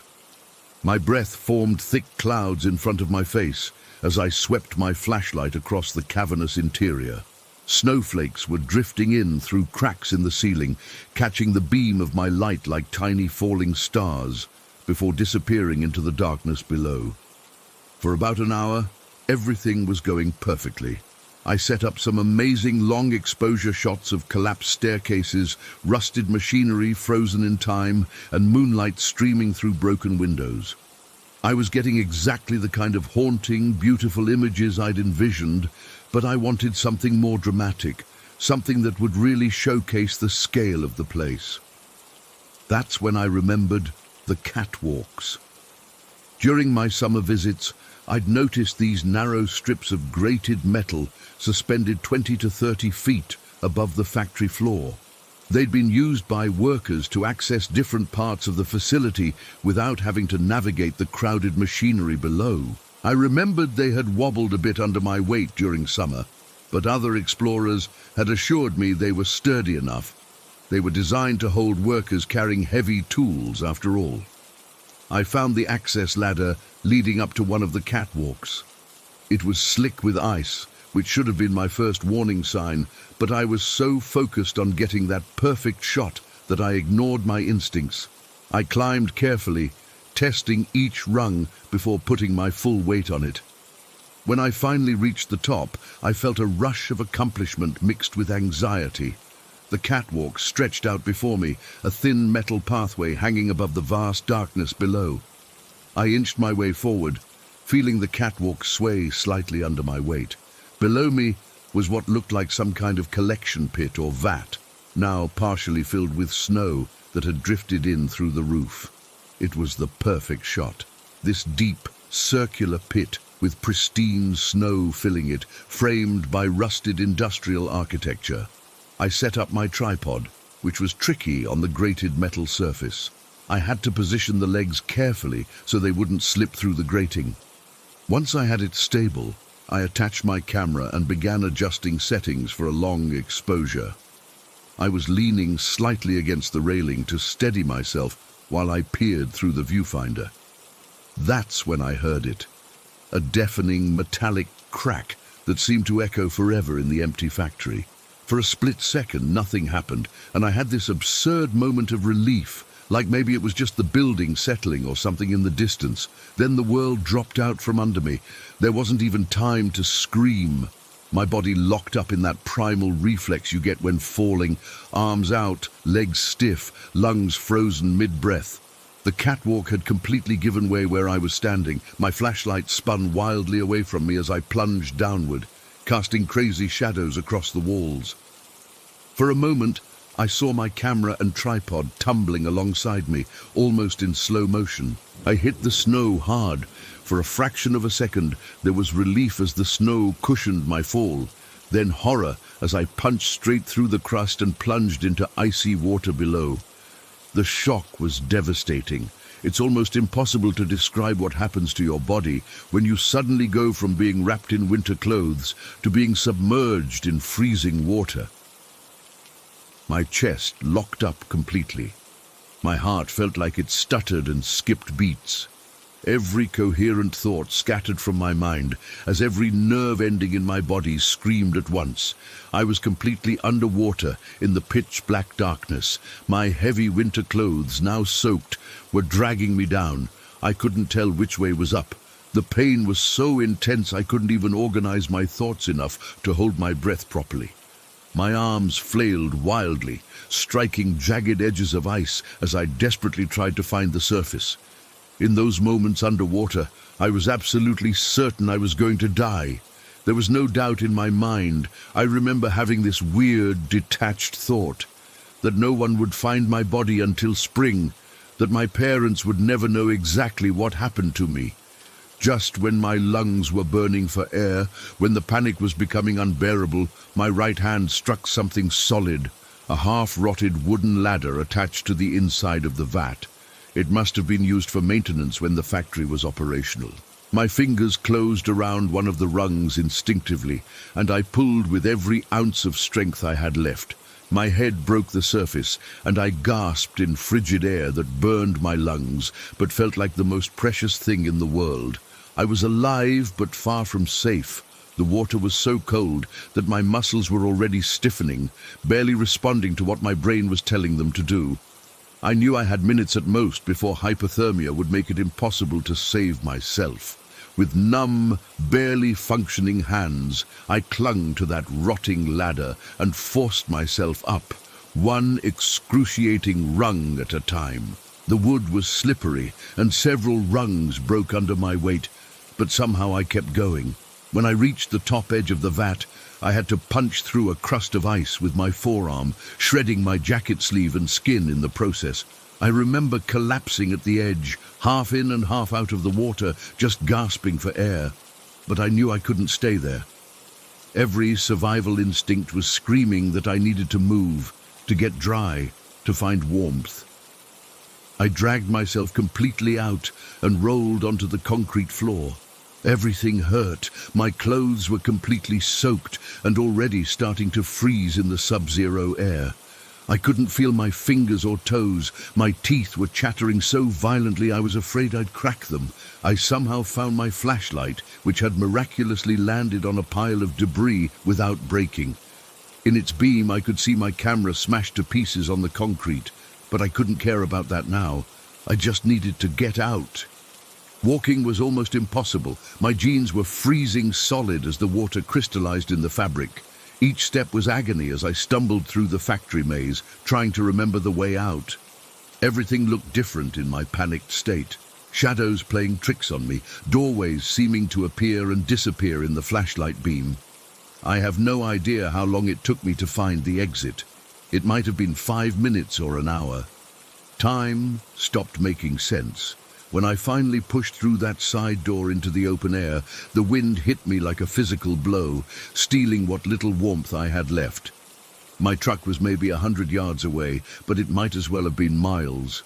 Each step was a battle against my failing body. I stumbled and fell twice in the snow, and each time it took longer to get back up.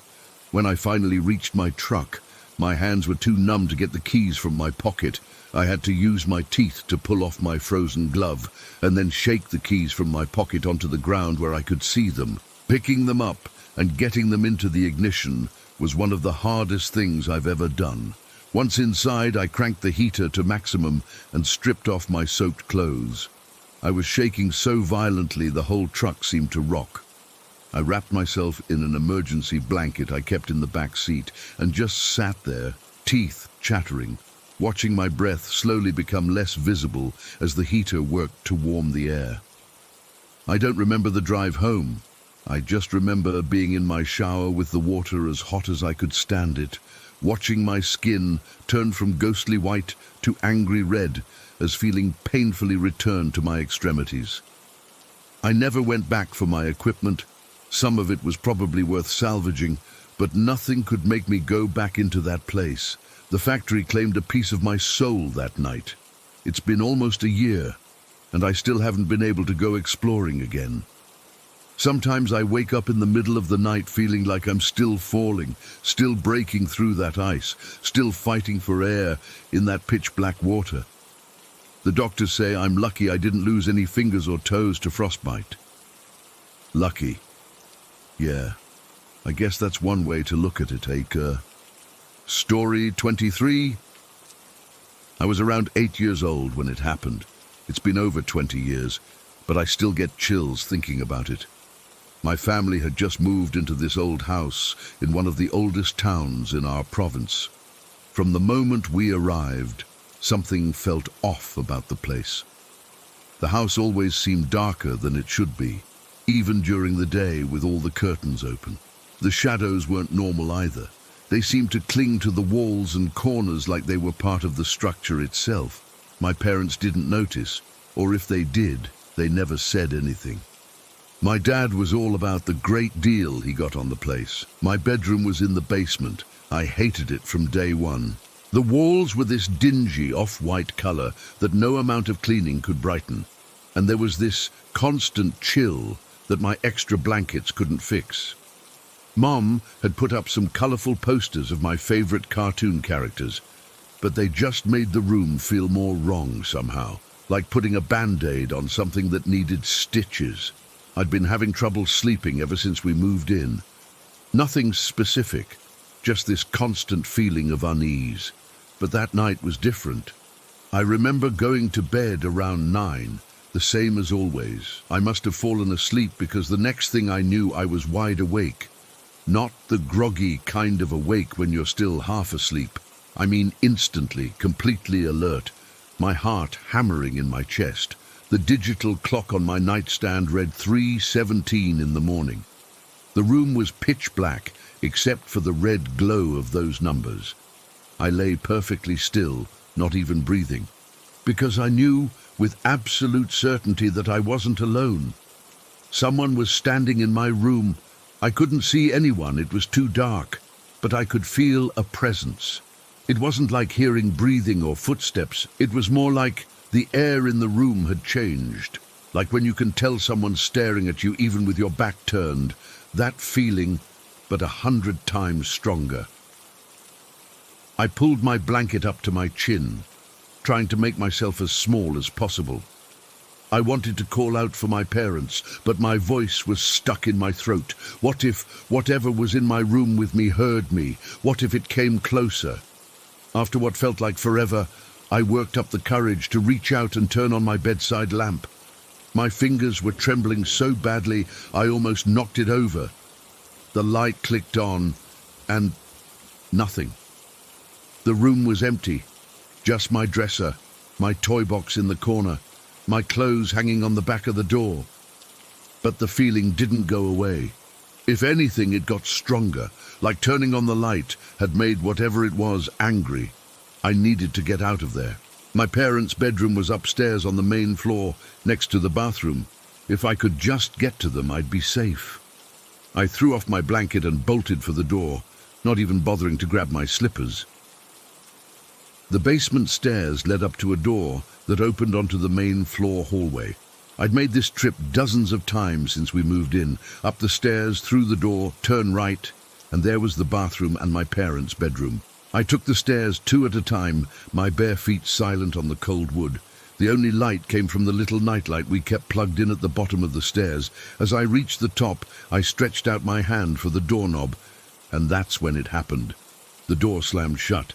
Not like when a draft catches a door. This was violent, deliberate. It sounded like someone had thrown their entire body against it from the other side.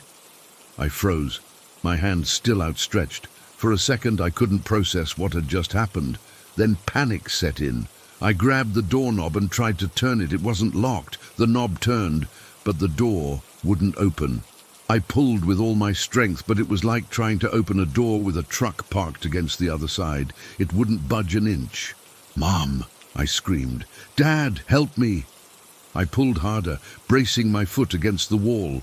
The door bowed slightly from the pressure. I could feel it flexing, but it still wouldn't open. That's when I realized something was holding it shut from the other side. Something strong. MOMDADPLEASE. My voice cracked as I screamed at the top of my lungs. I pounded on the door with my fists until they hurt.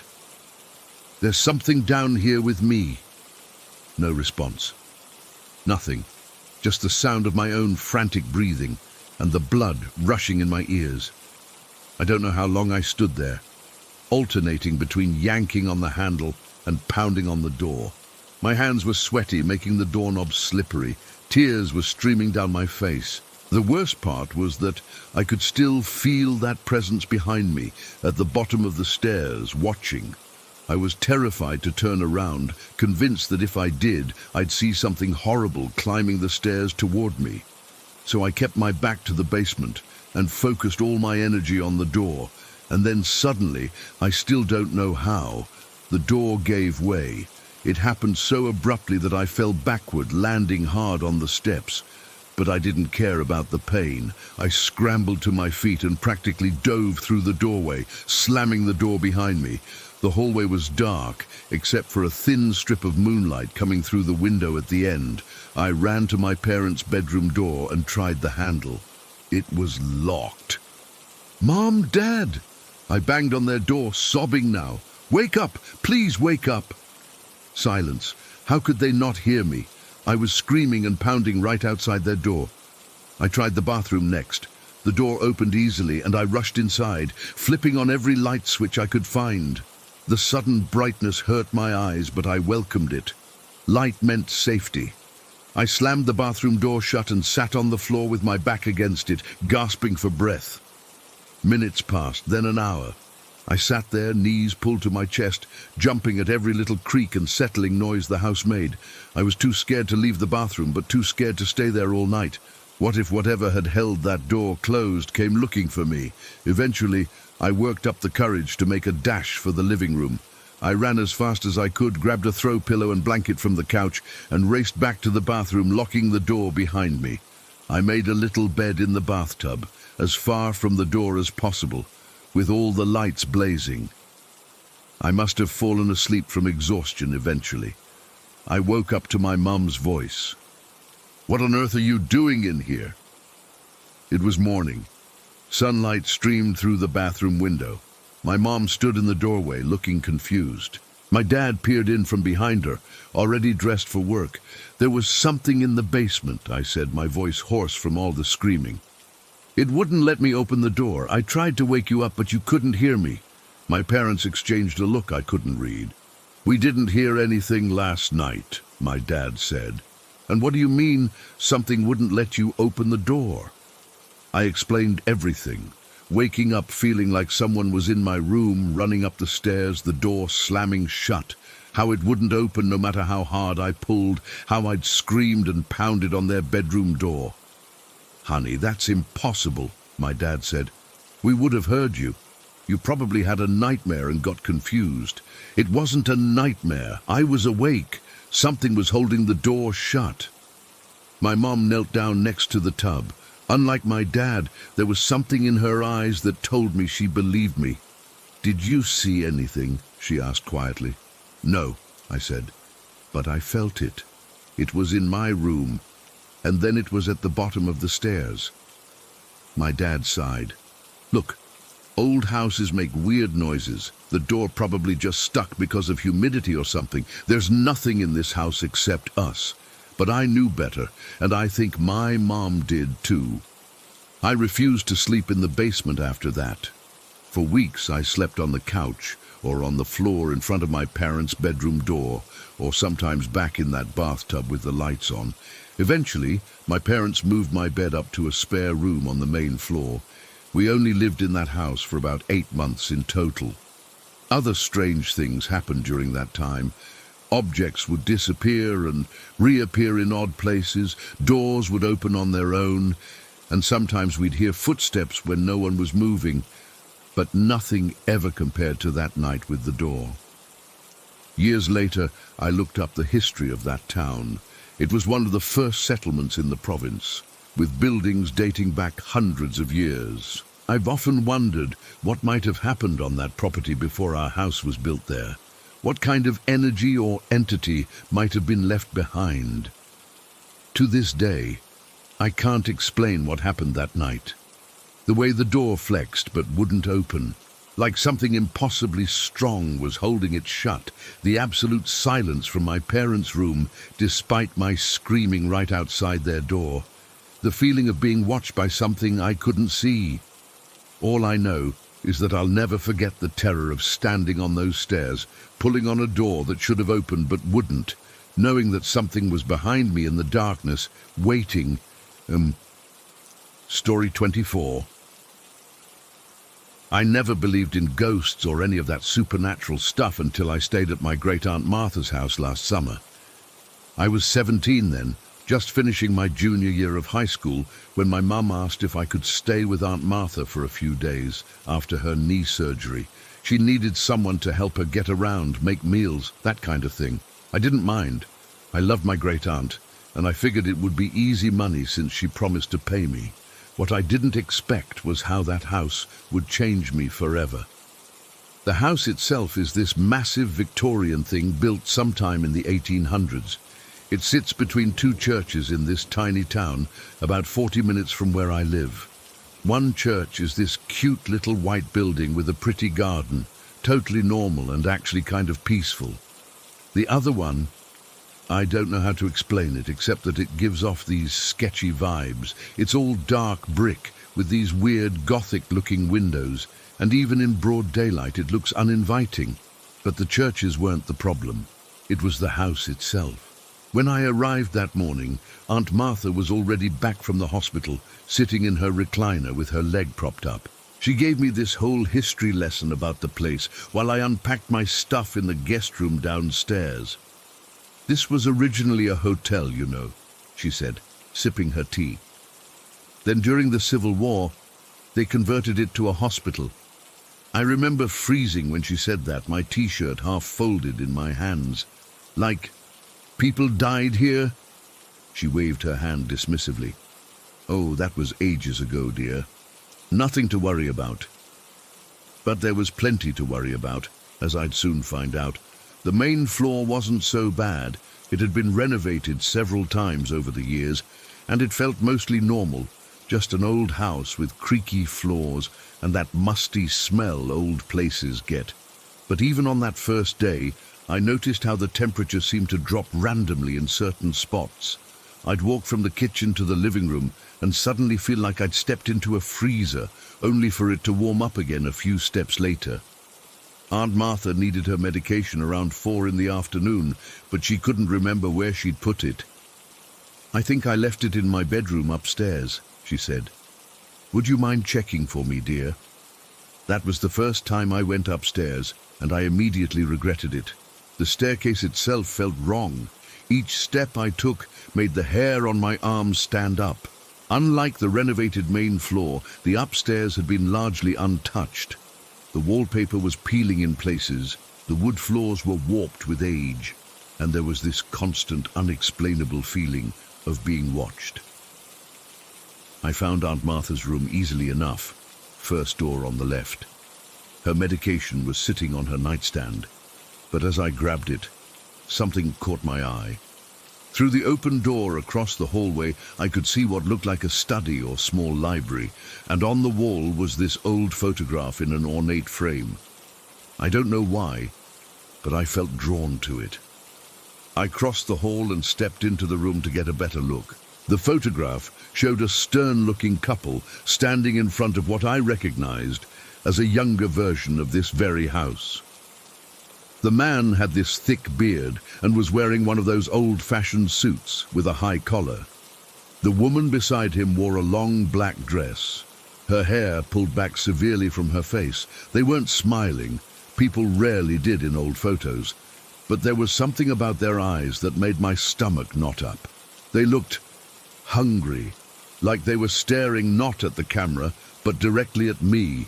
Through time itself, I realized I was holding my breath and had to force myself to exhale. As I turned to leave, I swear I saw the woman's eyes shift slightly in the photograph. Just the tiniest movement, like someone changing their gaze from one part of your face to another. I practically ran down the stairs, nearly dropping the medication. "Are you all right?" Aunt Martha asked when I handed her the pills, my hand visibly shaking. "Who are the people in that photograph upstairs?" I blurted out. Her expression changed subtly.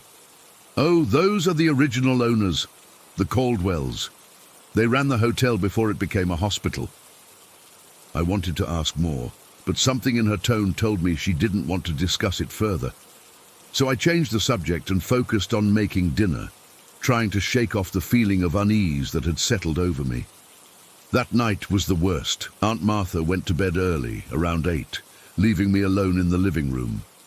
I tried watching TV, but the reception was terrible, just static and occasional glimpses of actual shows. I switched to scrolling through my phone, but the service was spotty too. It was like the house itself was isolating me. Around 10, I heard it for the first time. Footsteps above me, slow, deliberate steps moving from one end of the upstairs hallway to the other. Back and forth, back and forth. I turned the TV volume up, telling myself it was just the house settling, or maybe the wind outside making the old boards creak. But houses don't settle in rhythmic footsteps. I texted my mom, "This house is creepy." She replied almost immediately, "It's just old, honey. Try to get some sleep." Easy for her to say. She wasn't the one hearing phantom footsteps overhead. Around 11, I couldn't take it anymore. I needed to prove to myself that there was nothing upstairs, that my imagination was just running wild. I grabbed my phone, turned on the flashlight, and slowly made my way to the staircase. Each step creaked loudly as I ascended, and I winced at each sound, afraid of waking Aunt Martha. But a bigger part of me was afraid of what might be waiting at the top of the stairs. The upstairs hallway was dark except for the beam from my phone. The footsteps had stopped as soon as I started climbing the stairs, which somehow made it worse. Like whatever was up there knew I was coming and was waiting for me. I checked each room quickly. Guest bedroom, bathroom, linen closet, Aunt Martha's room, which I just peeked into, seeing her sleeping form under the covers. All empty. Finally, I came to the study with the photograph. In the beam of my flashlight, the faces in the photograph seemed even more menacing. The man's eyes appeared to gleam, and the woman's thin lips seemed curved in the slightest smile, different from how I remembered seeing them earlier.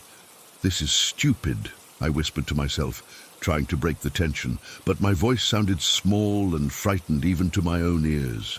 As I turned to leave, my phone light flickered, then went out completely. I frantically tapped the screen, but it had died, despite having over 60% battery just moments before. That's when I felt it. A cold breath on the back of my neck, not like an air conditioning vent or a draft, but the distinct sensation of someone exhaling directly onto my skin. I spun around, but of course no one was there, just the photograph on the wall, those eyes seeming to follow my movement. I backed out of the room, keeping my eyes on the photograph until I was in the hallway. Then I turned and ran for the stairs, no longer caring if I woke Aunt Martha. I slept on the couch that night with all the lights on. The next morning, I felt ridiculous. Sunlight streamed through the windows, birds chirped outside, and Aunt Martha was in good spirits when I helped her to the kitchen for breakfast. "You look exhausted, dear," she commented, as I poured her coffee with shaking hands. "Didn't sleep well?" I almost told her everything then, the footsteps, the photograph, the cold breath. But something stopped me. Maybe it was the way she looked at me, like she already knew what I was going to say. Or maybe I just didn't want to sound crazy. Just not used to the couch, I lied. She nodded, but I got the feeling she didn't believe me. The day passed uneventfully. I helped Aunt Martha with her exercises, made lunch, and even ventured out to the small grocery store a few blocks away. Being outside the house felt like escaping a prison, and I was tempted to just keep walking and never go back. But I couldn't abandon my aunt when she needed me. As evening approached, my dread returned. I made excuses to stay downstairs, close to Aunt Martha. I even offered to sleep in the recliner next to her bed on the main floor so I could hear if she needed anything during the night. "Nonsense," she said firmly. "You take the guest room upstairs tonight. That couch is murder on the back." My heart sank. "Upstairs? But your room is down here." "I'll be fine for one night," she insisted. "Besides, the view from the upstairs guest room is lovely in the morning." I couldn't argue without revealing my fear, so I reluctantly agreed. After helping her to bed, I delayed going upstairs as long as possible. I washed dishes that were already clean, reorganized the medicine cabinet, and even swept the kitchen floor. But eventually, around midnight, I ran out of excuses. The climb up the stairs felt like ascending to my own execution. Each step brought back memories of the night before, the footsteps, the cold breath, those eyes in the photograph. The guest room was directly across from the study where the photograph hung. I entered the room quickly, shut the door behind me, and wedged a chair under the doorknob. The room was cold, despite the summer heat outside. I changed into my pajamas in record time and dove under the covers, pulling them up to my chin like a child afraid of monsters. Sleep didn't come easily. Every creak and groan of the old house had me staring wide-eyed at the ceiling, but eventually exhaustion won out and I drifted off. I don't know what time it was when I woke up, but the room was pitch black. At first, I couldn't figure out what had disturbed me. Then I heard it, the doorknob rattling. Not like someone was trying to get in, but like it was turning back and forth on its own, testing the lock. I lay frozen under the covers, barely breathing. The rattling stopped, and for a moment I thought it was over. Then I heard the chair scraping across the floor, slowly, inch by inch, as if someone was pushing against the door with steady pressure. I watched in horror as the chair moved away from the door, seemingly of its own accord. The door swung open. The hallway beyond was dark, but not empty. Two silhouettes stood there, a man and a woman, their outlines immediately recognizable from the photograph. They didn't enter the room, just stood watching me from the threshold.